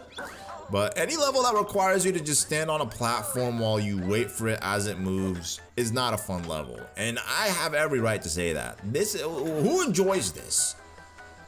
Honest to God, telling me this is like Rainbow Ride from Mario 64. Like most of the stars in that level are just you standing on the carpet waiting for it to arrive somewhere, and then just avoiding obstacles, you know, avoiding enemies and whatnot. And this is the same thing, but when you have the Tanuki leaf, when you have the stone Tanuki, there's nothing to fear. Absolutely nothing to fear. That would have been nice if they put a stone Tanuki there. Like, come on, game. You don't think I deserve it? I definitely deserved it. I might not need it, but I'd still want it. I'd still get it. Even if I have 2, 3, 4, 5 in the bank, you know what? I'm gonna hoard it. I love my Tanukis, man. Like, seriously, you guys should go watch me play Bowser's Fury. I hoarded through all those Tanuki leaves, even though I didn't use them. I barely think I used like 2 or 3 of them in the arsenal of things. Maybe like 5 total, but I was stacked, bro. I was stacked on Tanuki tails. Cat suits, Tanuki leaves. I couldn't tell you which one of the 2 is the better power-up. Probably Tanuki though. If I had to pick one, look, let's say like these power-ups were real, and then I had to pick one to have as an ability, definitely Tanuki, because like, bro, you're kind of like a Saiyan, bro. You got a tail, and then you could fly. If you could somehow get the P Tanuki, somehow make it into a P Tanuki, bro, you got infinite flight juice. Oh, the brothers, the Hammer brother and the Boomerang brother. Oh, come to daddy, come here, star coin. So these mystery huts, I want to call them huts, mystery cubes. As you can see, when they go to sleep, they essentially do come back later. And when you beat the game, you're just gonna have to go through and play them one more time, and then they're gonna give you like a star coin again. And that's how you collect pretty much all of the star coins in this game. Because you gotta essentially beat them with both Mario and Luigi, you know what I'm saying? Like, it's not fair that you beat them with just one person. You gotta beat them with both Mario and Luigi. So that's why they go to bed, they take a rest. Like, you know what, we're gonna come back when your brother's ready. When your brother's ready to play us, we'll come back for you, and you want another gift. We're gonna give you a star coin. So that's when you say thank you. Shut up and take the star coin. And you say thank you for the scraps. Thank you for the scraps, game. I appreciate it. I always loved this level, man. This is good vibes, you know, especially when I'm walking on this. Yo, I love me white chocolate. That's definitely white chocolate, right? Got white chocolate graham crackers. Yo, I eat graham crackers. I enjoy them. Like, I'll literally eat a pack of graham crackers as a snack, and I'll be happily eating it, and I'll be enjoying it. Ooh. Back during my days where I was broke, living in the dorms, like I legit would eat graham crackers and sip on black tea and call it a day. You know, I'd be thankful to God for the food that, you know, he blessed me with. And legit, no joke. Like this is a true story, true incident, you know. You know, if I was feeling lavish and luxury, bro, I'd smear a little bit of peanut butter on those graham crackers, bro. You know, sometimes I'd add a little dab of milk to my tea. Ooh, we eating 5-star out here. Yeah, but that was like when I was 17, 18. I think I was 18, living in the dorms, you know. The struggle days. The grimy struggle days, you know. Honestly, some of the best days of my life, no cap. That was when the 3DS was still like, bro, 3DS was still at an all-time peak. Oh yeah, we gotta. Okay, so this Boo house is actually very unique. So you're gonna go through a lot of rooms, and essentially each room that you gotta go through will have a coin in front of it, and the star coins are hidden within enemies. So I gotta just clear out these. I'm pretty sure they're hidden in specifically just Goombas, but you can't be. I can't be too certain. Oops, I didn't mean to do that. So once the coin is gone, if you pick up the coin, then yeah, you're not gonna know where you're supposed to go. But it's easy to memorize. So if you end up somewhere else, it's really not that deep. Okay, so this one, and then we got the dry bones. Okay, they're definitely not gonna be in the dry bones. There's really no point to take those guys out because it's not gonna be in them. Yo, what's up, dog? You know, I just gotta put him to sleep before I go.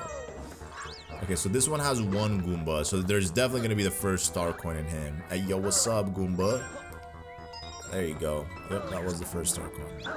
And then this one, it's not gonna be in them. It's gonna be in the Goombas. But you know what? I'll still take y'all out.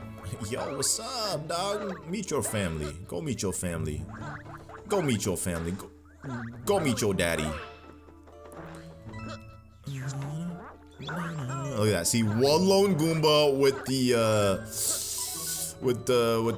spooky peepas, spooky spike. Bro, I know they're called peepas, but I always want to call them spookies or something. They look like spookies. And then the final star medal. We got it. Luigi, you are a fantastic animal. He is an animal. He's a fox. What can I say? What did the fox say? What can I say? What does the fox say? I don't know. What does the fox say? Where I live, we got a lot of foxes. Sometimes, bro, you'll be hearing the weirdest sounds outside. Coming from outside in the middle of the night. Bro, it sounds demonic. No cap.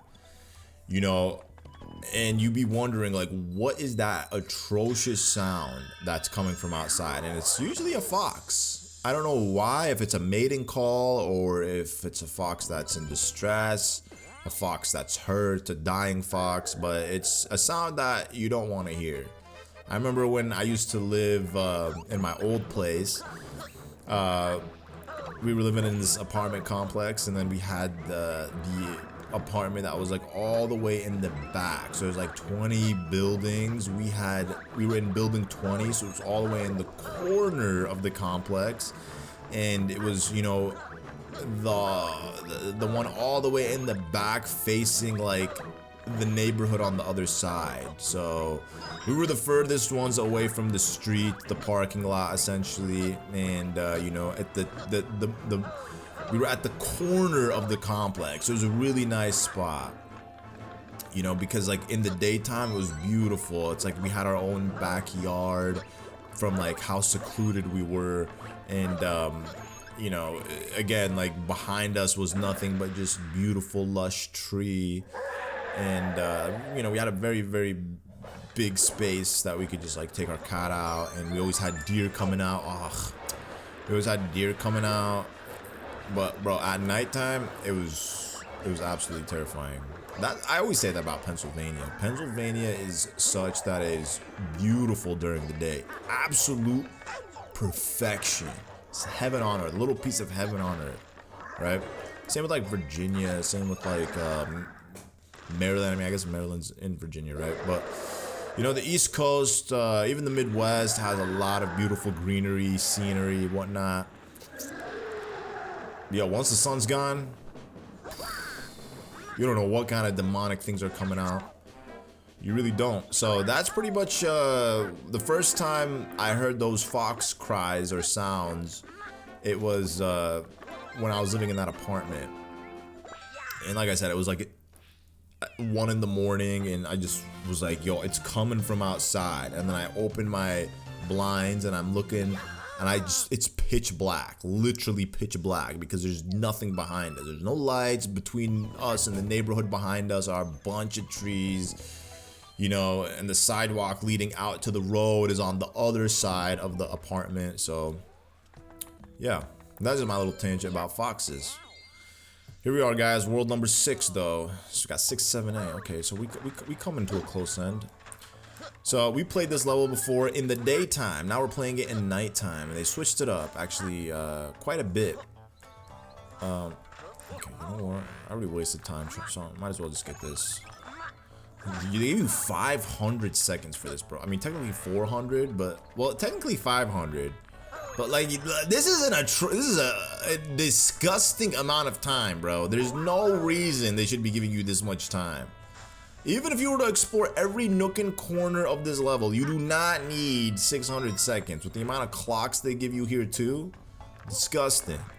So the first star coin in the original level was actually on that platform, but they moved it, as you guys saw, and they put it like on the ledge versus keeping it on that platform. Now, for the second star coin, that's not the star coin, that's obviously a clock.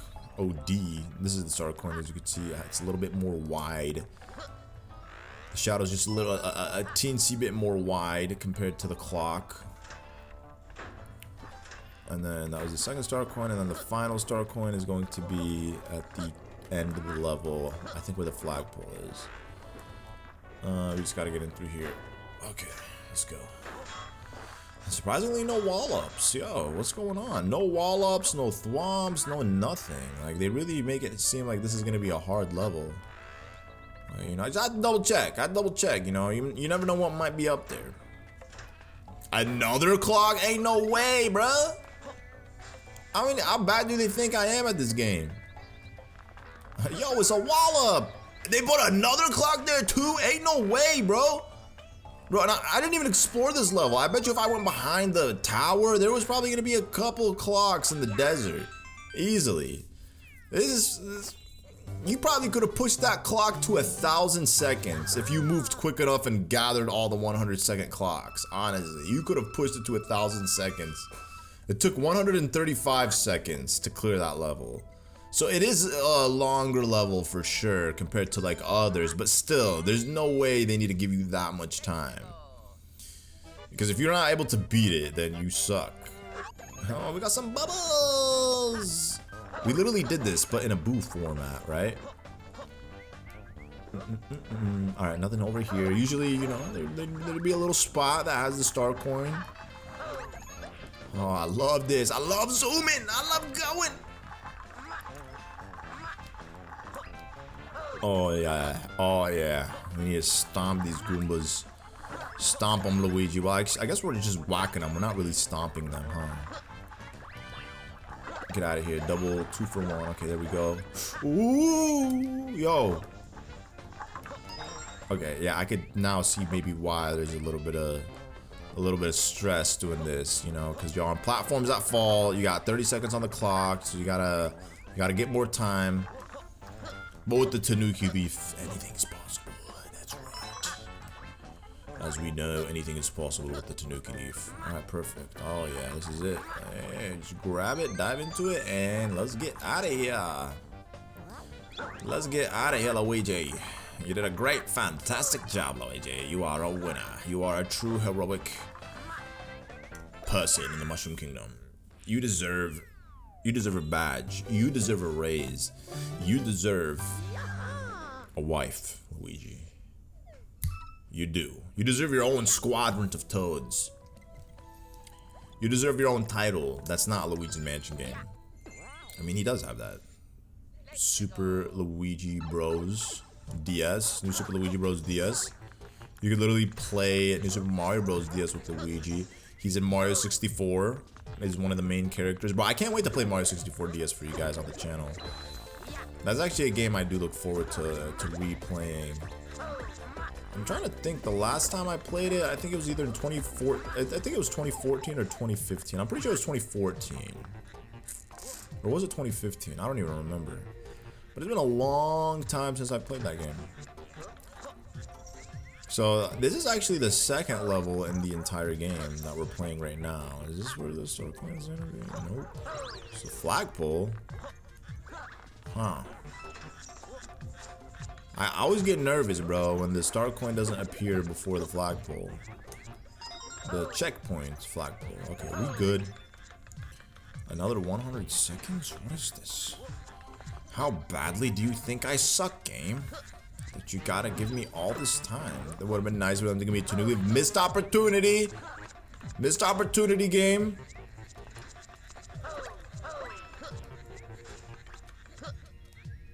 Okay, this better not be the last one. Okay, it's the second one. So the last one has to be outside. Ain't no way it's not in here. Oh. Man, I already know where it is. It's inside this. Oh, they put a Stingbee here. He's protecting the gold. Stingbee. I thought you liked honey, not gold. I thought the boy liked his honey, not the gold. The sweet, sweet gold. Alright, we good, guys. We good, you know? We ain't falling asleep. We go until it's over. Alright, Toad, what you got for me, my brother? What's this Toad got for me? Ooh, it's a rolling block level. I like that. I wonder if they're going to... if it's going to be a Shadow Mario level. I'm pretty sure it's a Shadow Mario level. Hey, yo, Toad, Tanuki Leaf? Hey, Toad, what's good with you, bro? How are you wearing a Tanuki Leaf and not giving me a Tanuki Leaf, brother? Take that off. Take the Firefly for yourself and give me the Tanuki Leaf. I'll take it off your skin, bro. I'll take it off your back. This is Shadow Mario. Watch, watch. Oh, yeah. Also, something pretty interesting happens with Shadow Mario in this game. I wonder if it's gonna happen now. Nope, not yet. Okay. You know, I'm not gonna spoil it. I don't want to spoil it, you know. I already spoiled a lot. You know, because if you're watching this and you've never played this game, never watched it before, I'm doing this for you. I don't want to spoil it. I feel like I've already, you know, spoiled a lot of things, so. Yeah, playing levels like this with the Tanuki Leaf, so much fun, because they're just so easy. Just hopping, bro. We're like rabbits. They should have made a rabbit suit. You know, with the amount of rabbits that Mario and Luigi encounter in various Mario titles, more specifically Galaxy and Super Mario 64 and 3D World. Surprisingly not in 3D Land. But still, a rabbit suit would have been a cool power-up. Just like they did the frog suit in Super Mario Bros. 3. Why not give us a rabbit suit? A bunny suit, rather. Bunny suit, rabbit suit, whatever. Alright, we got another Boo Mansion. Hey, yo, what's up, Boos? Come out and play with the boy Luigi. Come out and play with the boy Luigi. These ones are just not fun because you're just like waiting on a platform. Oh, wait a second. I think this one's gonna actually be really bad. Hold on. We got a power up here. Yeah, we got a nice fire flower. A beautiful fire flower. Hey, we got a fire flower, everybody. Hey, you want some fire juice? What about you, baby? You want some fire juice? Get out of my way. Yeah, I just don't like this part of the level. Right, please, please, please, let me get something good. Let me just. See, but the Tanuki Leaf would have been better. Something good. Yes, yes, yes, yes, yes, yes. Yeah, no! Okay, we good, we good, we good. We zoom in. Ooh. Oh, no. Just gotta get through this, bro. Okay, and then unfortunately on this spot, there's gonna be no Tanuki Leaf because you got these big boos with none of them have Tanuki on them. Why? I don't get it. Why? Why don't they put a Tanuki leaf? I don't get it. I don't know. I gotta watch out for these guys though. Okay. Anything here? Bro, see, bro! See, they put these spikes, brother. And the booze, just, there's too much going on, bruh. No. Okay, we got this. Okay. Now I need to use this. The final star coin is going to be here. Okay. Another one? Yeah. Nice. Whew. Just a casual Boo Mansion. This was a little bit different. They switched it up. They put a lot of fog here too, compared to like the other time we played it. So they definitely did a good job switching it up. Like I said, the game does a really good job doing that. Nintendo, you gotta release this on console. I feel like a lot of people who haven't played this game are totally missing out. And maybe somebody who hasn't played this game is gonna go get a 3DS just to play this game. You'd have to be a very dedicated Mario fan to do that. Alright, we got this airship. I hope this is just an airship that we could zoom through without having to fight no Boom Boom, no Pom Pom, no Lele, no Bebe. You know what I'm saying? Like, your boy just wants to get the flagpole and dip. Alright, here we go. We got the moving platforms, and you know what that means? We're gonna have some Boomerang Brothers, or we're gonna have some Stingbees, or we're gonna have some Rocket Red Stingbees. It's Stingbee's turn today to annoy me. Oh, yo, he flipped it back into the thingy. That's hilarious, Stingbee. You did a little move. You did a little zoom. Oh, they actually do got Boom Boom here, but you know what? This is the one time the game gives you an opportunity to avoid Boom Boom. If you have a Tanuki leaf, you could literally just slither past. How beautiful is that? If I went through the pipe, I would have had to fight Boom Boom. So, like, that's beautiful. Like, amazing that the game give you that opportunity to just skip over the boss battle if you want to. It's not about 100% completion. Uh-oh. That was probably the poor way to do it. Oh, yo, Stingbee, stay away from me. Brother, stay away. Oh, you get rid of one and then another one pops up. Wait a second, they do give you a Tanuki leaf though. They give you one actually. Hold up. You gotta go right here. Man, every time I can get double Tanuki, I literally always end up screwing it up. Like, what is wrong with me, man? Like, that's just literally... It happens every level. Think about it. Every level, the game give you a stone Tanuki. I lose the one that I have. So, I still always end up with one. I never am able to just collectively have two without going back to World 1 and picking them up. Which is not a big deal, but still, like, why is that the case? How is that always happening to me? I don't know.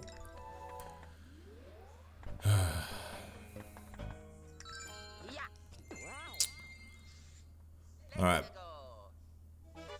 A 30-second level. Oh, this level... Let me just say, I do not like this level at all, man. There's nothing more annoying than a boomerang, bro. I'll tell you, bro. Like, seriously. Boomerang bros are just not it. Like, somebody should collect all the Boomerang Brothers, tie them up, take a boomerang, and start throwing it at them to give them a little taste of their own medicine. Absolute nuisance of creatures. Super freaking annoying. So not only do I gotta deal with them, I gotta take them out in order to survive because I'm on a time crunch here, limited time. Like, if they could give me a boomerang suit, that'd actually be fantastic. So one of y'all better give me a boomerang suit. Nope. Of course, I mean, they're just giving me time. Yo, this has to be a boomerang suit. Yes, amazing, okay. You know, anything to not have to use my Tanuki leaf right now. Okay, come on. Bro! You dirty enemy of mine. How dare you? I will have your neck for that.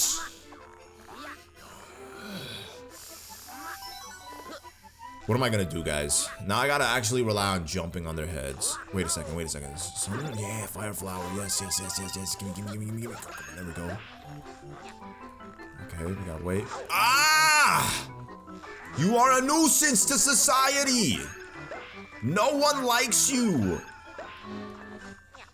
This is why I don't like this level. As you guys can see, I'm not having fun. I'm definitely not having fun. And of course, they gotta give you that last guy. You know, it's like, hey, we're gonna make it where we give him the last boomerang brother till the very end. Bruh, ain't no way. Like, ain't no way that fell off. All right, Luigi, come on. We got 30 seconds on the clock, brother. Let's make it happen, bro. All right, boom. Yes. Hasta la vista level. We are done with you. We're not coming back. We're not doing no replays. We're just done. And I'm so glad to be done. Not have to deal with the Boomerang Brothers. Beautiful. Shadow Mario is back. But wait a second. It's awfully quiet.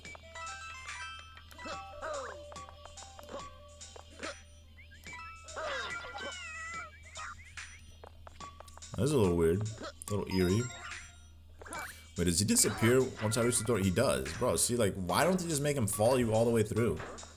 It's a little weird. Watch, he's gonna spawn here, but it's like, you're not even gonna have enough time to fully spawn. I feel like at this point, they were probably just running out of ideas. They're probably like, you know what? Let's give him this level again. Throw Shadow Mario in it. Make it spicy. Make it juicy.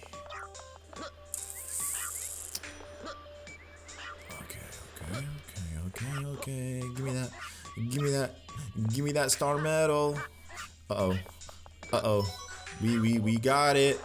Now we gotta go. Oh. We are almost got it right there. Oh, come on. Oh, no. Okay, yo, we got it. Oof. That was clutch. You almost got me, bro. You almost got me. Yo, Shadow Mario, you had me there for a second. You had me second guessing. Kudos to you, big dog. Alright, now we got this level right here, which is the TikTok clock equivalent in Super Mario 3D Land. And not really that it is TikTok clock, but you know, there's a lot of clock stuff. It's more of a factory. A woodwork shop. But that's actually my fascination with pocket watches, because you could see like all the craftsmanship of the watch from within, and I know other watches have that too. But you know, yeah, like, you know, one day I'm gonna get a nice pocket watch, guys, and I'm gonna show it off in my videos. You know, when I do get that nice lavish pocket watch, that vintage one, I got you. I'll show it all. I'll show it all off, you know what I'm saying? Okay, so this one has the fuzzies. Nothing here, you know, that sucks. That sucks, game. It would be lovely to get a little something from you all. But we at a point where the game is just like, you want your power-ups, you go back and pick them up yourself. Because we're done being generous, we're done being kind. We're done giving you whatever you think you deserve, because you don't deserve it. We gotta go slow here too. Uh-oh. Alright, we got it. Just gotta slither past these fuzzies, nice. Alright, there's the final star coin. Metal, my bad. Star metal. It's the metal. You know, with the Tanuki leaf, we don't need to like wait for these platforms to open the way for us. We do it on our own terms. Now, I wonder if I could clear the flagpole from here. I know I said this before, literally playing this level. Like, I said this before, but I feel like now, with these platforms being this high, I could totally clear it. But, like, I'm not about to take that risk. Why would I take that risk after I've gone through everything that I've gone through to pretty much beat this level? Do I really want to go through and accidentally lose myself and then having to redo all this? Probably not. So at this point, you might as well just respect yourself, play it patiently, and get the flagpole the intended way. I'm not even gonna say it, but we got it, guys. We got it. My arm's a little itchy. There we go. I satisfied the itch. Now, what do we got? We got a mystery box. This is gonna be... yeah, just a star coin. Oh, nice! You know what? Let's see what happens if we light up all these torches. If they give me another star coin. Oh. Yo, the 1-ups. I'll take the 1-ups. Thank you so much. Thank you so much for all the 1-ups. Alright. 7-4. We got a super... We got a Shadow Mario level here. Alright, let's see if this is where they switch it up. I mean, because we're literally dangerously close to the end of the game now. So, like, they gotta start implementing this concept.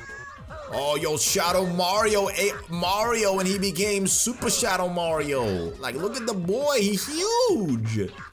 He a whole unit. My boy a blimp. Uh-oh. Oh. No.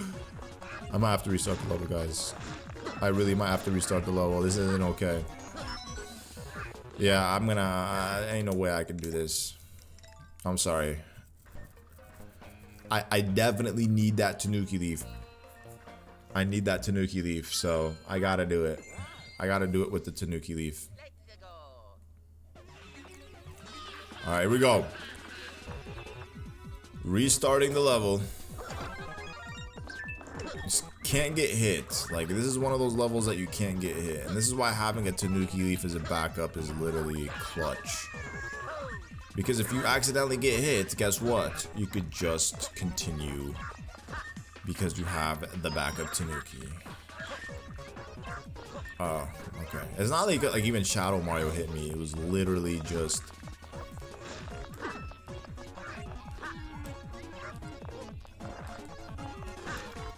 oh, okay. We got it. Where's the last one? Right there. And now it's just home stretch. Get to the flagpole in one piece. Okay, we gotta just jump one at a time. The comforting thing is knowing that Shadow Mario is literally just one step behind me. So anything that I do, he's just doing that. That is a sigh of relief. Shadow Mario, you definitely had me stressed there, buddy. You had a brother stressing. Alright, airship time. So, after the airship, it's gonna be... if there's a mystery, if the level is locked behind a star coin paywall, then it's definitely gonna be a castle.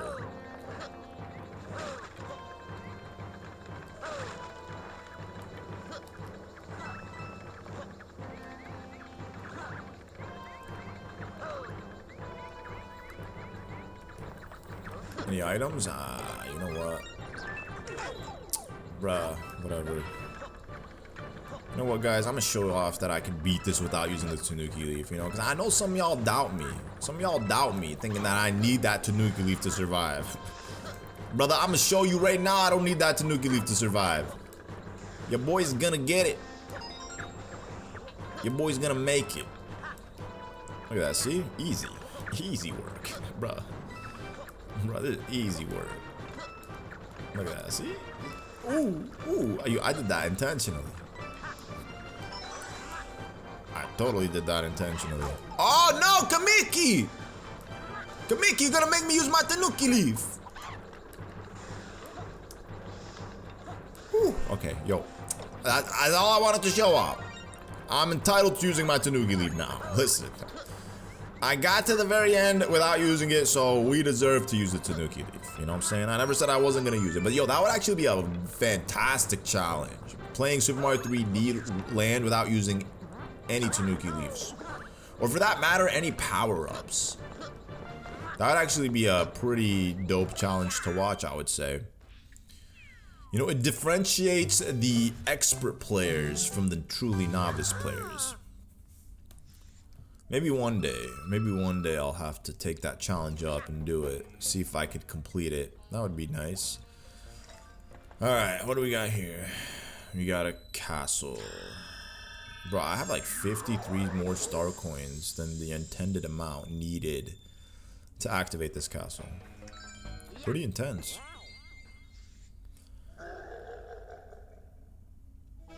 Shadow Mario? Oh, it is. I was about to say, thank God it's not a Shadow Mario level, but it is. So 30 seconds with Shadow Mario, and it's not just any Shadow Mario, it's big Shadow Mario with 30 seconds. Did you guys catch that? 30 seconds on the clock. But yo, it's actually pretty nice because guess what? We're gonna get this, and then inside of this box. Oh, yes! It's a Tanuki! Now, hopefully I can hold on to my Stone Tanuki without losing my power-up, like I always do. And obviously, because there's 30 seconds on the clock, and then you're obviously running away from Shadow Mario, it would be like way too intense to also throw Bowser in the mix. Like at that point, it would just kind of be unfair. I don't know if you guys noticed, but like levels like this where there's like, you know, 30 seconds or sometimes Shadow Mario, they just get rid of all the enemies too. It's like the last thing you want to deal with. But they do put obstacles like these blocks here in the way, like which are so annoying because I don't know, I feel like I can't clear them properly. But Luigi definitely has the hype. I don't know, man. I don't want to like risk losing this Tanuki Leaf, especially as we're going into Special World 8. Ooh, ooh, ooh, ooh. Yo, break them, break them, break them. Okay, we got it. Final star coin. And now we just gotta get through this. Technically, I could have just jumped over them, but again, I don't want to risk it. I don't want to risk it. We're just playing it safe at this point. Just trying to get to the very end of this. And we did it! Voila! Brothers and sisters, we are now gonna be making our way to world number 8, Special World 8. We are leaving the forest, the pink forest. We're leaving the pink forest and now we're in Special World 8. And each level is going to be locked behind a certain number of star coins. So yeah, be prepared to have a lot of star coins. The most minimal one being 230 star coins required. So this is actually the second level we played in the entire game, but we're gonna have to do it backwards with 30 seconds on the clock in Shadow Mario. I'm telling you, at the end of the game, they're like, you know what? We don't know what to do. Give them 30 seconds. Push Shadow Mario. Make it hard. Make it difficult. Just reverse it. Make it mirror mode. And then the developers were like, oh, okay, let's do it. We gotta squeeze out, you know, 6 times whatever, 8. You gotta do that many worlds and whatever. You know what I'm saying? And then just boom, we had this. We had this level. Oh, come on, come on, come on, come on, come on. Gimme, gimme, gimme, gimme, gimme. Uh-oh, uh-oh, uh-oh. Uh-oh. Okay, now I gotta get this final star going. No, the shell, bro! It's scaring me. I didn't actually mean to kick it. But yo, see, he follows me all the way through. I don't know if there's like a star in that box. I don't know if I should even try to. Ow, brother! Okay, that was intense. That was actually pretty intense. But we did it, guys. We did it.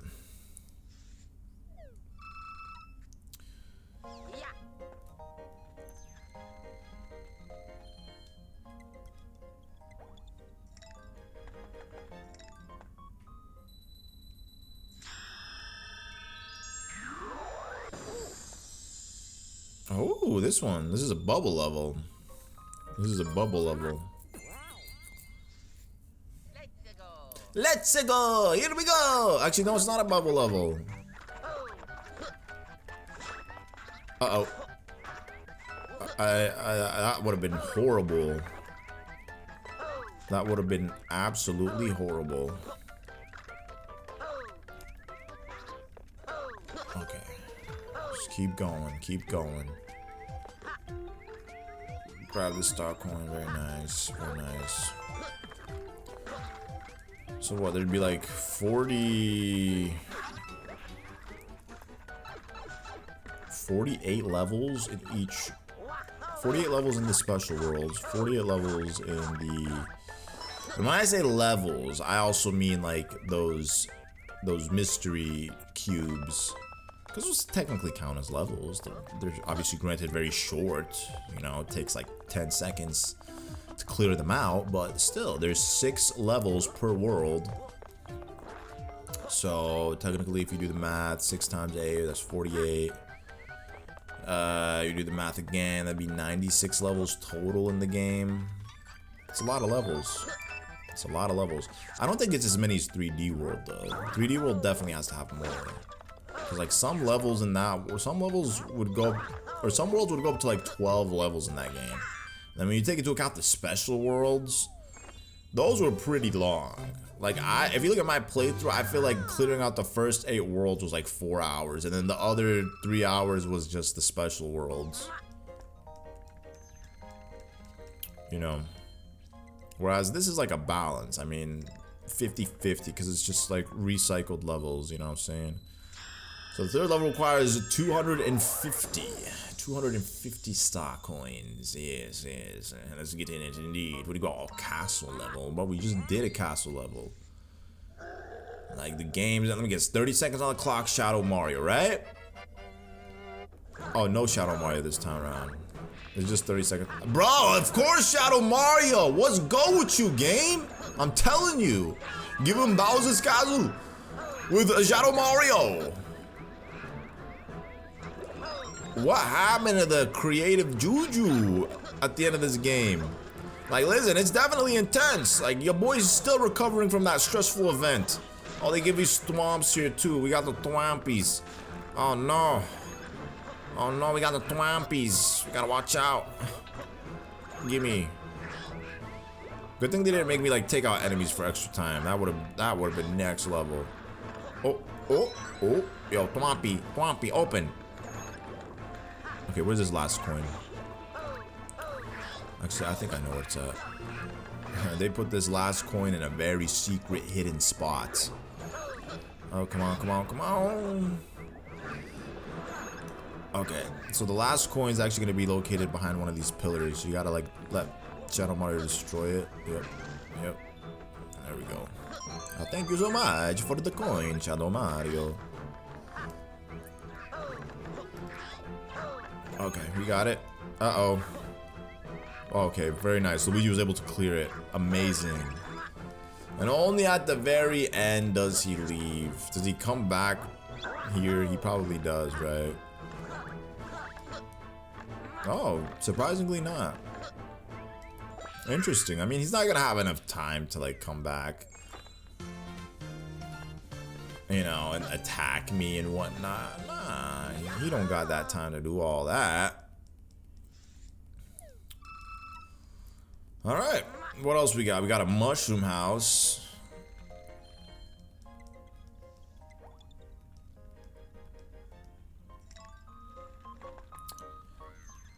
What you got for me, Toad? What you got for me, Toad? I don't need anything from you. I got a stone tanuki leaf, brother. You know, I got a stone tanuki leaf. Yo, you tanuki Toad, you better give me a tanuki leaf. Brother, I don't need that tanuki leaf. You know what, Toad? I got you, bro. I got you. I'll take that tanuki leaf. You know what? I got you. I'll take it. You know, thank you so much, Toad. I appreciate it, bro. You big dog, for real. Yo, you know what, Toad? I need to dab you up, brother. Yo, come here. Give your boy a good old dab. Hey, yo, what's up, my boy? Thank you so much for that tanuki leaf. You know, that white scarf, that yellow scarf looking great on you, brother. That's probably a yellow Toad, you know? And then we saw one with a red scarf. That's probably a red Toad. And then one with the blue one. So that's probably a blue Toad, you know? They all have a matching scarf for the colored Toad that they are. Pretty dope. This one requires 260. Let me guess, this is also a 30-second level.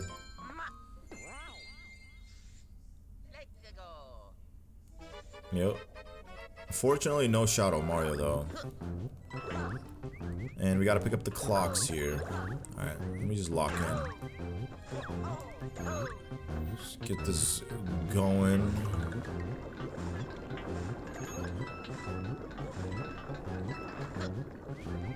Hey, yo, what's up? What up? What up? Okay, we got the star coin there. Yo, Kamek. Kamek, leave me alone, Kamek. Oh, we just skipped over that wall up in that dry bones. We got no time to waste. Yo, move. It's the Louisiana hot sauce. It makes me want like some bulldog noodles. Bulldog noodles. I want that spicy noodles. Uh-oh.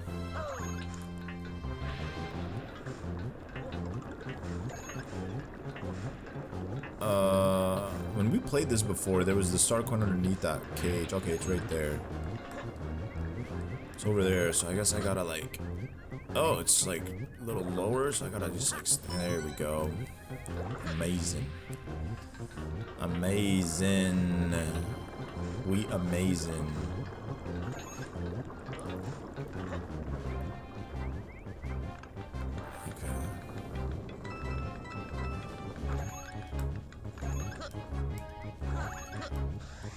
We get out of here. Alright, the final star coin's right here. Ooh. Yo, slip in, Luigi. I was about to call him Mario. Luigi, slip in, Luigi. Okay, we did it, guys.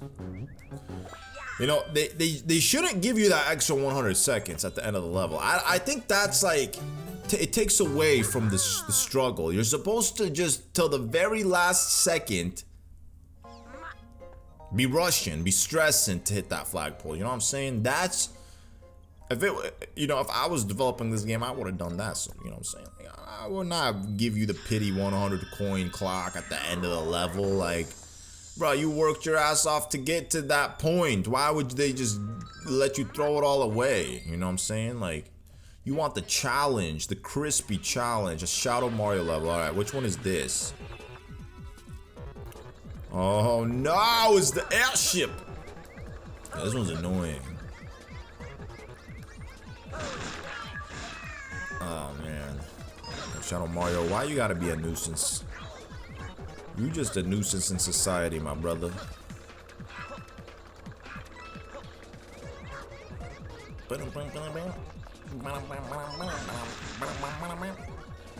Okay. Uh-oh. Oh.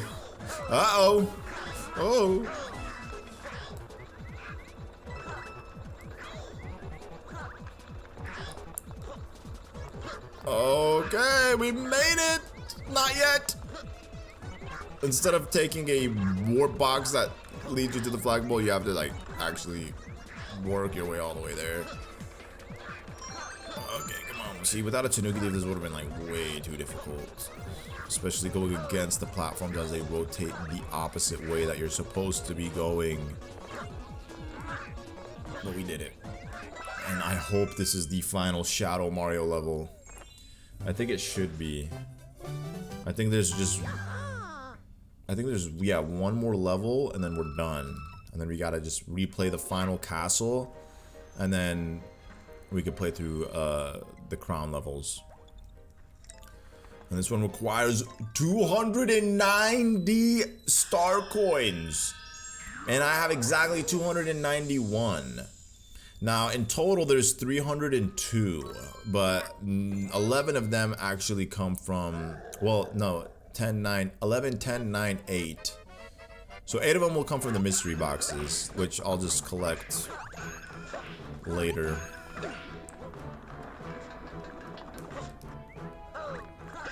What's up, Hammer brother? What's up, Hammer bro? Hey, yo, what's up, Hammer bro? We gotta zoom, we gotta go, we got no time to waste. I feel like putting a star coin up on top of those blocks would be a perfect place, man. But no, they're like, we're gonna put the star coin here, where the blarg might get you. You gotta be careful, because the blarg might get you. Oh no. Oh no, no, no. Alright, let me grab all these. What we got? Boomerang brothers? Yeah, yo, what's up, Boomerang bro? Yo, what's up, Boomerang bro? Oh, I mean Hammer bros, not Boomerang brothers. Yo, I'm so fried right now. I meant to say Hammer bro. Might be. My brain is cooked. My brain's cooked right now. But this is it, home stretch. We at the very end with Dry Bowser. Yo, he's definitely gonna be an imposter, Dry Bowser. Or it actually might be the real deal. Because last time I said that, it turned out to be the real deal. No, Dry Bowser. No. You can't wick-whack me. No, you're not gonna wick-whack me like that. No, sorry. I'm Luigi. Ooh. Don't get out of here, big boy. Big brother. See again. With the pity clock at the end. You should have just let me stress myself to get to the flagpole. There was no need to throw me a pity clock and say, here you go. We gave you this pity clock. Now make your way to the flagpole. I don't like that. I would much rather just, you know, stress all the way to the very last second. And with that, my friends, I can officially say we have indeed completed Super Mario 3D World. Land. I meant to say land, not world. I promise. And when you've done that, guess what? Oh, you get another letter. Is this something that we've seen before? We've definitely seen this. And you got the Tanuki Toad. See, the blue one, the red one, and the yellow one. The same kind folk that gave us different items. Now, I tried to do this before, but if you shake, yeah, the DS. Yeah, see? They move a little bit. They're kind of like pop-out books. Once you load up the game, it'll automatically start you at World 8-Bowser Castle. So it's telling you to jump into it and save Peach. I mean, the portrait made itself very clear. The postcard showed Peach being kidnapped by Bowser. So you gotta run it back with Luigi this time. We got this. Yo, Bowser, fee fi fo fum. Here comes the monster, Luigi. Yes. Luigi's a monster. Yo, that was probably not the place to use this, this Stone Tanuki. But, you know, the first time around we came here... Oh, no. I wanted to leave one coin on each set of coins. But the first time we came here, guys, we had to avoid these fireballs. But this time around, I could just turn myself into a statue. Look at that. Avoid the fireballs by simply turning into a statue. How incredible is that? You know, it's not like it's hard though, but like, yeah, there's two sections that can be annoying because of all the fire blasts coming your way. So like, avoiding them by being a stone is pretty nice. And then I learned from my mistake last time where I just tried to hastily jump from one platform to the other, that the fireball will come out the moment the platform rises to its peak, and then if you try to jump off of it the moment it rises to its peak, you're definitely gonna get hit by the fireball. So I learned from that. And then here you just, you know, avoid all the fireballs. All the fireballs just by becoming stone. Stone Luigi. I don't like Luigi. I prefer Mario. As Android 16, Mario is the superior Mario brother. Alright, here we go. Let's collect these red coins. Actually, you know what? I don't want to collect the red coins. I don't need the red coins. Why would I collect the red coins, bro? Why would I collect the red coins?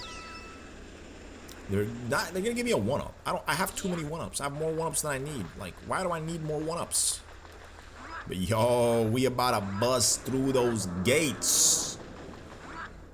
Hey, yo, Bowser, fork her over. Where's my baby girl, Princess Peach? Where's my brother, baby girl, Princess Peach? Yo, it says Mario. It's no Bowser flag on it. She gonna say anything? She don't say Luigi? Luigi! Bro, they couldn't even switch the voice. Lips, the lips around the voice. She's like, Luigi, where she's literally saying Mario. That's some lazy work, Nintendo. She's literally reading Mario out with her lips, but she says, Luigi. Alright, here we go. We gotta fight the big bad boss, Bowser. The big bad boss. It's the big bad boss, Bowser. It's the big bad boss. He throwing out his spikes. Uh-oh. Yo, Bowser, you got me a little nervous, bro. My fingers are sweating. My boy, my fingers is sweating. Oh!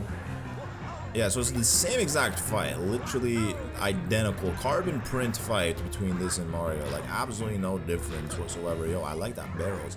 You should have put the Bowser insignia on the barrels. Would have made it look nice. Uh-oh. Yo, Bowser. Yeah, your boy can become a stone. Hey, yo, that's not supposed to happen! That's not a part of the script! Uh-oh. Hey. What do I do, guys? What do I do? Your boy had to take that hit. See, I cleared that jump as Baby Luigi. I would not have been able to do that with Mario. No siree. Would not have been able to do that with Mario. Well, it is what it is, man. If I lose this Tanuki Leaf, it is what it is. Because I always end up, for some reason, getting hit. Like when Bowser's chasing me on the bridge right before I hit the Bowser button that destroys the bridge. So if unfortunately I do get hit there, then it is what it is. I'm gonna have to just long jump my way to the golden flagpole. But I mean, listen, that would be a very poetic way to end this off, you know. Long jumping to the flagpole, proving that I'm not one of these plebs, if anybody even uses that word, that requires a Tanuki Leaf to get through the most basic functions. Bowser, why you gotta do that? That's definitely my fault, because I should have just like gotten into the boxes, not try to jump over the boxes. Bro, I don't even know what I'm saying at this point anymore. But yo, we did it, guys. We've beaten Super Mario 3D Land. So now we gotta essentially rewatch the credits. You know, it's not over until it's actually over. We gotta rewatch the credits, and then we're gonna load up our file with Crown World activated, and we're just gonna jump straight into it. A nice, easy breezy Crown experience. Yeah, again, see, she's saying Mario, but her voice says Luigi. Peach, it's a me, Luigi. I'm not a Mario. I'm like so scared to even come near that flagpole because I do not want to accidentally touch it. All right, here we go, here we go, here we go. Oh yeah, the boy Luigi did it. We got it, Luigi. Hey, Luigi, back off. That's Mario's girl. Well, that was messed up. Luigi, you a sly dog. You a slick. You a slick little tick, bro. It's like, hey, Mario, I got your girl. I'm gonna take her home with me. We're bringing her back to the castle. And it's the same credits that roll. I think like the only difference between like the first time the credits roll and the second time is just the castle. One of them's a sunset and one of them's nighttime vibe. And then we got the 3 toads. The blue toad, you know what's funny? When I was literally talking about their scarves, I actually didn't like put one and one together about like the red scarf might be for the red toad, the blue scarf might be for the blue toad. I know it's not like I just discovered or you know, was able to put together something amazing, like it's obvious, but still I'm proud of myself for being able to make that connection. Because as I was going through like each of the toad houses, I was like, wait, why is he red? Why is he blue? Why does he have a yellow scarf? I'm like, oh, maybe it's because that's the colored toad that they are. It's the only way for them to not get confused with one another. But yeah, we did it, guys. We did it. And now we can go ahead and begin the Crown experience. Are you guys ready for this? Oh, there's gonna be another postcard here. Let's shake this up. Ouija won! Let's see if it works. Yeah, it's not working. Oh, there you go. There you go. Wow, look at that. He's pointing at him, so I'm like, ha ha, Ouija! Ouija won! Oh, another one. Nice. Well, what is that supposed to mean? How am I supposed to know that I'm supposed to beat the game again with both Mario and Luigi when it comes to this postcard? It makes absolutely no sense.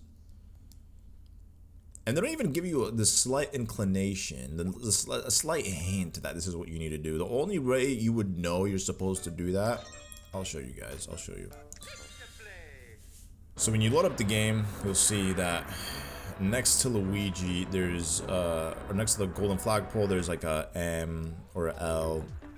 So like none of these have L next to them because this is the file that I just beat the game on. And as you can see, there's literally no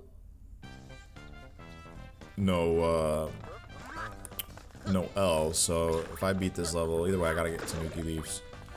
No, I mean technically I don't have to get Tanuki Leaves, but I'm just doing this to show it off for the sake of showing it off. Okay, so if you get a non-golden flagpole, I'm curious to see if it'll still show up as like Luigi beats the level. Because I don't know if you have to get the golden flagpole twice in every single level, like, to be honest, but, like, here, let me just test this out, see. Okay, so it does give you the Luigi badge. So I think you only have to get the golden flagpole once. And then once you've done that, you can go back to these mystery mansions and essentially pick up the star coin with the other brother. I think that's how it works, honestly, like, but either way, you're supposed to end up with having 302 star coins in total, and then obviously having the Mario and Luigi logos next to every level.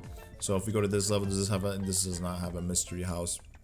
Let's go to World 4-5. See, does this one have a mystery house? This one doesn't. What about 6? Does this one have a mystery house? Yes, it does. Okay.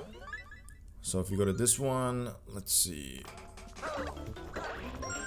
Yep, there you go. See, another star coin. So yeah, I'm gonna essentially just have to pick up all of these, which I do. I already done all of this, you know, all this good jazz on a different file.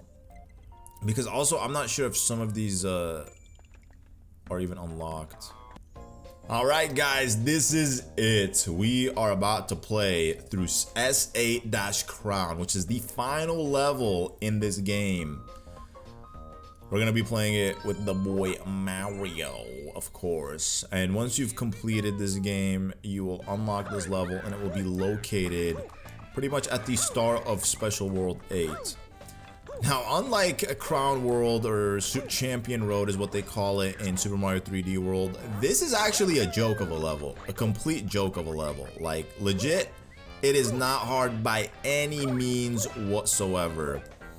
The hardest part would essentially be the ending part. There's one thing that just makes this kind of boring, I would say, and it's going to be the middle segment of this, where they essentially force you to fight against Boom Boom and Pom Pom. I don't know why they did that. I don't know whose idea it was.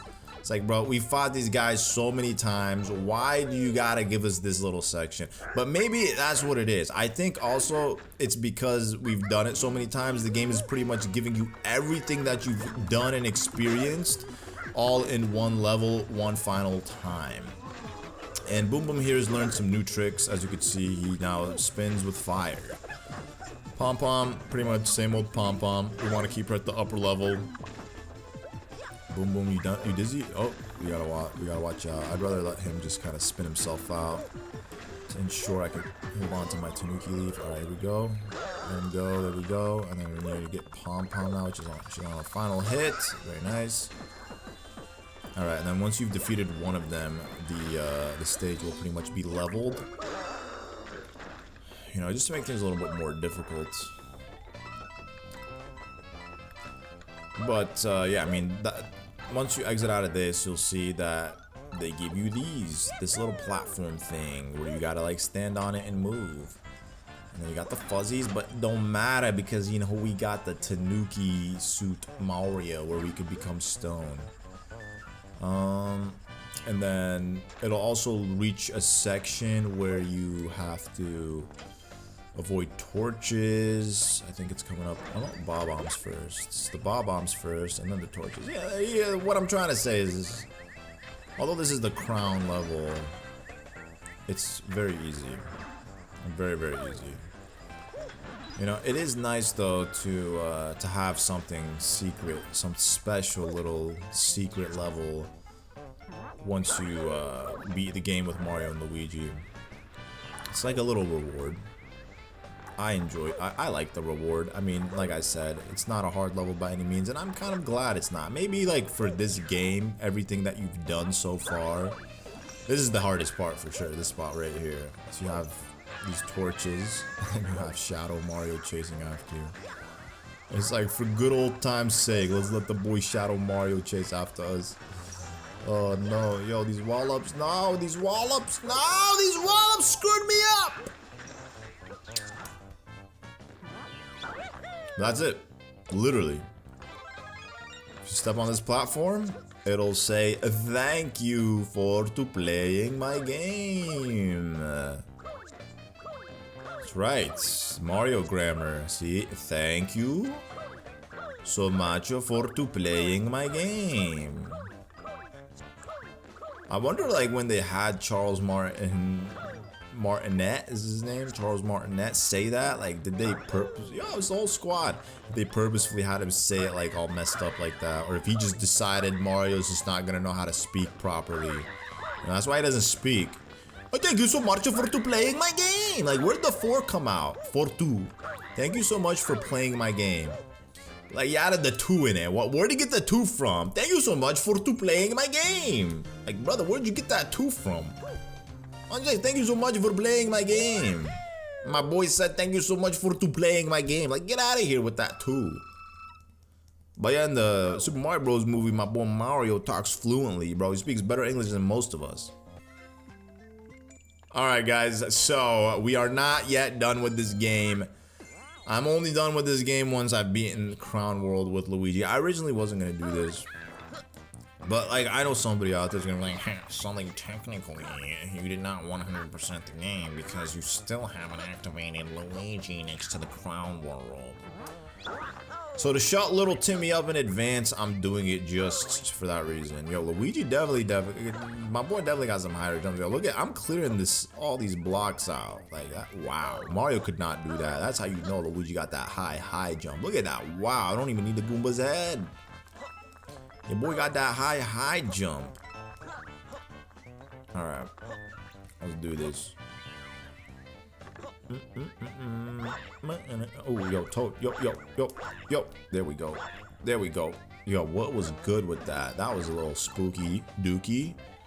I wasn't getting that bounce. Like, my boy, you had me a little nervous there. I brother needed that bounce. All right, we're just gonna avoid Boom Boom first. Go to Pom Pom. Get her out the way. Get your boy Boom Boom.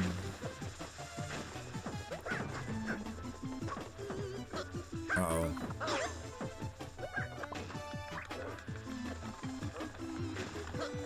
Oh no.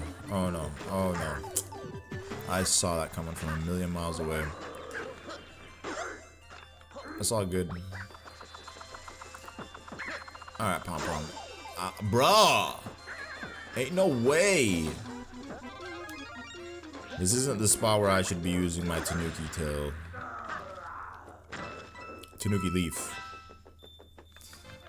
But I guess it is what it is. It happens to the best of us. What can I say? Am I right? What can I say? Alright, now we just gotta get past this spot real quick. Bum, bum, bum, you know,